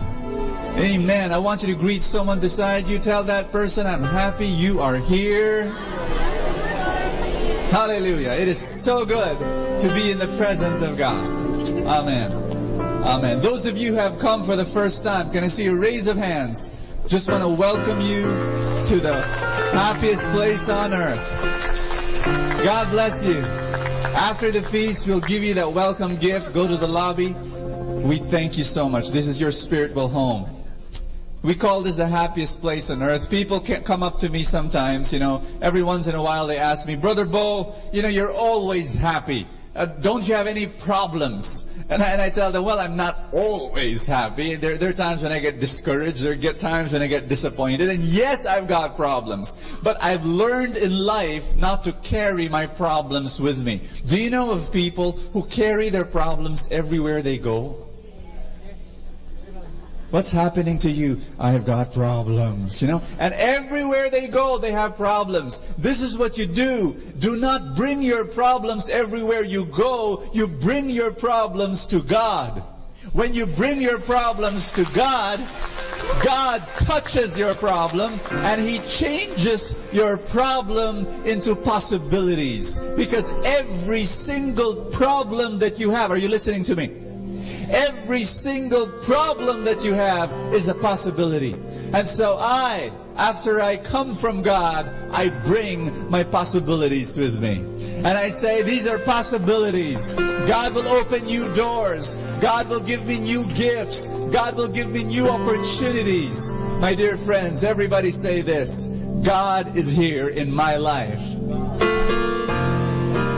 And if God is for me, who can be against me?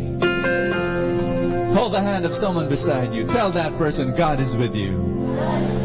Tell someone beside you, have no fear. Amen. Amen. Hallelujah.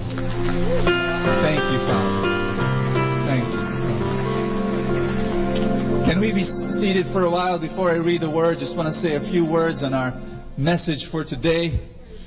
Welcome to the happiest place on earth. Welcome to the feast. We're in the series of seasons, and this is the last message for the series, and we're in the topic entitled winter. Everybody say winter. Winter represents people ages 61 and above. And if you are in that season, I want you to raise your hand with pride, with joy. God has given you many years. Amen. Oh, blessings. I am going to speak to people who are in the season of winter today. But I am also going to speak to people who are years away from winter. People in spring and people in summer and people in autumn. You see, you need to prepare for winter. Here's what I've realized. The battle is won not in the battle itself. Are you listening to me? The battle is won way before the battle begins. Because victory is all about preparation. I want you to say that with me. Victory is all about preparation. That's what victory is all about. And winter will come. I want you to slap someone in his shoulder and say, in his back and say, winter is coming. You cannot stop winter. It will come. I don't care how many facelifts you get. I don't care how many Botox treatments you have. I don't care how many tummy tucks or breast augmentation you will have in your life. You cannot stop the progress of age. Are you listening to me? Tell someone beside you, prepare for winter.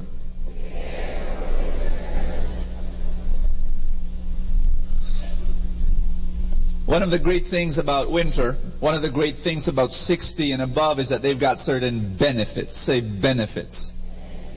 First of all is that kidnappers are not very interested in you. Second is that when you are, taken hostage by terrorists or bank robbers, you will be the first one to be released.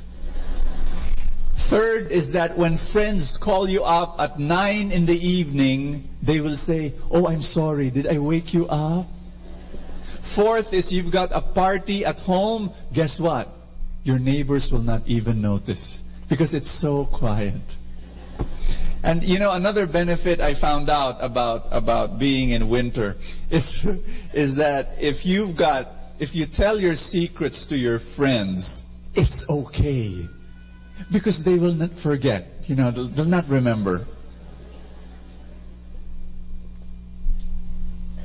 And of course, there are that 20% discounts in restaurants and drugstores. And at certain cities here in Metro Manila, there are free movies at certain days of the week. I was talking to an elderly couple. I was amazed that they have watched every single movie shown in the past 2 years. Like even the Chainsaw Gang Massacre. These are this old man and old woman. They're enjoying themselves. But I'm sharing with you that there is this incredible benefit. When you reach winter, when you reach 60 and above, I believe the best benefit that they receive is this. Are you ready? Say, "I'm ready." Everybody say, "Tell me, Bo." The best benefit of those in winter is this. God gives them the time and the space to ask a very, very, very important question. Do you want to know what that question is? God gives people in winter the time and the space to ask this very big question. Let's stand. I'll tell you. In the name of the Father, and of the Son, and of the Holy Spirit. Today I receive all of God's love for me. Today I open myself to the unbounded, limitless, overflowing abundance of God's universe. Today I open myself to God's blessings, healing, and miracles. Today I open myself to God's Word so that I become more like Jesus every day. Today I proclaim that I'm God's beloved. I'm God's servant. And because I am blessed, I am blessing the world in Jesus' name. Thy word is a lamp unto my feet and a light unto my path. Open our hearts, Lord, to receive your word. We open it wide, and we want to hear with ears of faith. In the book of Psalms, chapter 90, verse 12, I want you to read it with me. Can we read it aloud together? It says, "So teach us to number our days that we may gain a heart of wisdom." One more time, say it with me. So teach us to number our days that we may gain a heart of wisdom. Do you want to be wise? Look at the person beside you. Is that person wise? You want to know if that person is wise? Not necessarily that he knows the answers, but that he knows the questions. A wise person continues to ask. And you will become wise if you know that your days are numbered. If you know that you will die one day, you suddenly become wise. Are you listening to me? Why is it that the best benefit for someone in winter is that God gives them the space and the time to ask this very, very, very, very big question, which, by the way, I haven't told you yet. It's because he is face to face with mortality every day. Every time he looks at the mirror, he faces his mortality. You got me? He looks at his mirror and he's frustrated that his once upon a time black, thick, jet black hair is disappearing. Yeah? I always tell people, think positive. Your hair is not decreasing, your forehead is increasing. He is frustrated that the skin in his face is, once upon a time smooth, now it's wrinkled, it's got age spots. I remember this little girl, on the lap of her grandpa, and the little girl, touching the face of her Lolo, and she said, "Lolo, did God really make you?" And the Lolo said, "Yes." And then the little girl touched her face, and she said, "Did God make me?" And Lolo said, "Yes." Is he the same God? Yeah, of course. Then God must be learning how to make better faces.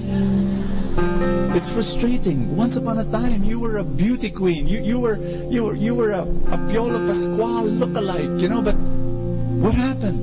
It's frustrating. Things that you used to do before so easily, you cannot do anymore. Is that frustrating? You would climb the stairs running, and after 3 or 4 floors, it's okay. But now, you climb, and then at midway between first floor and second floor, you have to stop. And sometimes you have to sit down. You sit down right there in the staircase and catch your breath. For some people, when they stand up, this is the worst part. They forget whether they're going up or they're going down. People are frustrated. That's what you call mortality. Before, it's really funny because you're frustrated because your vocabulary is changing. Now your vocabulary is filled with medical terms.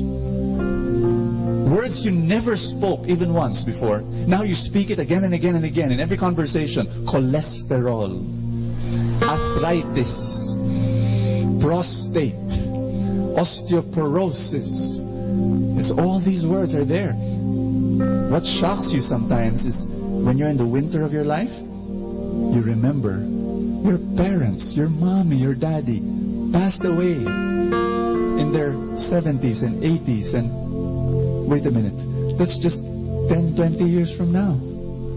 And because you know that you will die one day, you know what happens?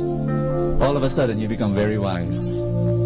You become wise. You begin to think. That's what the Bible says. The Bible says, teach me to number my days so that I will gain a heart of wisdom.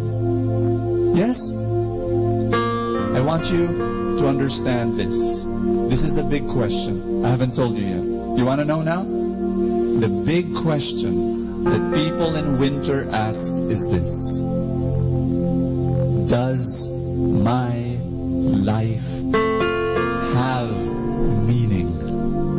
Does my life matter? Will I be able to leave a legacy for the next generation? What is my mark in the world? When I leave planet Earth, will planet Earth be a better place than when I entered? What have I done? Have I fulfilled my purpose, my mission? What is the meaning of my life? That's the big question.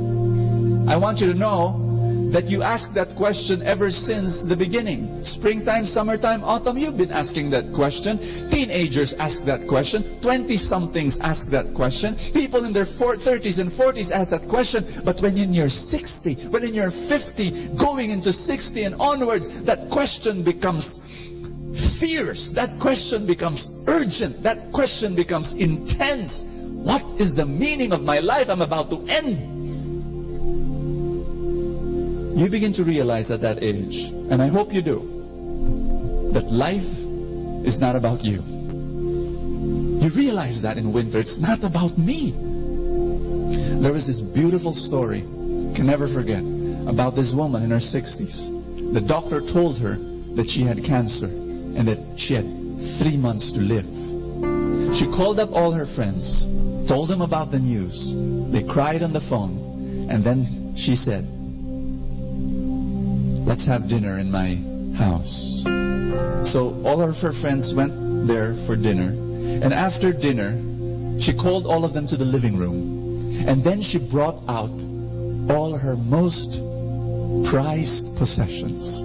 Her clothes, the best jacket that she favorite, and the scarf that she loved, which she bought from Europe, and some jewelry and some antiques. She put them all in the middle of the living room. And her friends were wondering what she was going to do. And then the friend said, the one who had cancer, she said, the doctor said, I have 3 months to live. I don't know if that's true or not. I hope it's not true. But she said, I'm receiving this as a gift from God that I can prepare. I can prepare. And when I realized that I had 3 months to live, all of a sudden, I don't want to get anymore. All my life I've been getting and getting and getting and getting and getting. Now, when I realize I'm going to die, I want to give. It's time to give. It's time. Life is not about getting, she said. Life is about giving. That's what you realize in winter. Amen? And some of you, you're in the winter of your life. And you know what I'm talking about. You know. And so what she did, she said to her friends, please, bring home one thing. These are my most prized possessions. Bring home one. Make it a token of our friendship, so you will always remember me by. And there was a lot of praying, and there's a lot of hugging, and there's a lot of crying as they picked, each friend picked one thing. My dear friends, listen to me. When you're in the winter of your life, you realize life is not about getting, it's about giving. But do not wait for winter to realize that.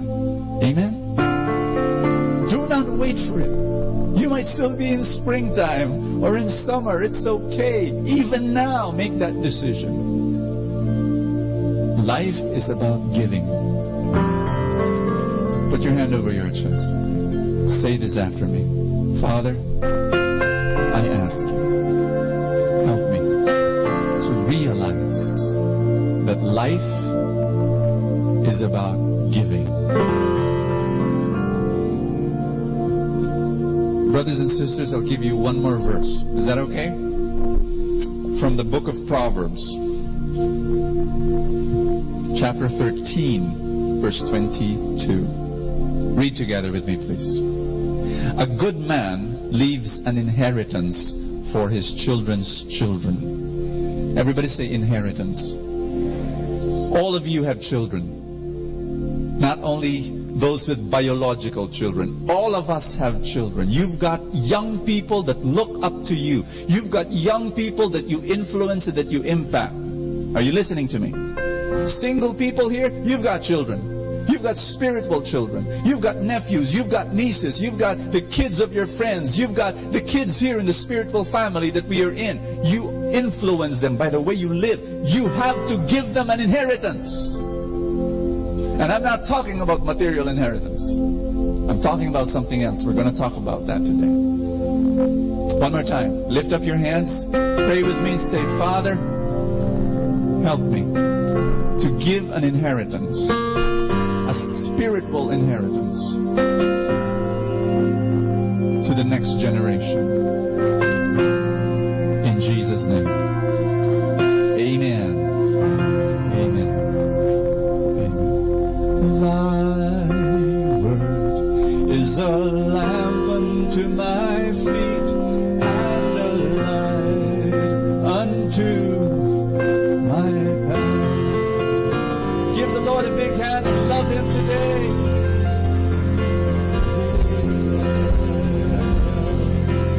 Worthy art thou. We love you, we love you, we love you, we love you. Let's be seated, everybody. Touch someone beside you. Tell that person, God will speak to you today. Amen. Many years ago, when I was a small boy, my father picked me up from school. And I remember that scene in my mind so vividly. He was driving his car. I was right beside him.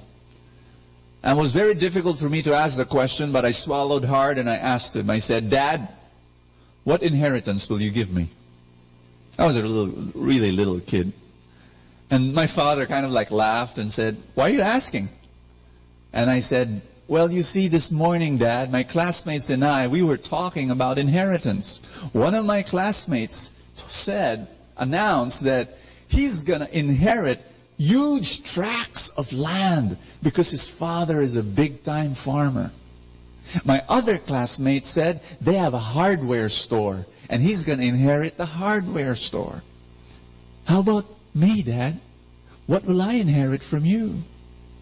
And my father said, I don't have land and I don't have a hardware store, but this is what you will inherit from me. My faith, my love, my honesty, my faithfulness, my integrity, my values, son. That's what you will inherit from me. And I said, thank you, Dad.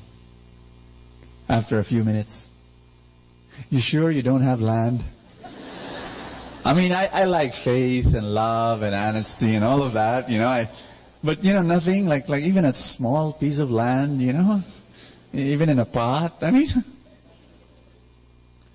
but you know, my father, he passed away when he was 88 years old.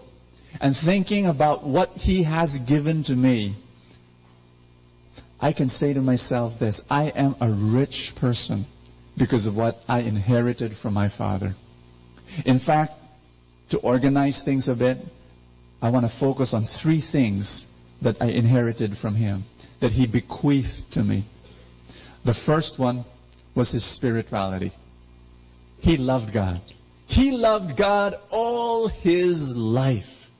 You know, he and my mom began to go to Mass every day since the day they got married. Now, that was a long time ago. My father went to Mass every day for 60 years until God took him home. My mom still goes to Mass every day. She's been at it for 67 years. People ask me the question, Brother Bo, why do you serve God so much? And I tell them, how can I not serve God? I could not help it.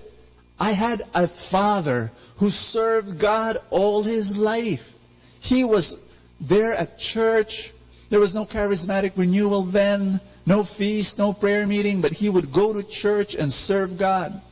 He was the reader. He was the commentator, the lector. He was the bell ringer. He was the offering collector. People called him the assistant parish priest of the parish, because the parish will literally collapse without him. He just loved God. And then when we entered the renewal, he served again the Lord with so much joy, with so much passion. Spirituality. The second thing I inherited from my father, humility. Humility. When we started Light of Jesus Family 31 years ago, it was so clear to my father what his role was. Never once did he want to become the overall leader of Light of Jesus. From the very start, he said, Bo, I was only 14 years old that time. He said, lead the prayer meeting, lead the community. And he knew his place. He was not insecure. He knew that he did not have the gift of preaching. I had. He knew that he had the gift of accounting. So he would handle the funds of Light of Jesus. And I've realized this. Secure people are humble people. Insecure people are people who squabble for position and title and roles because they are looking for recognition. My father, he was a man who was humble.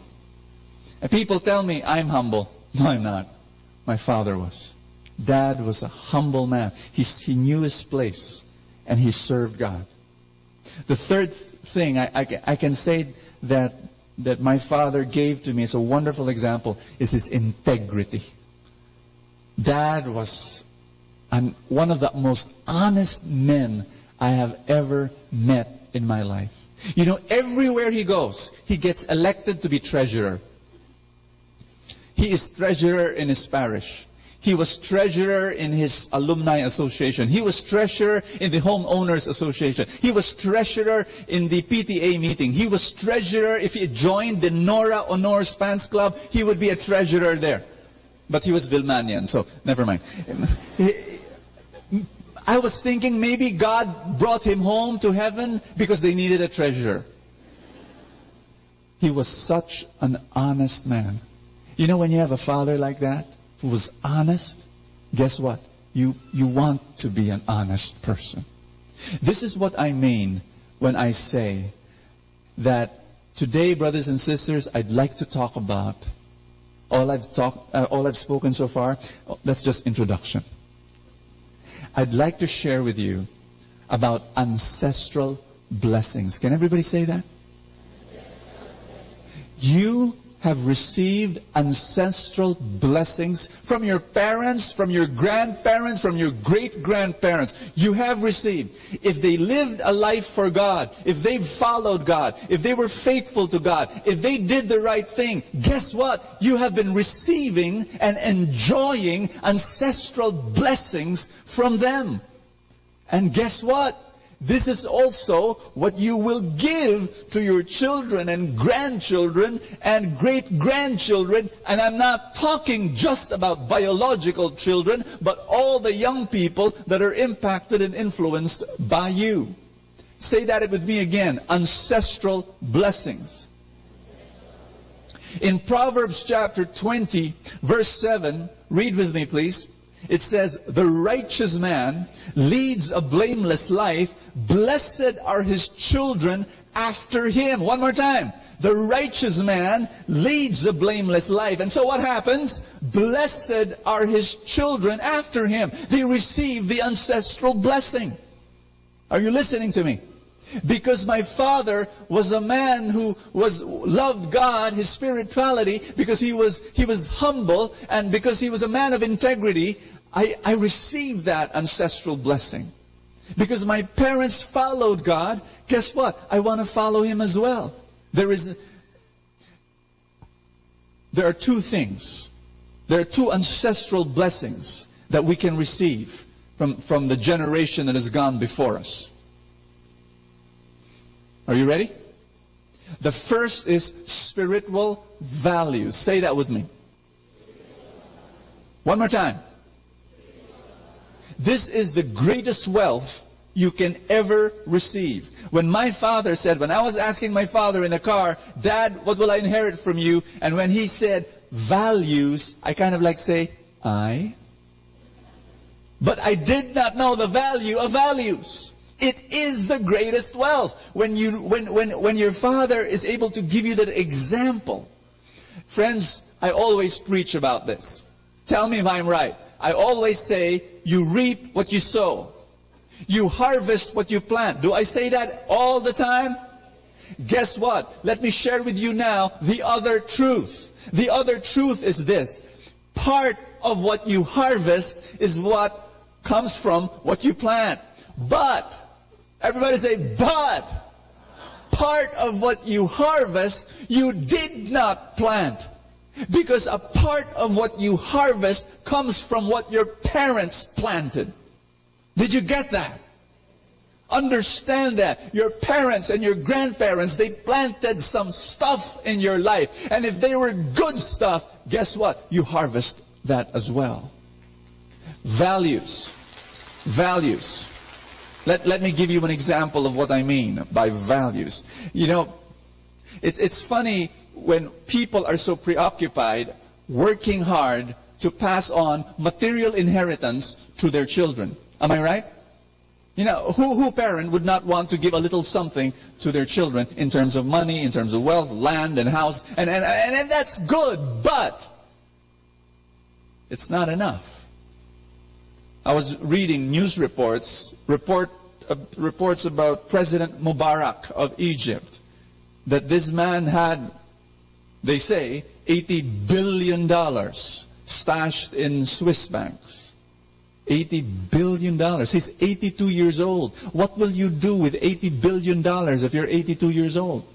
Well, maybe to pass on to the children. But 80 billion. But that's what we do. We work hard, and then we want to pass on wealth to our kids. But you know what? Without giving first a spiritual inheritance, financial, material inheritance is dangerous. It can destroy your children. Do not give money without spiritual foundation in your children. Are you listening to me? If there is such a thing as ancestral blessings, there is also such a thing as ancestral curses. Do you know where I'm going? You don't, right? When you've got parents, when you've got grandparents who did not follow God and set a wrong example, they pass on ancestral curses. I was talking to a man who was repenting of an adulterous relationship, and he was right in front of me, and we were talking and praying together, and he said, I'm quitting this relationship, and I had an affair, and so on and so. And then over the conversation, he tells me something that blows my mind. He says, Bo, adultery runs in the family. And I says, what do you mean? He said, my father had 3 wives. All my uncles, they have committed adultery, all of them. My grandfather has 4 wives. It runs in the family. And I told him, let's cut it right here in your life. Let's cut it right now by your decision. Friends, let me make this clear. In Exodus chapter 20 verse 5, it says, the punishment of the fathers shall be brought down to the 3rd and 4th generation. What does that mean? It means that the sin of your ancestors does not get passed. You do not inherit sin. What happens is that you inherit the tendency to sin in that specific area. Why? Ask me why. Exposure. Really. You know, when you're growing up as a kid, the guy I was talking to, when he was growing up as a kid, he sensed it was not discussed. Of course, the adultery of the father was not discussed, and the adultery of the grandfather was not discussed. But as a little boy growing up, he sensed it in his heart. He was exposed to that sin growing up. And so later on in life, the temptation is stronger. Are you listening to me? We need to understand that the way you live will not only affect you, it will affect the generations to come. You look sad. Oh no, Bo. What am I going to do? Well, you decide right now to start planting good stuff for the sake of your children and grandchildren and the next generations. Amen? So the first thing that you bequeath, the first ancestral blessing is what I call spiritual values. Say spiritual values. The second thing that you bequeath, the second ancestral value, blessing, is called spiritual vision. Everybody say spiritual vision. There are small dreams and there are big dreams. It's the big dreams. That's the one that you bequeath. Do not pass on small dreams to your children. You pass on big dreams. And even when you pass on big dreams, it's not as an imposition, it is an invitation. You know, I tell my children, I want you to serve God. My big dream for you is I want you to serve God. Now, how you'll do it, it's up to you. Maybe God will call you as a chef or a chemist or a businessman or a preacher. That's you and God. But my vision for you is that you serve God. There are small dreams. And it's okay to have small dreams. You pursue small dreams. You know, I was reading about menopause. And women go through menopause, right? But how many of you understand this, that men go through menopause as well? No, you don't? Well, let me tell you. Yes, they do. Women go through menopause, and their menopause is physical. Men go through a menopause, and it's mental. Women go through menopause, and the menopause is the lack of hormones flowing through their veins. Men go through menopause because of the lack of fulfilled dreams in their lives. You see, when a man looks at the mirror and he sees himself growing older, and he sees and he realizes that his days are shorter and shorter, and his lifespan is getting nearer and nearer towards death, he realizes that some of his dreams will not be fulfilled in his lifetime. And what do you do in those moments like that? My father, he had a lifelong dream. One of his small dreams was to own a Mercedes-Benz. Even if it was an old car, even if it was an old Benz, as long as it was a Benz. He was this close to buy a Benz. His friend was selling him a 20-year-old Benz. He wanted to buy it, but then at the last minute, he backed out. Why? He was serving God so much. He knew that if he would buy that old car, that Benz, it would cost him a lot of time and effort and extra money to maintain it. And he said, I just don't have the time to do it.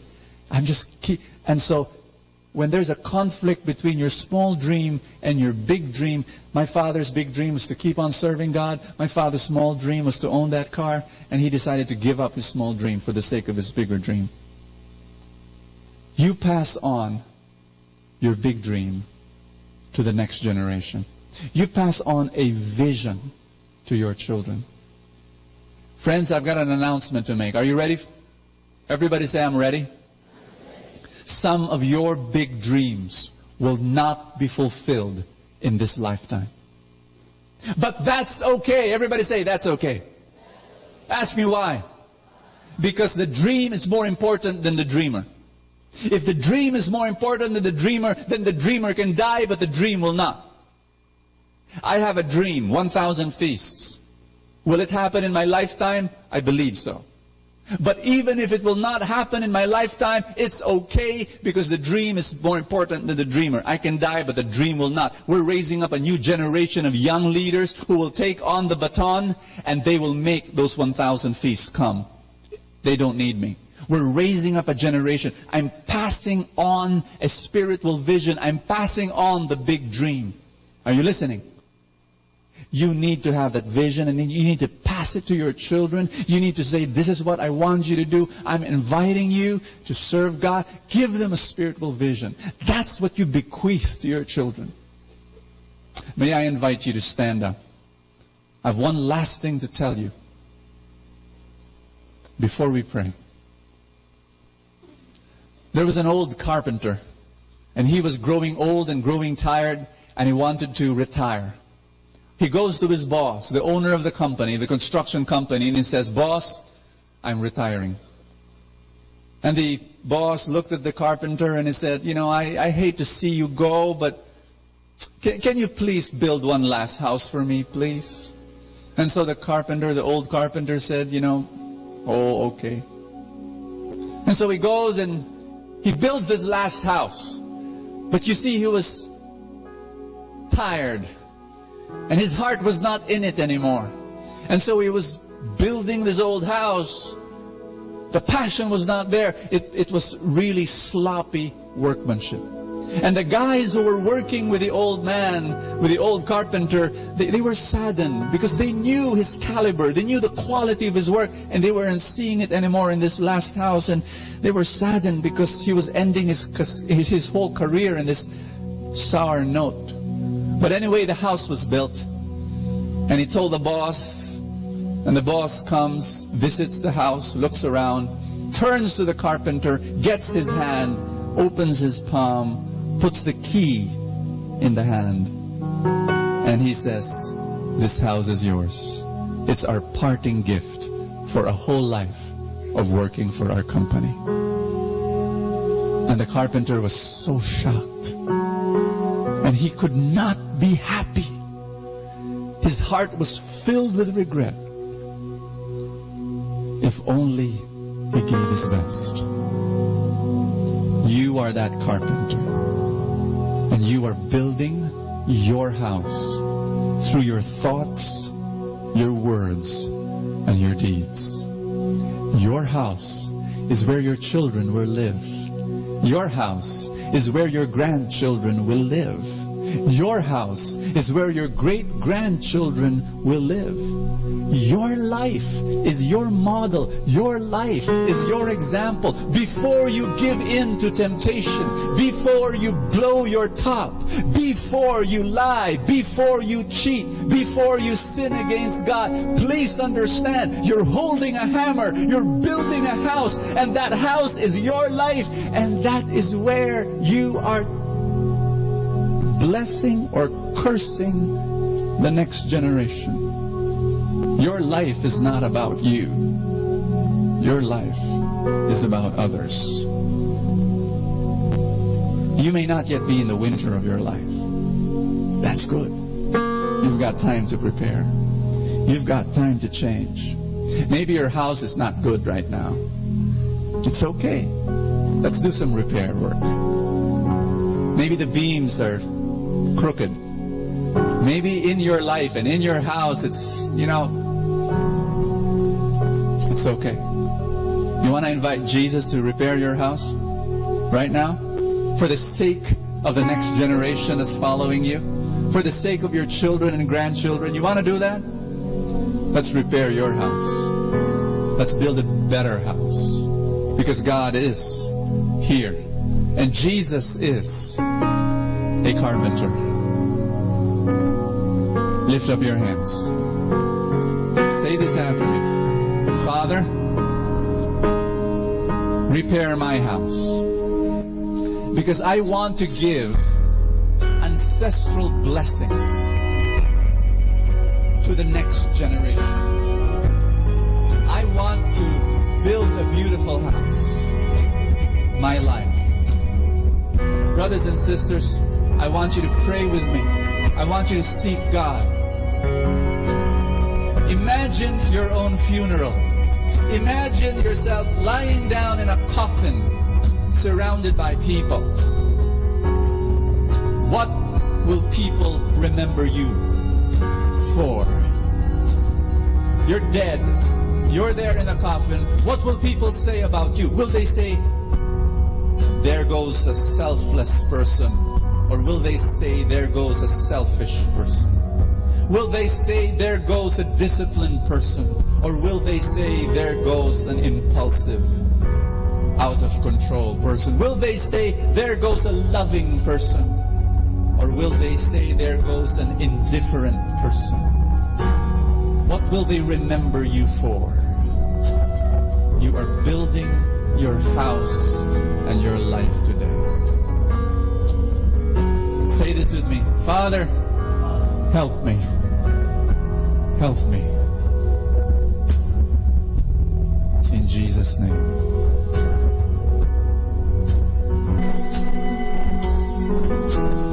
Father God, may everything I think, say, and do, every moment of my life, even my legacy, be for your utmost glory. Amen. Amen. Father, may my life, may my legacy speak volumes of your great love. May it be a great testimony to the next generation and the generations to come. Yes, Lord. In Jesus' name. Amen. Amen. Praise you, Father God. Lord, I live for your glory. Take my life, Lord. Use it for your glory. Thank you, Jesus. Praise you, Father. Amen. Let's give the Lord a big hand. Amen. Hallelujah. Worship. I want you to lift up your novenas to God's love. Your list of dreams. Lift them all up. If you don't have them, it's okay. I want you to lift up your dreams that are written in your heart. Say this after me. Father in heaven, I lift up to you my small dreams, my big dreams. I entrust all of them to you. And I claim that they will be fulfilled. They will all come true. In your time, in your way, in Jesus' name. Father in heaven, I pray for healing for those that need healing. I pray for financial blessings for those that need financial blessings. I pray for relationship healing and family blessings. I pray, Father, for every miracle that your people need. I pray that you grant it in Jesus Christ's name. Amen. Give the Lord a big hand. God will answer our prayer. Hallelujah. Oh, God is good. Amen. I want you to greet someone. Give the person a big hug and tell that person you're a special blessing for the next generation. Tell someone beside you, you're a special blessing for the next generation. Amen. Hallelujah. Thank you, Lord. Give him another big hand. Thank you, Lord.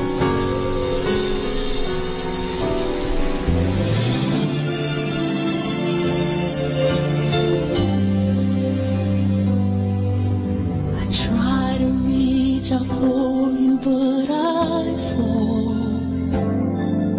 Sometimes you seem so close and yet so far. Oh, I need another chance. I need to know your mercy. Just give me the strength to change within. I know I'm not all that I can be. My weakness seems to get the best of me. But as long as you are here, I know that I will make it. Every step along the way, please hear my prayer. A heart like yours is my desire. A heart like yours is what I'm searching for. Full of compassion, nothing wrong within. Please hear me, Lord. Give me a heart like yours. So much grace, so much kindness, so much faith, forever true, strong as the wind, soft as the shadows. If just once I could be like you, a heart like yours is my desire. A heart like yours, it's my desire. It's what I'm searching for. So much love, nothing wrong with it. Please hear me, Lord. Give me a heart. Give me a heart like yours. I want it.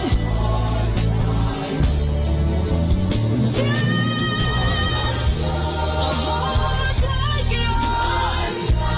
It's my desire. A heart like yours is what I'm searching for. Full of compassion. No, nothing's wrong with it. Please hear me, Lord. Give me a heart like yours. Give me a heart like yours.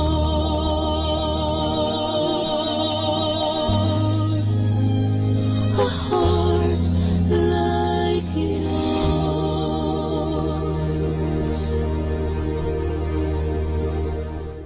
Atin pong napakinggan ang talk ni Boss Sanchez na recorded sa feast na ginanap sa PICC.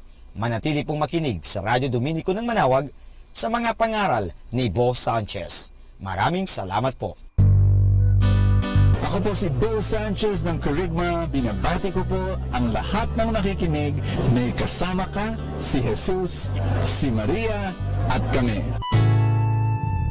Manawag Dominican Radio. And now back back to the music.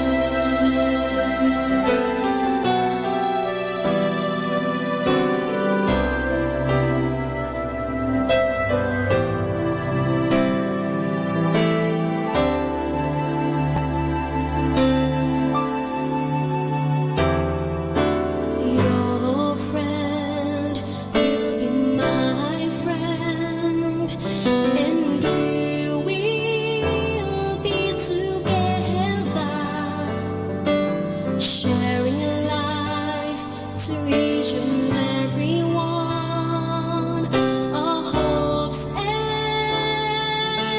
happiness.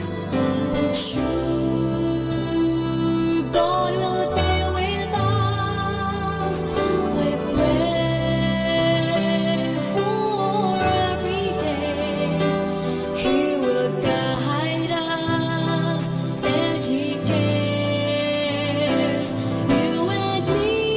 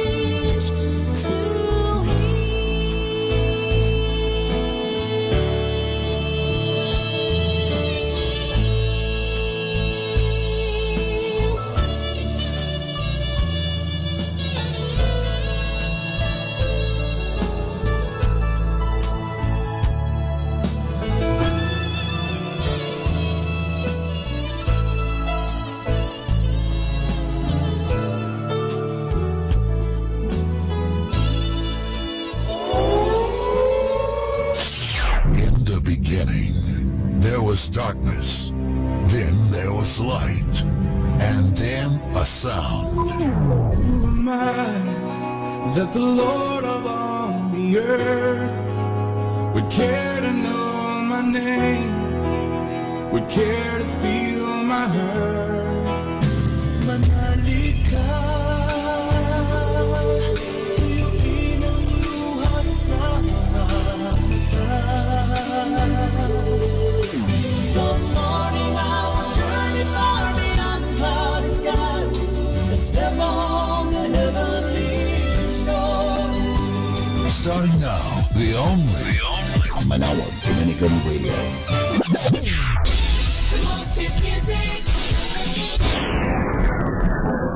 Our time now is 11 o'clock in the morning. Let us now have our time check prayer.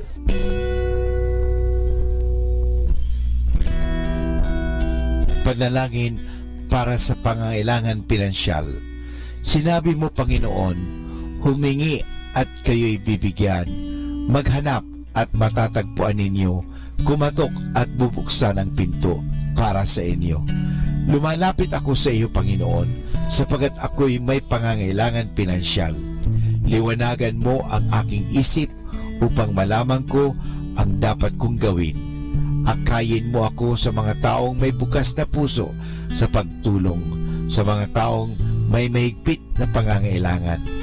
Naniniwala kong walang imposible sa iyo at nagtitiwala ko sa iyong kapangyarihan at habag. Inihiling ko rin na gawin mo akong isang mabuting tagapangasiwa ng mga biyayang kaloob mo sa akin upang ako'y maging karapat-dapat sa lahat ng kabutihan mo. Ang lahat ng ito, sinasamo ko sa ngalan ng iyong anak na si Jesus. Amen.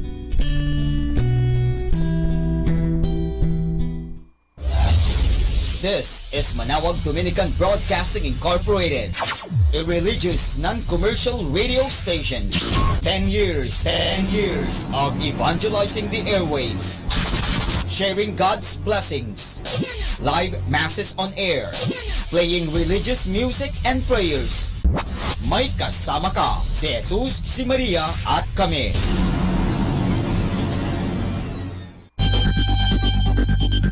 More than ever, we need Catholic radio station like Manawag Dominican Radio FM.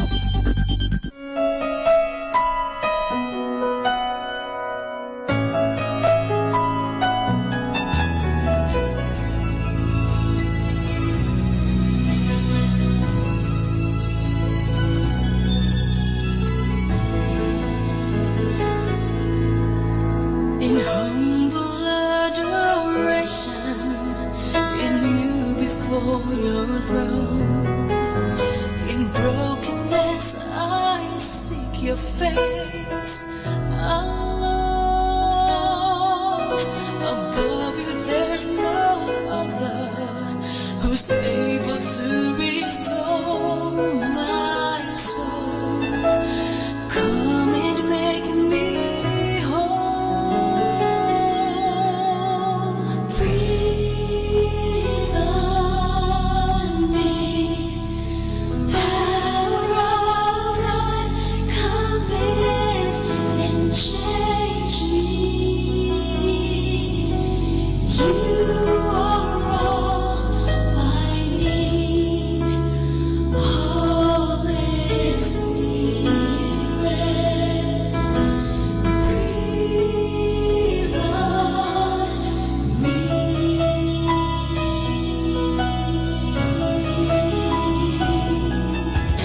I'm ready to surrender, to give you all my life. No matter what the cost or sacrifice, reveal to me your calling. Cleanse me from my pride and ways. Use me now, I pray. Breathe on me,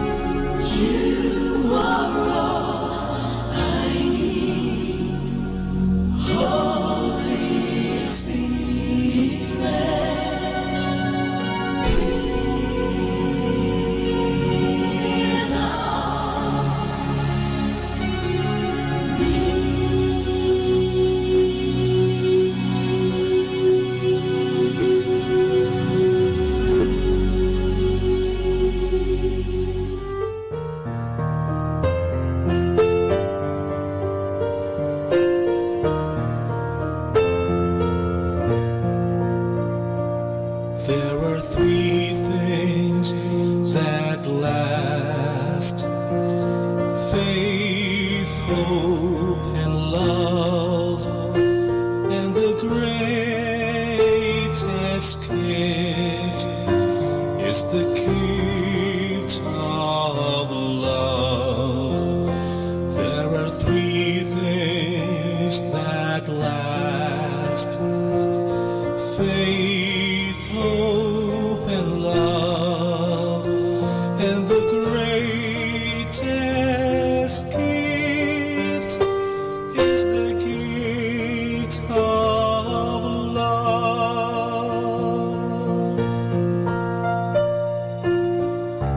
If I speak with the tongue of an angel, but I do not love, I am just a voice making noise.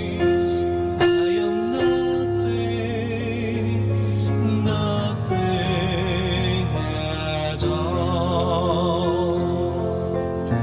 There are three things that last: faith, hope, and love.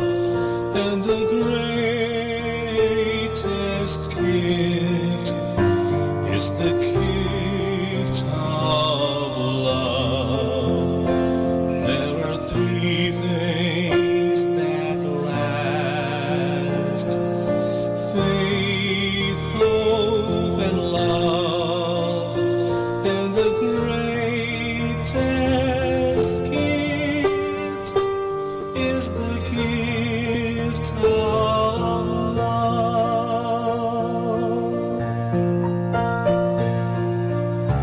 If I have all the faith to move mountains, but I do not love, even strength as mighty as theirs, it will gain me nothing at all.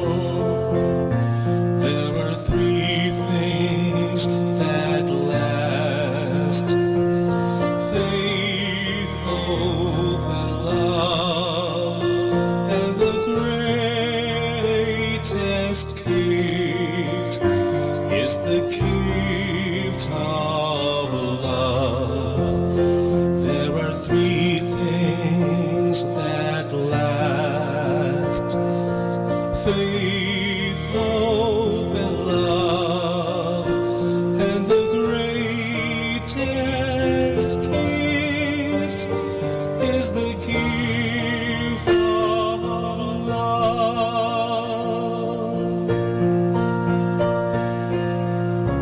If I give all I have to the lowly, but I do not love, even if I give up my life, I will profit nothing at all. There are three things that last: faith, hope, and love. And the greatest gift is the gift of love. There are three things that last: faith, hope, and love. And the greatest gift is the gift of love. And the greatest gift is the gift of love.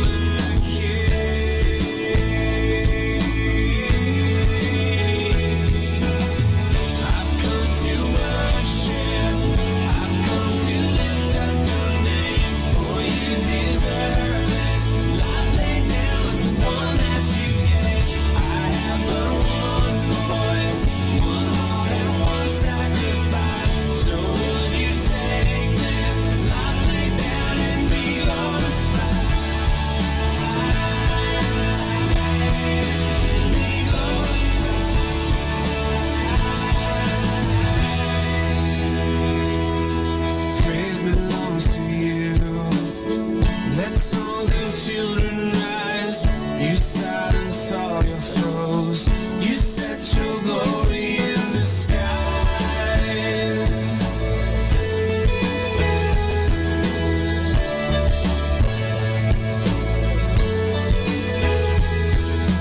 Praise belongs to you.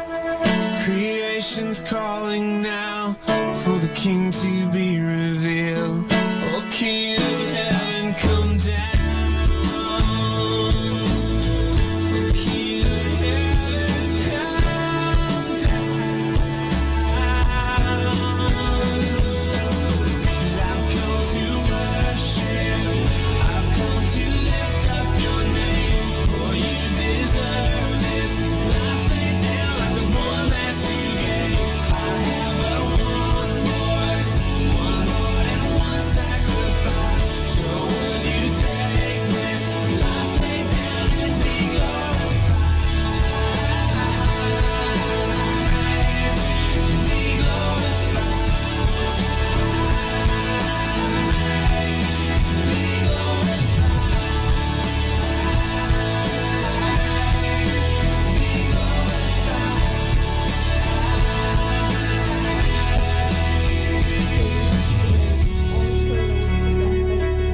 and the working of God, who raised him from the dead. Alleluia.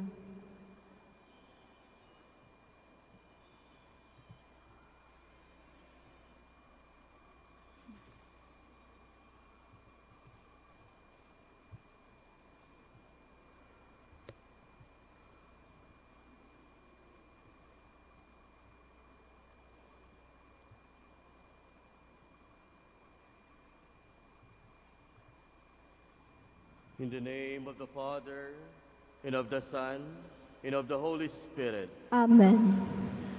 The grace of our Lord Jesus Christ and the love of God, and the communion of the Holy Spirit be with you all.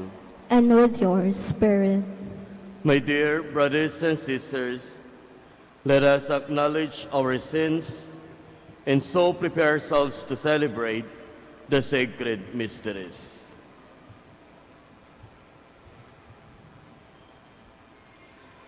You were sent to heal the contrite of heart. Lord, have mercy. Lord, have mercy. You came to call sinners. Christ, have mercy. Christ, have mercy. You are seated at the right hand of the Father to intercede for us. Lord, have mercy. Lord, have mercy.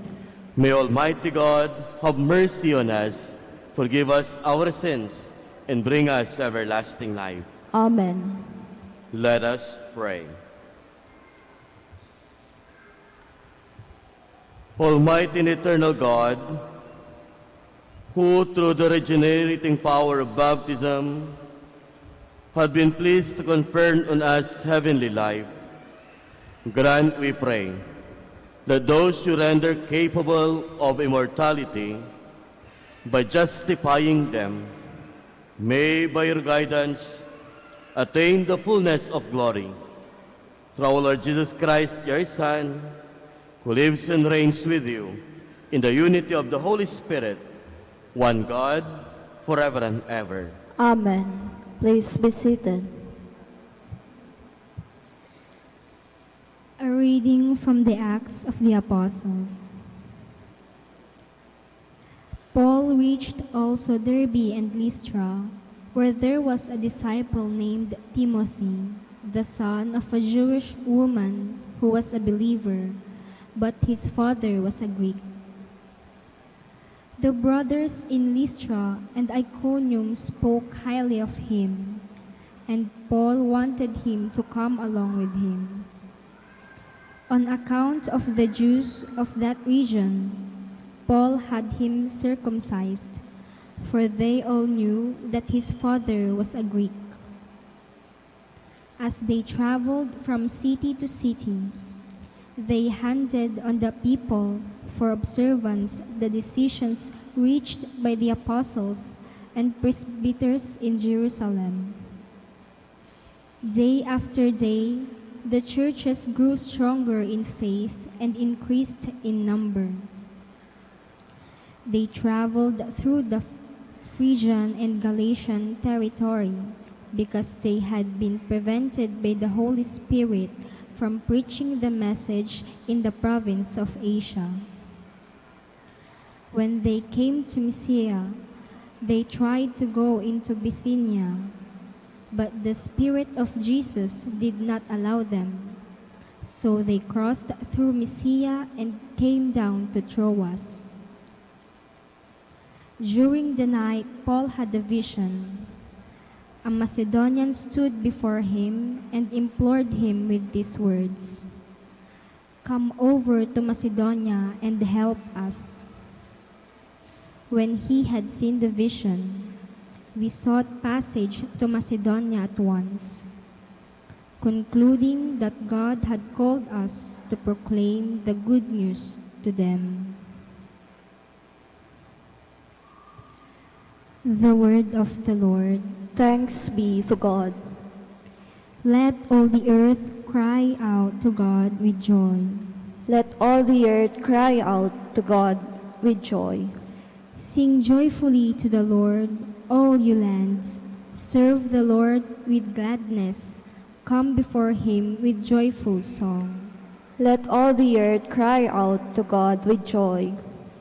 Know that the Lord is God. He made us, his we are, his people, the flock he tends. Let all the earth cry out to God with joy. The Lord is good. His kindness endures forever, and his faithfulness to all generations. Let all the earth cry out to God with joy. Please stand. Alleluia, alleluia. If then you were raised with Christ, seek what is above, where Christ is seated at the right hand of God. Alleluia, alleluia.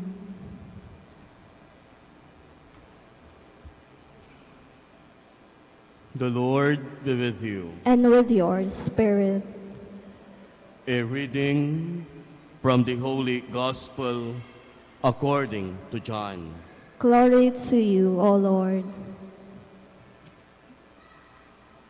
Jesus said to his disciples, "If the world hates you, realize that it hated me first. If you belong to the world would love his own.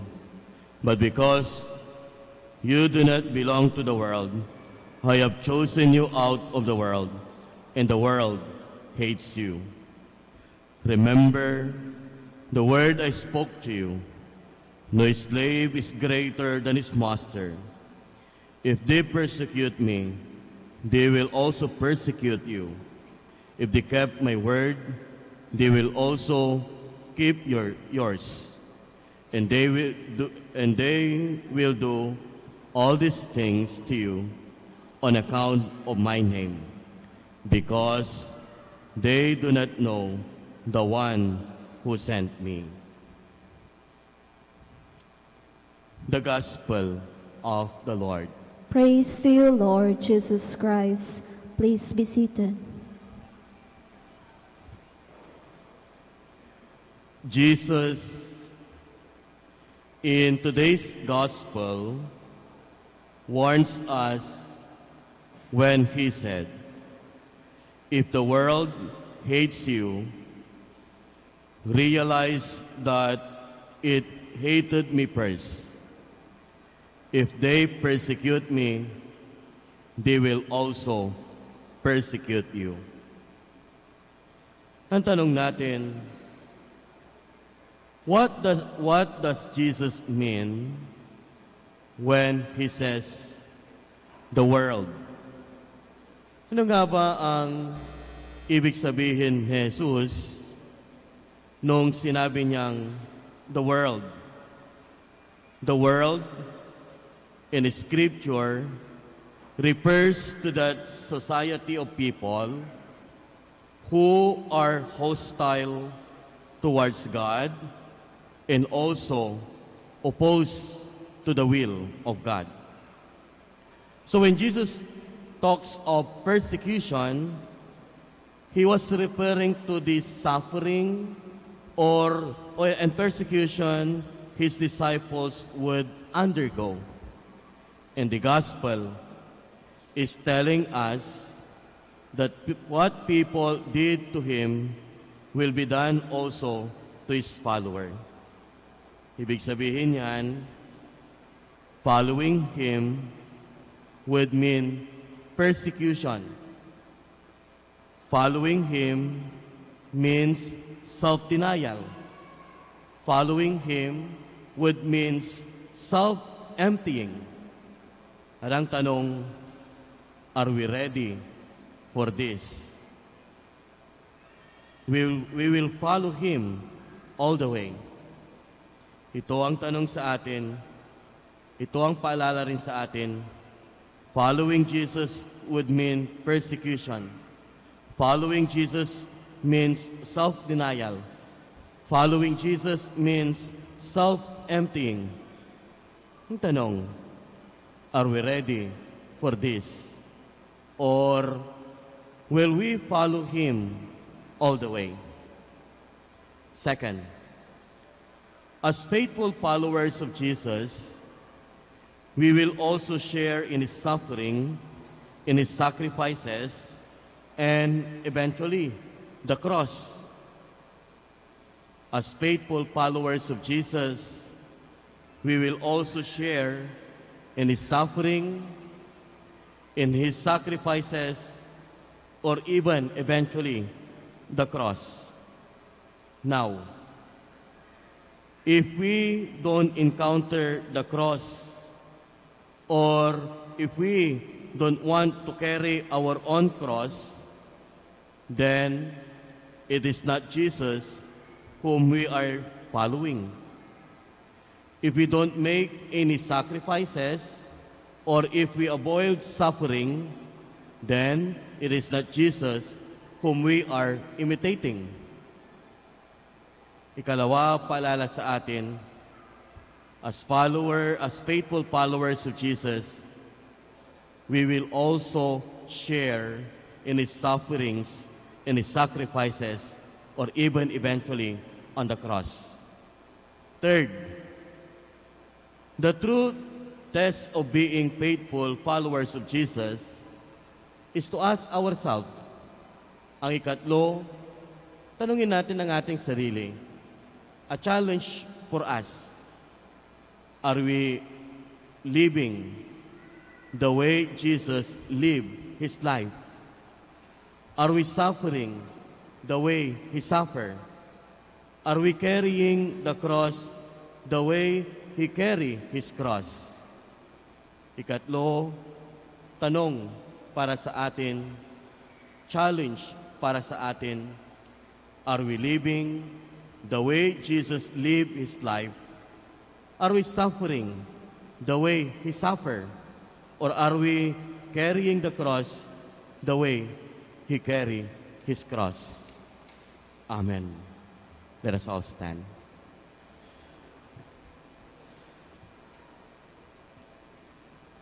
With joyful praise, the Lord who raised his Son from death and so assured us of eternal life, let us ask the Lord's help in times of trial, and our response, Lord, hear our prayer. Lord, hear our prayer. That our pastor, especially the Pope and our bishops, may continue to nourish us with sound teachings. Let us pray to the Lord. Lord, hear our prayer. That those who are persecuted because of their belief in Jesus Christ may feel his sustaining power. Let us pray to the Lord. Lord, hear our prayer. That we may find joy in our faith even when we are faced with trials and distress. Let us pray to the Lord. Lord, hear our prayer. That those who suffer in this life, especially the sick, may be comforted by contemplating on the eternal life that Jesus offers. Let us pray to the Lord. Lord, hear our prayer. That the faithful departed may come to the eternal feast in God's kingdom. Let us pray to the Lord. Lord, hear our prayer. God, our Father, you have chosen us to share your kingdom forever. Grant us strength to bear our sufferings and hardship in the knowledge that we will be raised through Jesus' saving power. We ask this through Christ our Lord. Amen. Please be seated.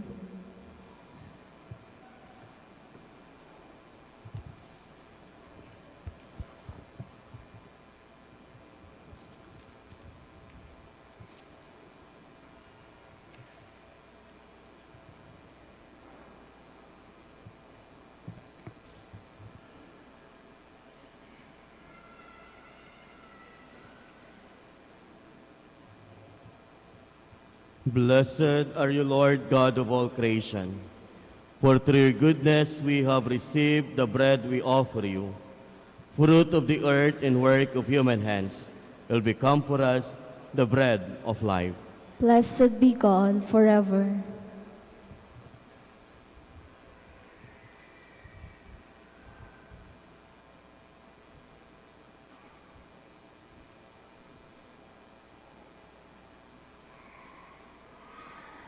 Blessed are you, Lord God of all creation. For through your goodness we have received the wine we offer you.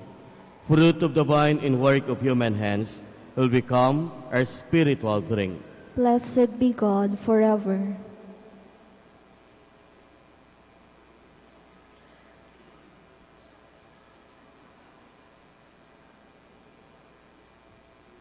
Please stand. Pray, my dear brothers and sisters, that my sacrifice and yours may be acceptable to God, Almighty Father. May the Lord accept the sacrifice at your hands for the praise and glory of His name, for our good and the good of all His holy church. Accept in compassion, Lord, we pray, the offerings of your family, that under your protective care they may never lose what they have received, but attain the gifts that are eternal, through Christ our Lord. Amen. The Lord be with you. And with your spirit. Lift up your hearts. We lift them up to the Lord. Let us give thanks to the Lord our God. It is right and just. It is truly right and just, our duty and our salvation, at all times to acclaim you, O Lord, but in this time above all, to laud you yet more graciously when Christ our Passover has been sacrificed. By the oblation of his body, he brought the sacrifices of all to fulfillment in the reality of the cross, and by commending himself to you for our salvation, shown himself the priest, the altar, and the lamb of sacrifice. Therefore, overcome with paschal joy, every land, every people exalt in your praise, and heavenly powers with angelic hosts sing together the unending hymn of your glory as they acclaim. Holy, holy, holy Lord God of hosts. Heaven and earth are full of your glory. Hosanna in the highest. Blessed is he who comes in the name of the Lord. Hosanna in the highest. Please kneel. You are indeed holy, O Lord, the fount of all holiness. Make holy, therefore, these gifts, we pray, by sending down your Spirit upon them like the dewfall, so that they may become for us the body and blood of our Lord Jesus Christ. At the time he was betrayed and entered willingly into his passion, he took bread, giving it thanks, broke it, and gave it to his disciples, saying, "Take this, all of you, and eat of it, for this is my body, which will be given up for you."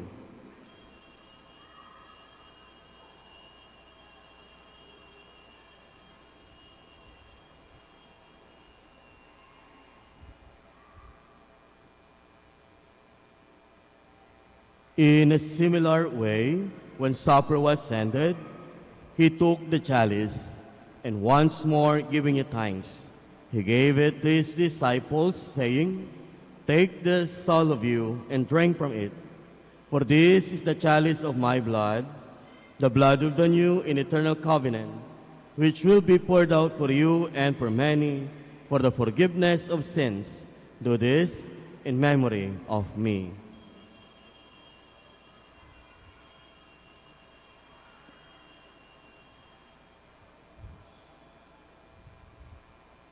The mystery of faith.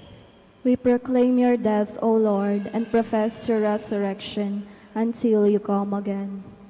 Therefore, as we celebrate the memorial of his death and resurrection, we offer you, Lord, the bread of life and the chalice of salvation, giving thanks that you had held us worthy to be in your presence and minister to you. Humbly we pray that partaking of the body and blood of Christ, we may be gathered into one by the Holy Spirit. Remember, Lord, your church spread throughout the world, and bring her to the fullness of charity, together with Francis, our Pope, Socrates, our Bishop, and Fidelis, his assistant bishop, and all the clergy. Remember also our brothers and sisters who have fallen asleep in the hope of the resurrection, and all who have died in your mercy. Welcome them into the light of your face. Have mercy on us all, we pray, that with the Blessed Virgin Mary, Mother of God, with Blessed Joseph, her spouse, with the blessed apostles, and all the saints who have pleased you throughout the ages, we merit to be coerced eternal life, and praise and glorify you through your Son, Jesus Christ. Through him and with him and in him, O God, Almighty Father, in the unity of the Holy Spirit, all glory and honor is yours forever and ever. Amen. Please stand. At the Savior's command, informed by divine teaching, we dare to say, Our Father, art in heaven, hallowed be thy name. Thy kingdom come, thy will be done on earth as it is in heaven. Give us this day our daily bread, and forgive us our trespasses, as we forgive those who trespass against us. And lead us not to temptation, but deliver us from evil. Amen. deliver us, Lord, we pray, from every evil. Graciously grant peace in our days, that by the help of your mercy we may always free from sin and safe from all distress, and await the blessed hope and the coming of our Savior, Jesus Christ. For the kingdom, the power, and the glory are yours, now and forever. Lord Jesus Christ, who said to your apostles, Peace I leave you, my peace I gave you. Look not on our sins, but on the faith of your church, and graciously grant her peace in unity, in accordance with your will, who live and reign forever and ever. Amen. The peace of the Lord be with you always. And with your spirit. Let us offer each other the sign of peace. Peace be with you. Lamb of God, you take away the sins of the world, have mercy on us. Lamb of God, you take away the sins of the world, have mercy on us. Lamb of God, you take away the sins of the world, grant us peace.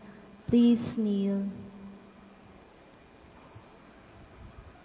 behold the Lamb of God. Behold him who takes away the sins of the world. Blessed are those called to the supper of the Lamb. Lord, I am not worthy that you should enter under my roof, but only say the word, and my soul shall be healed.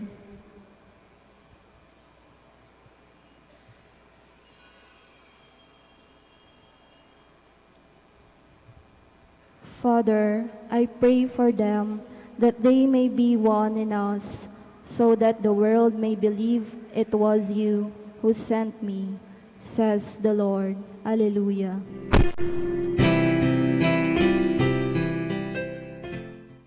You are listening to the live Mass on air at the Minor Basilica of Our Lady of the Rosary of Manaoag. And the celebrant for this live Mass on air is Reverend Father Eric Galivo. Let us pray for the intention of our sick brothers and sisters and to all Filipinos working abroad.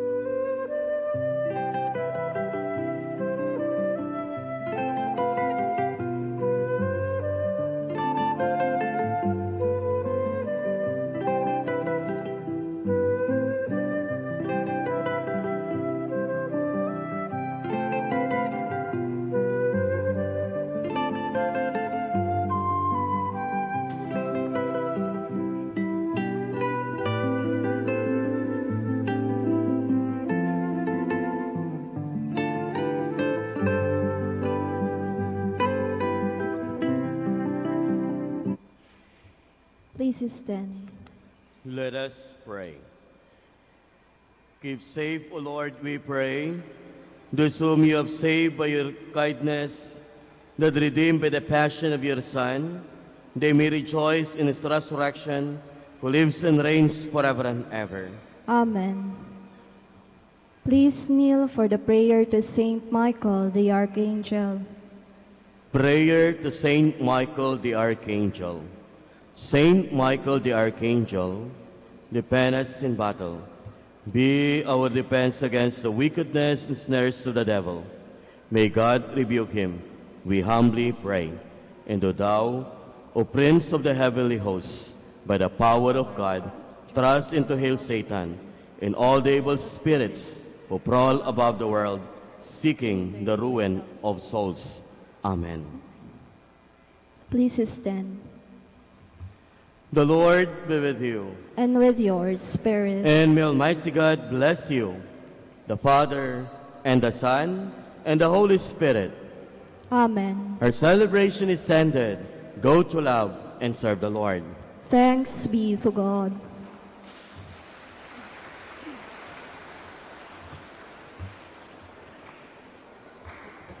Prayer for the blessing of the sick. God, Almighty Father, by your blessing you gave us strength and support in our frailty. Turn with kindness toward our sick brothers and sisters. Free them from all illness and restore them to good health. Through the intercession of Our Lady of the Rosary of Manaoag, so that in the sure knowledge of your goodness, they will gratefully bless your holy name. We ask this through Christ our Lord. Amen. Prayer for the blessing of rosaries and other religious articles. In memory of the mysteries of life, death, and resurrection of our Lord Jesus Christ, to the honor and glory of the Blessed Virgin Mary, Mother of Christ, Mother of the Church, Our Lady of the Rosary of Manaoag, may these rosaries, images, candles, oil, other religious articles be blessed and made holy in the name of the Father, and of the Son, and of the Holy Spirit. Amen. Amen. Let us sing the Immaculate Mother. Immaculate Mother, we come at thy call, and lo, at thy altar, before thee we fall. Ave, Ave, Ave Maria. Ave, Ave, Ave Maria.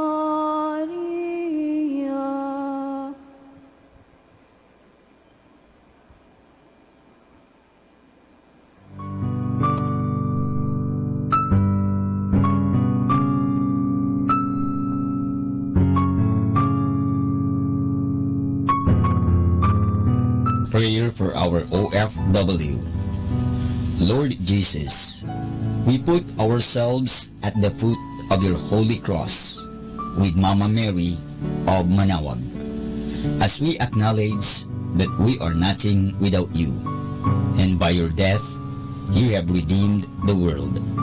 We believe in faith that nothing is impossible with you. We lift up to you our OFW listeners all over the world, whom we offer our prayers and every Holy Mass from the Minor Basilica of Our Lady of Manaoag. Lord, words cannot describe and express what they are sacrificing in order to have a better chance in life. Lord, redeem them of all their pains, trials, and persecutions as they are working in a foreign land for people that are complete strangers to them. Shield them with your most precious blood that flows from your sacred heart.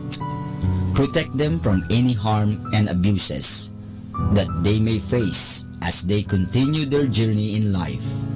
We beg for your mercy and divine love, for they are far away from their families, loved ones, and friends. They miss our home that is causing heartaches and loneliness, that they are at a loss on what to do.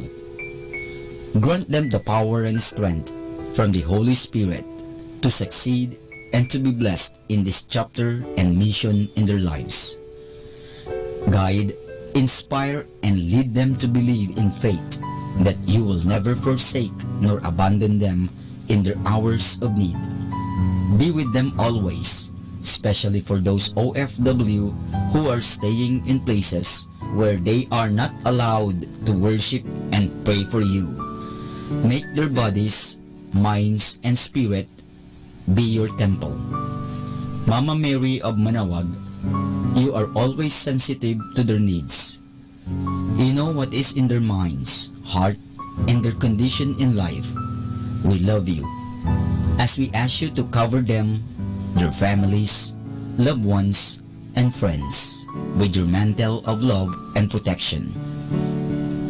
We ask all of this in the name of Jesus through the intercession of Our Lady of Manawag.